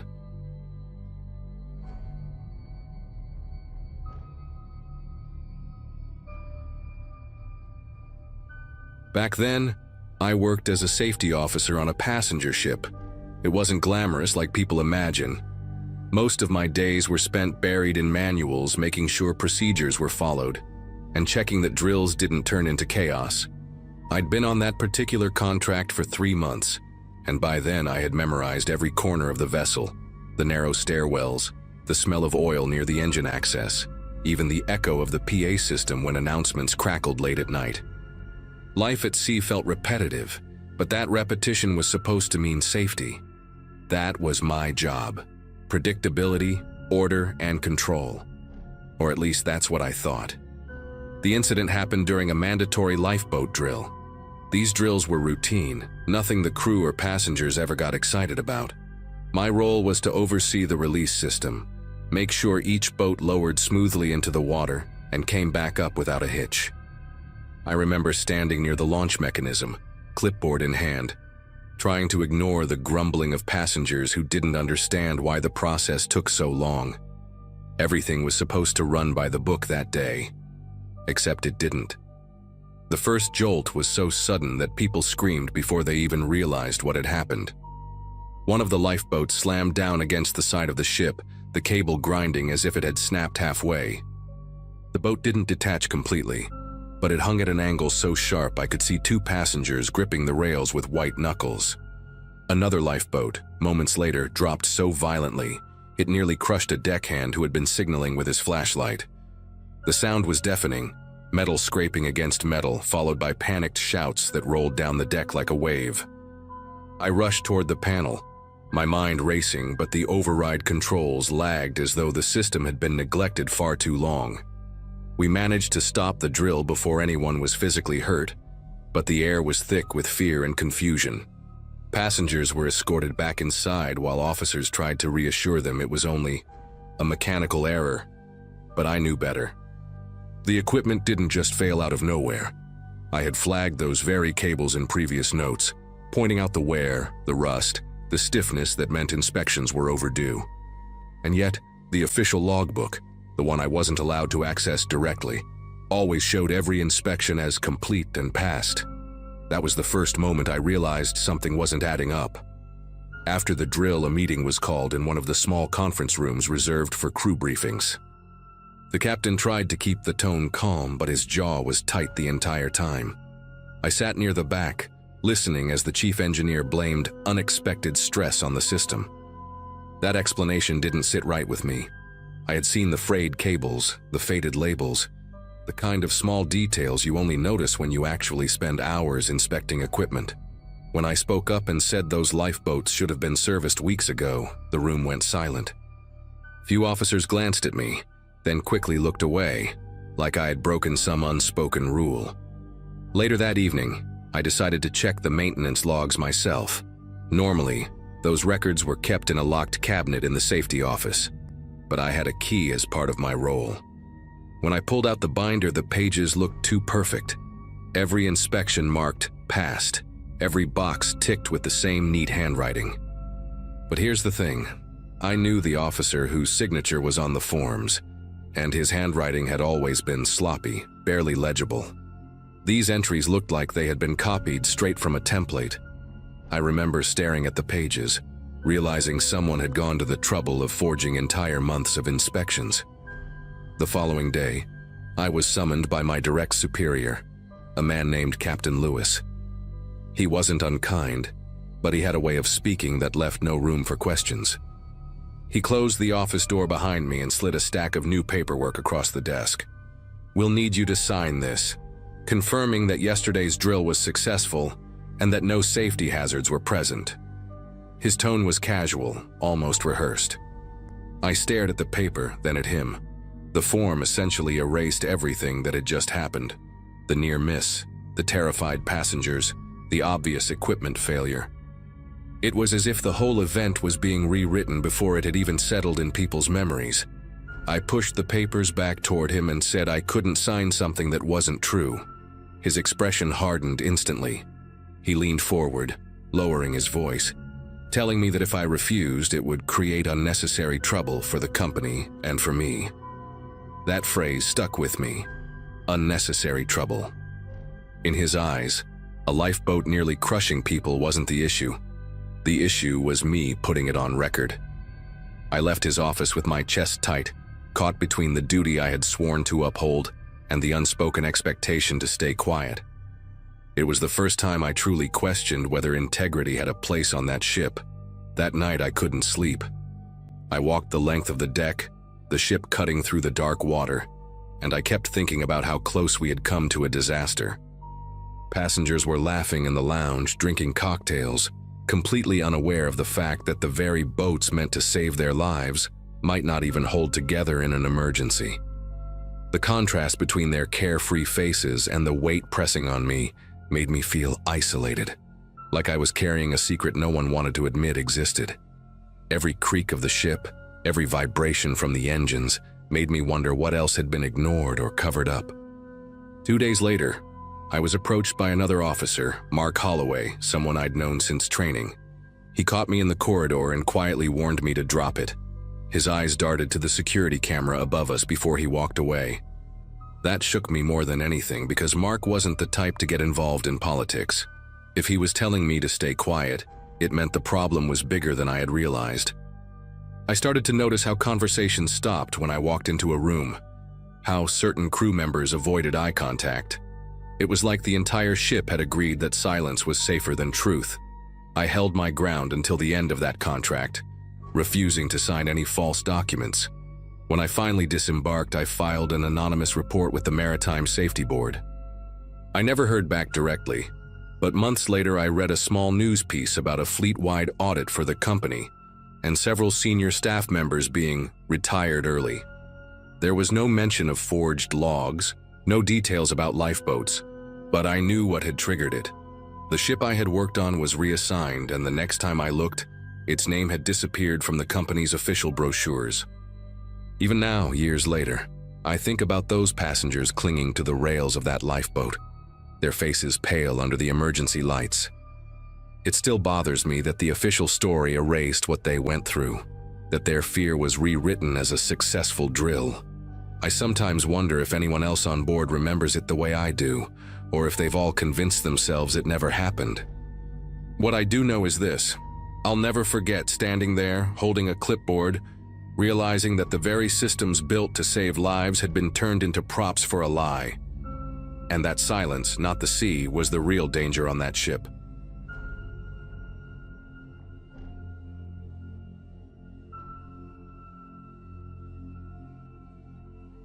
I'd been working as a bartender on cruise ships for a few years when this particular trip happened. At that point in my life, I was 26, single, and mostly living out of a suitcase. I liked the routine of setting up the bar, hearing where people were from and catching little glimpses of their vacations. I knew regular passengers came and went, but crew members like me stayed long enough to notice patterns: who drank too much, who tipped well, and who made others uncomfortable. That night started like many others, with music in the background, laughter echoing from the pool deck, and the smell of salt drifting in whenever the doors opened. There were a few men who always stood out. They weren't the type of people who blended into the crowd. They dressed sharp, but it wasn't just the clothes. It was the way they carried themselves, too sure of their place, always leaning on the bar like they owned it. They were pushy with their orders, tossing bills onto the counter without even making eye contact. What really caught my attention was how security treated them. Normally, security checked IDs for anyone who looked even slightly underage or suspicious. But with these guys, it was as if they were invisible. No questions, no hesitation. Drinks passed straight into their hands. I started paying closer attention when I saw how they targeted younger women. Most of the girls were clearly college age, traveling in groups of friends, soaking up the freedom of being away from home. The men would buy rounds without asking, sliding drinks into hands like it was part of some unspoken agreement. I noticed a girl one evening. Her name was Emma, if I remember correctly. She had auburn hair tied up in a messy bun and wore this oversized hoodie that made her look even younger than she probably was. One of the men kept circling her group, offering cocktails and trying to separate her from her friends. Later that same night, I saw Emma again, this time walking toward one of the side exits with that same man trailing beside her. Something about the way he held his hand just barely on her arm made me uneasy, like he was guiding her somewhere she hadn't fully agreed to go. I thought about stepping in, but there's this unspoken pressure when you're crew. You don't cross certain lines unless you're ready for a storm of trouble. Still, I made a mental note of it, promising myself I'd keep an eye out for her the next day. The following afternoon, her friends came up to the bar asking if anyone had seen Emma. They were laughing nervously at first, assuming she'd stayed out late and crashed in another cabin, but as the hours passed, the joking tone faded. I checked the usual spots: the pool deck, the casino, even the lounge where passengers sometimes napped, but she was nowhere. When her friends circled back again, they looked different, more restless. That's when I mentioned I'd last seen her walking with one of the men. Their faces tightened, like they suddenly realized something they didn't want to say out loud. I brought it up discreetly to one of the security guards I knew, a guy named Ryan, who'd been on several contracts with me. His reaction was strange. He didn't ask for details, didn't even look surprised. Instead, he told me to let it go, and that passengers wandered off all the time. But Emma wasn't the type to just vanish. Her hoodie had still been hanging on the back of a chair near the bar that morning, the same one she'd worn the night before. It felt like a breadcrumb left behind, proof she hadn't just wandered off the way Ryan tried to explain. Following night, I decided to check the security office myself. Crew aren't supposed to just walk in there, but I'd built a rapport with some of the guards, and I used that to get inside. The screens showed feeds from every corner of the ship. I asked to review the footage from the side exit where I'd seen Emma leave with that man. The room fell quiet. One guard clicked through the system, and the feed jumped strangely, like time had been cut away. Hours of recordings were gone, replaced with blank gaps. The guard avoided my eyes and muttered something about technical errors, but I'd worked long enough on ships to know what that really meant. By then, the whispers among the crew had started. Other bartenders and cleaners told me stories of women who had gone missing before, brushed aside with official statements about seasickness or choosing to disembark early. The pattern lined up too neatly. The same men, the same avoidance by security, the same erasures in the surveillance logs. I realized then that this wasn't some isolated incident. It was something bigger, something the cruise line itself was willing to bury as long as it kept the money flowing and the passengers entertained. I filed a written report anyway, even knowing how things usually ended. The following day, I went back to check whether any progress had been made, but the supervisor acted like the report had never existed. My words had vanished, just like the footage. Emma's friends were told she must have decided to cut her trip short, even though her belongings were still in her cabin. I overheard one officer saying she'd probably just slipped away at port, but that didn't explain why her room key hadn't been used again after that night. A few days later, I confronted one of the men at the bar. He smirked when I mentioned Emma, leaning in close enough for me to smell the cologne heavy on his jacket. "Careful what you ask," he said, before sliding a wad of bills across the counter and walking away. It wasn't a threat in words, but it was enough to keep me awake for the rest of the night, staring at the ceiling in my tiny cabin, wondering just how much the company knew and how much they were willing to cover up. When the cruise ended, I tried reaching out to authorities on land. I explained what I had seen, who the men were, and how the footage had been wiped. The officer on the phone listened politely, but stopped me as soon as I mentioned the missing video. "If the ship's logs don't show it," he said, "then it didn't happen." That was the line. Without proof, Emma was just another passenger who supposedly chose to disappear. I realized then that the system wasn't built to help someone like her. It was built to protect the company. I still think about Emma more than I'd like to admit. Her friends never got answers, and I never got closure. I eventually left that job, not because of the long hours or the endless nights, but because I couldn't keep pouring drinks for men like that knowing what might happen after. Even now, whenever I hear stories of people vanishing at sea, I picture her hoodie draped over that chair and the gap in the security footage where she should have been. It's the silence around it that haunts me most.